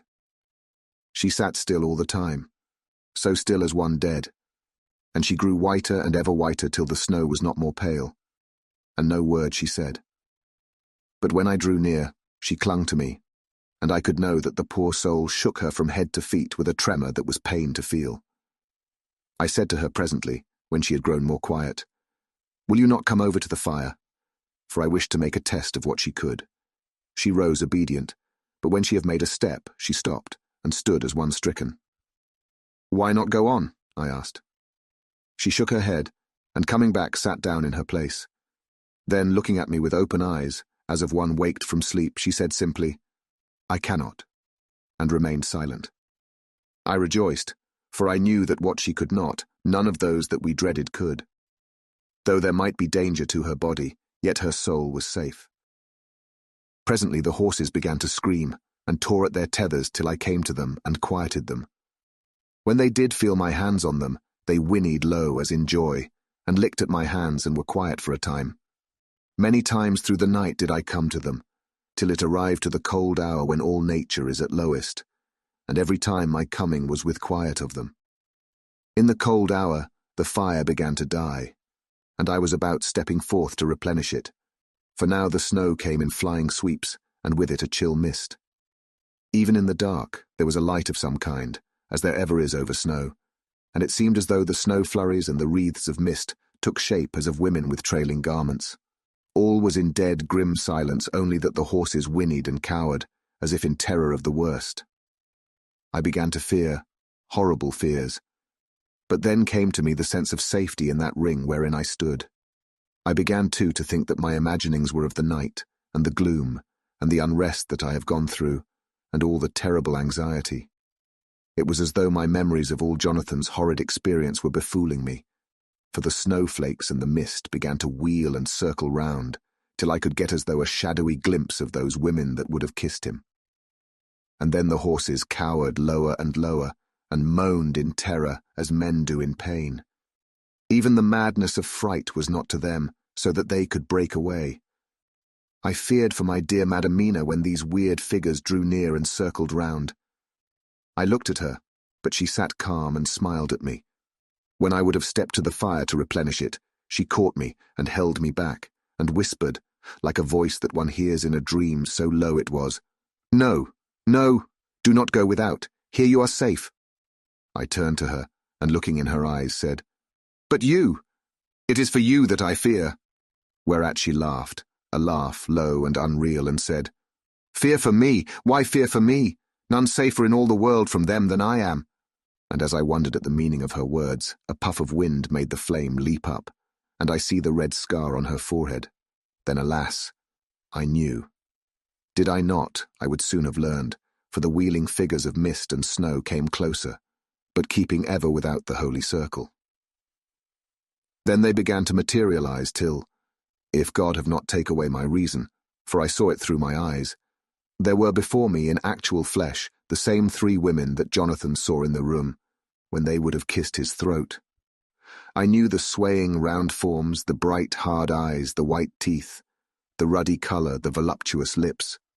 They smiled ever at poor dear Madam Mina, and as their laugh came through the silence of the night, they twined their arms and pointed to her, and said in those so sweet, tingling tones that Jonathan said were of the intolerable sweetness of the water glasses, "Come, sister, come to us, come, come." In fear I turned to my poor Madam Mina, and my heart with gladness leapt like flame, for oh, the terror in her sweet eyes, the repulsion, the horror, told a story to my heart that was all of hope. God be thanked she was not yet of them. I seized some of the firewood which was by me, and holding out some of the wafer, advanced on them towards the fire. They drew back before me and laughed their low, horrid laugh. I fed the fire and feared them not, for I knew that we were safe within our protections. They could not approach me whilst so armed, nor Madam Mina whilst she remained within the ring, which she could not leave no more than they could enter. The horses had ceased to moan, and lay still on the ground. The snow fell on them softly, and they grew whiter. I knew that there was for the poor beasts no more of terror, and so we remained till the red of the dawn to fall through the snow gloom. I was desolate and afraid, and full of woe and terror. But when that beautiful sun began to climb the horizon, life was to me again. At the first coming of the dawn, the horrid figures melted in the whirling mist and snow. The wreaths of transparent gloom moved away towards the castle, and were lost. Instinctively, with the dawn coming, I turned to Madam Mina, intending to hypnotize her. But she lay in a deep and sudden sleep, from which I could not wake her. I tried to hypnotize through her sleep, but she made no response, none at all, and the day broke. I fear yet to stir. I have made my fire and have seen the horses. They are all dead. Today I have much to do here, and I keep waiting till the sun is up high, for there may be places where I must go, where that sunlight, though snow and mist obscure it, will be to me a safety. I will strengthen me with breakfast, and then I will to my terrible work. Madam Mina still sleeps, and God be thanked, she is calm in her sleep. Jonathan Harker's Journal. The 4th of November evening. The accident to the launch has been a terrible thing for us. Only for it we should have overtaken the boat long ago, and by now my dear Mina would have been free. I fear to think of her, off on the wolds near that horrid place. We have got horses and we follow on the track. I note this whilst Godalming is getting ready. We have our arms. The Shogani must look out if they mean fight. Oh, if only Morris and Seward were with us. We must only hope. If I write no more, goodbye, Mina. God bless and keep you. Dr. Seward's diary. 5 November. With the dawn, we saw the body of Scarni before us, dashing away from the river with their leiter wagon. They surrounded it in a cluster and hurried along as though beset. The snow is falling lightly, and there is a strange excitement in the air. It may be our own feelings, but the depression is strange. Far off, I hear the howling of wolves. The snow brings them down from the mountains, and there are dangers to all of us, and from all sides. The horses are nearly ready, and we are soon off. We ride to death of someone.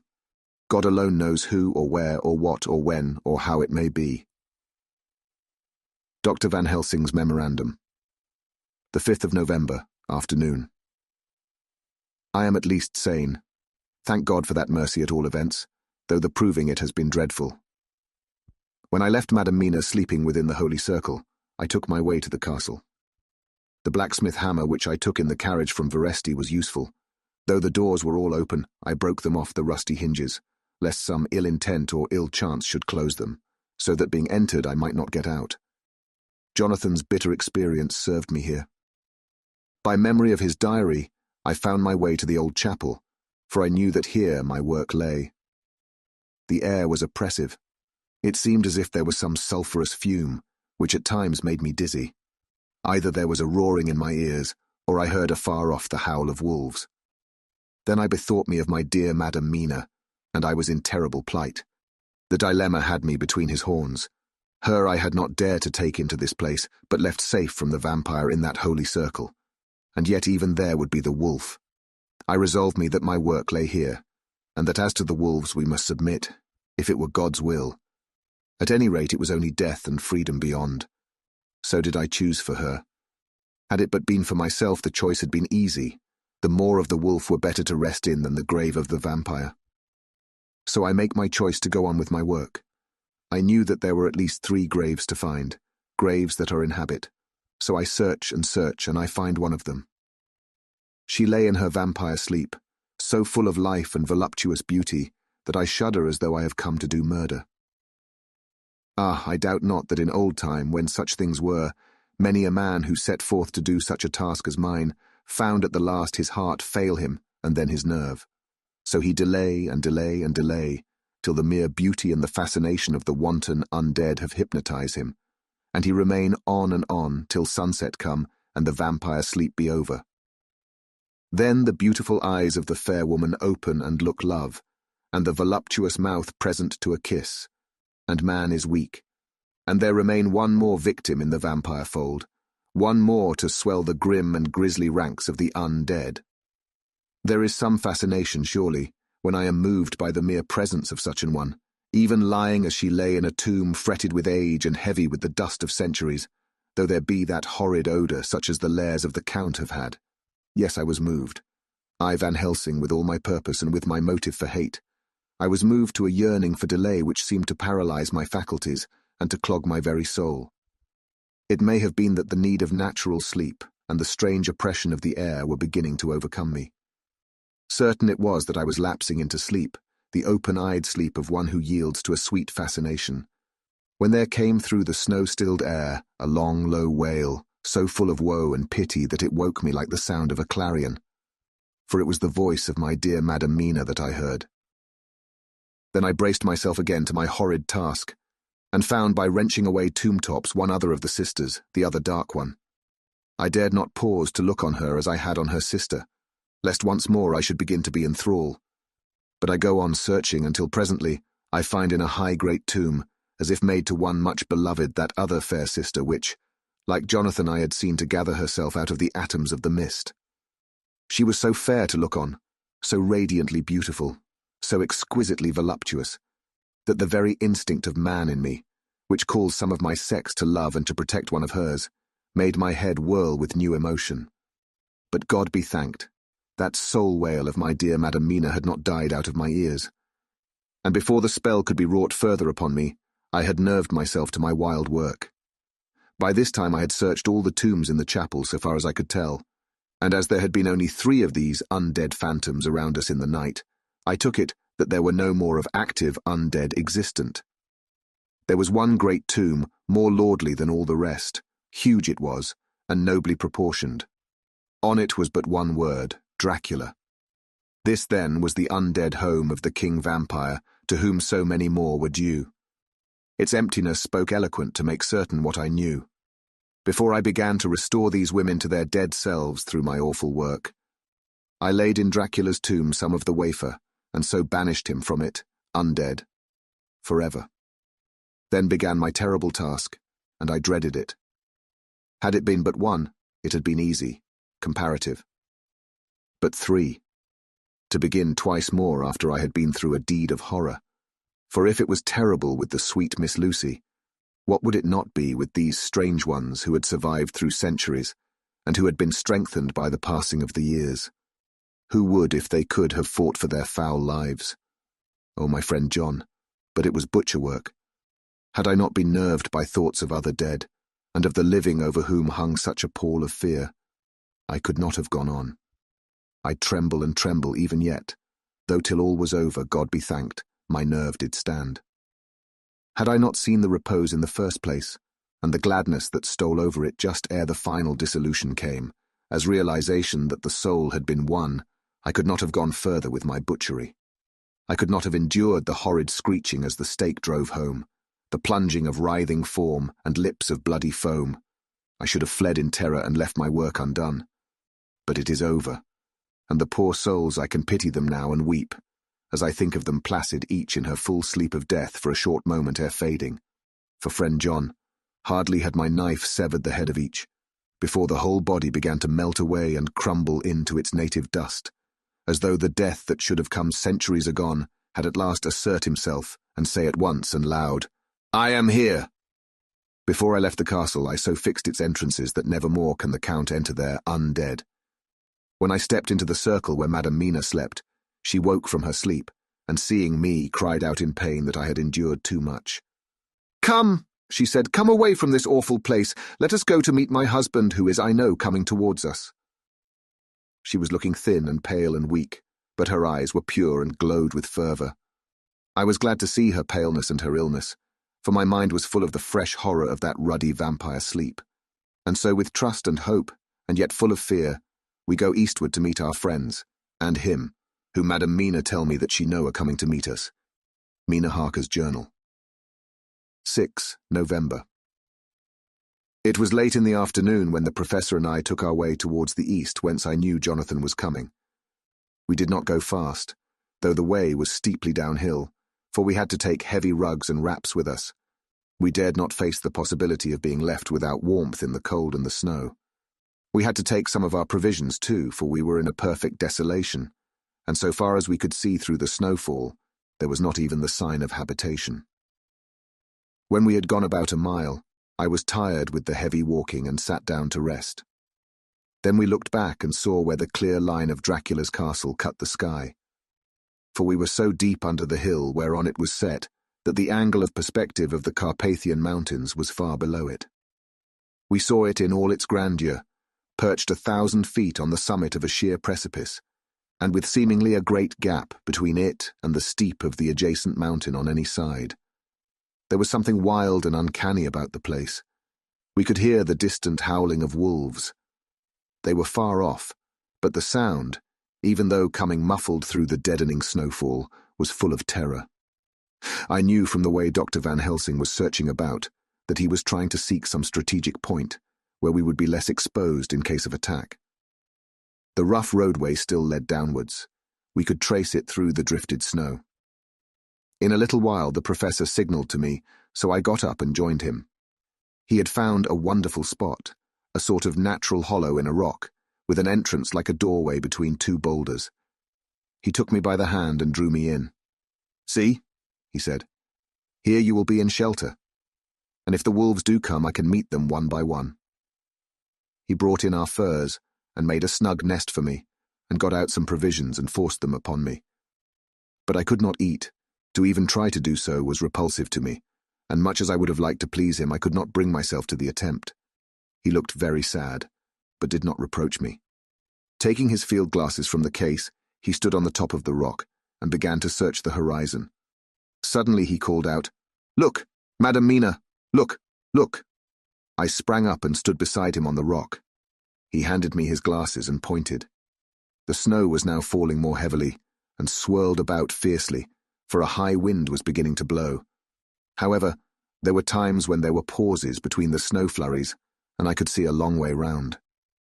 From the height where we were, it was possible to see a great distance, and far off, beyond the white waste of snow, I could see the river lying like a black ribbon in kinks and curls as it wound its way.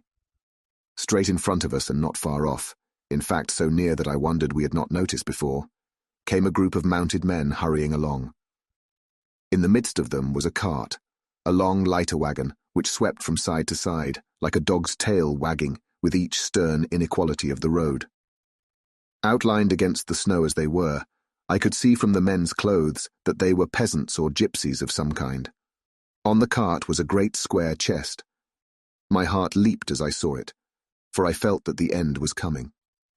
The evening was now drawing close, and well I knew that at sunset the thing, which was till then imprisoned there, would take new freedom, and could in any of many forms elude all pursuit. In fear I turned to the professor. To my consternation, however, he was not there. An instant later I saw him below me. Round the rock he had drawn a circle, such as we had found shelter in last night. When he had completed it, he stood beside me again, saying, "At least you shall be safe here from him." He took the glasses from me, and at the next lull of the snow swept the whole space below us. "See," he said, "they come quickly. They are flogging the horses and galloping as hard as they can." He paused and went on in a hollow voice, "They are racing for the sunset. We may be too late. God's will be done." Down came another blinding rush of driving snow, and the whole landscape was blotted out. It soon passed, however, and once more his glasses were fixed on the plain. Then came a sudden cry. "Look, look, look! See, 2 horsemen follow fast, coming up from the south. It must be Quincey and John. Take the glass. Look before the snow blots it all out." I took it and looked. The 2 men might be Dr. Seward and Mr. Morris. I knew at all events that neither of them was Jonathan. At the same time I knew that Jonathan was not far off. Looking around, I saw on the north side of the coming party 2 other men, riding at breakneck speed. One of them I knew was Jonathan, and the other I took, of course, to be Lord Godalming. They too were pursuing the party with the cart. When I told the professor, he shouted in glee like a schoolboy, and after looking intently till a snowfall made sight impossible, he laid his Winchester rifle ready for use against the boulder at the opening of our shelter. "They are all converging," he said. "When the time comes, we shall have gypsies on all sides." I got out my revolver ready to hand, for whilst we were speaking, the howling of wolves came louder and closer. When the snowstorm abated a moment, we looked again. It was strange to see the snow falling in such heavy flakes close to us, and beyond, the sun shining more and more brightly as it sank down towards the far mountain tops. Sweeping the glass all around us, I could see here and there dots moving singly and in 2s and 3s and larger numbers.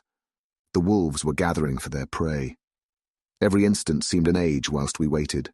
The wind came now in fierce bursts, and the snow was driven with fury as it swept upon us in circling eddies. At times we could not see an arm's length before us, but at others, as the hollow-sounding wind swept by us, it seemed to clear the airspace around us so that we could see afar off. We had of late been so accustomed to watch for sunrise and sunset that we knew with fair accuracy when it would be, and we knew that before long the sun would set.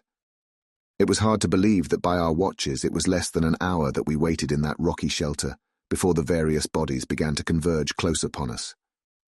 The wind came now with fiercer and more bitter sweeps, and more steadily from the north. It seemingly had driven the snow clouds from us, for with only occasional bursts, the snow fell. We could distinguish clearly the individuals of each party, the pursued and the pursuers. Strangely enough, those pursued did not seem to realize, or at least to care, that they were pursued. They seemed, however, to hasten with redoubled speed as the sun dropped lower and lower on the mountain tops. Closer and closer they drew. The professor and I crouched down behind our rock and held our weapons ready. I could see that he was determined that they should not pass. One and all were quite unaware of our presence. All at once, two voices shouted out to "Halt!" One was my Jonathan's, raised in a high key of passion. The other, Mr. Morris's strong, resolute tone of quiet command. The gypsies may not have known the language, but there was no mistaking the tone, in whatever tongue the words were spoken. Instinctively, they reined in, and at the instant, Lord Godalming and Jonathan dashed up at one side, and Dr. Seward and Mr. Morris on the other. The leader of the gypsies, a splendid-looking fellow who sat his horse like a centaur, waved them back, and in a fierce voice gave to his companions some word to proceed. They lashed the horses, which sprang forward, but the four men raised their Winchester rifles, and in an unmistakable way commanded them to stop. At the same moment Dr. Van Helsing and I rose behind the rock and pointed our weapons at them. Seeing that they were surrounded, the men tightened their reins and drew up. The leader turned to them and gave a word at which every man of the gypsy party drew what weapon he carried, knife or pistol, and held himself in readiness to attack. Issue was joined in an instant. The leader, with a quick movement of his rein, threw his horse out in front, and pointing first to the sun, now close down on the hilltops, and then to the castle, said something which I did not understand. For answer, all four men of our party threw themselves from their horses and dashed towards the cart. I should have felt terrible fear at seeing Jonathan in such danger, but that the ardour of battle must have been upon me as well as the rest of them. I felt no fear, but only a wild, surging desire to do something. Seeing the quick movement of our parties, the leader of the gypsies gave a command. His men instantly formed round the cart in a sort of undisciplined endeavour, each one shouldering and pushing the other in his eagerness to carry out the order. In the midst of this, I could see that Jonathan on one side of the ring of men and Quincey on the other were forcing a way to the cart. It was evident that they were bent on finishing their task before the sun should set. Nothing seemed to stop, or even to hinder them. Neither the levelled weapons, nor the flashing knives of the gypsies in front, nor the howling of the wolves behind, appeared to even attract their attention. Jonathan's impetuosity, and the manifest singleness of his purpose, seemed to overawe those in front of him. Instinctively they cowered aside and let him pass. In an instant he had jumped upon the cart, and with a strength which seemed incredible, raised the great box and flung it over the wheel to the ground. In the meantime, Mr. Morris had had to use force to pass through his side of the ring of Shkarni. All the time I had been breathlessly watching Jonathan. I had, with the tail of my eye, seen him pressing desperately forward, and had seen the knives of the gypsies flash as he won a way through them, and they cut at him. He had parried with his great bowie knife, and at first I thought that he too had come through in safety. But as he sprang beside Jonathan, who had by now jumped from the cart, I could see that with his left hand he was clutching at his side, and that the blood was spurting through his fingers. He did not delay notwithstanding this, for as Jonathan, with desperate energy, attacked one end of the chest, attempting to prise off the lid with his great kukri knife, he attacked the other frantically with his bowie. Under the efforts of both men, the lid began to yield. The nails drew with a quick screeching sound, and the top of the box was thrown back. By this time the gypsies, seeing themselves covered by the Winchesters, and at the mercy of Lord Godalming and Dr. Seward, had given in and made no resistance. The sun was almost down on the mountain tops, and the shadows of the whole group fell long upon the snow. I saw the Count lying within the box upon the earth, some of which the rude falling from the cart had scattered over him. He was deathly pale, just like a waxen image, and the red eyes glared with the horrible vindictive look which I knew too well. As I looked, the eyes saw the sinking sun, and the look of hate in them turned to triumph. But on the instant came the sweep and flash of Jonathan's great knife. I shrieked as I saw it shear through the throat, whilst at the same moment Mr. Morris's bowie knife plunged into the heart. It was like a miracle. But before our very eyes, and almost in the drawing of a breath, the whole body crumbled into dust and passed from our sight. I shall be glad as long as I live that even in that moment of final dissolution, there was in the face a look of peace, such as I never could have imagined might have rested there. The castle of Dracula now stood out against the red sky, and every stone of its broken battlements was articulated against the light of the setting sun.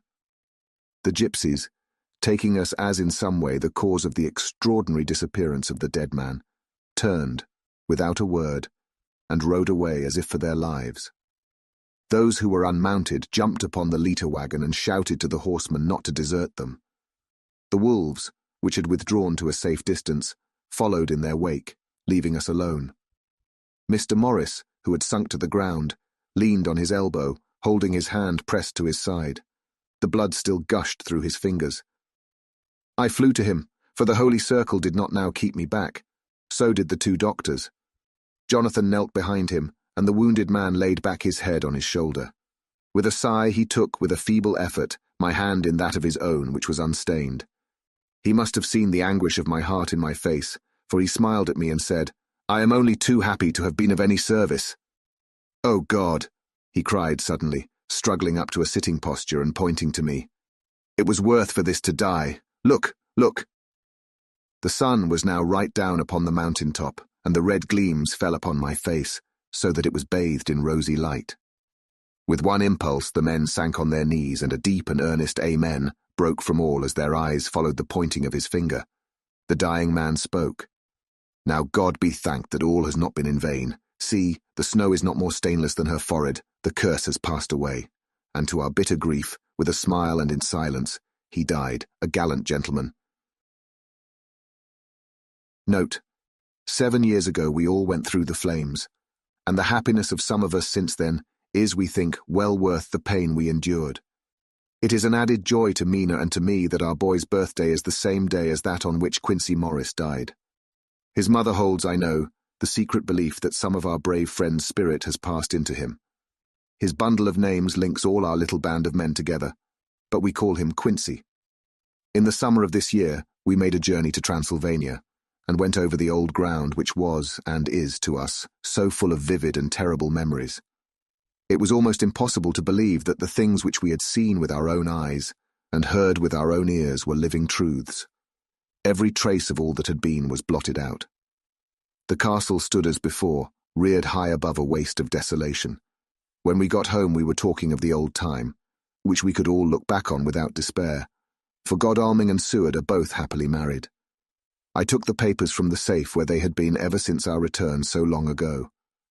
We were struck with the fact that in all the mass of material of which the record is composed, there is hardly one authentic document. Nothing but a mass of typewriting, except the later notebooks of Mina and Seward and myself, and Van Helsing's memorandum. We could hardly ask anyone, even did we wish to accept these as proofs of so wild a story.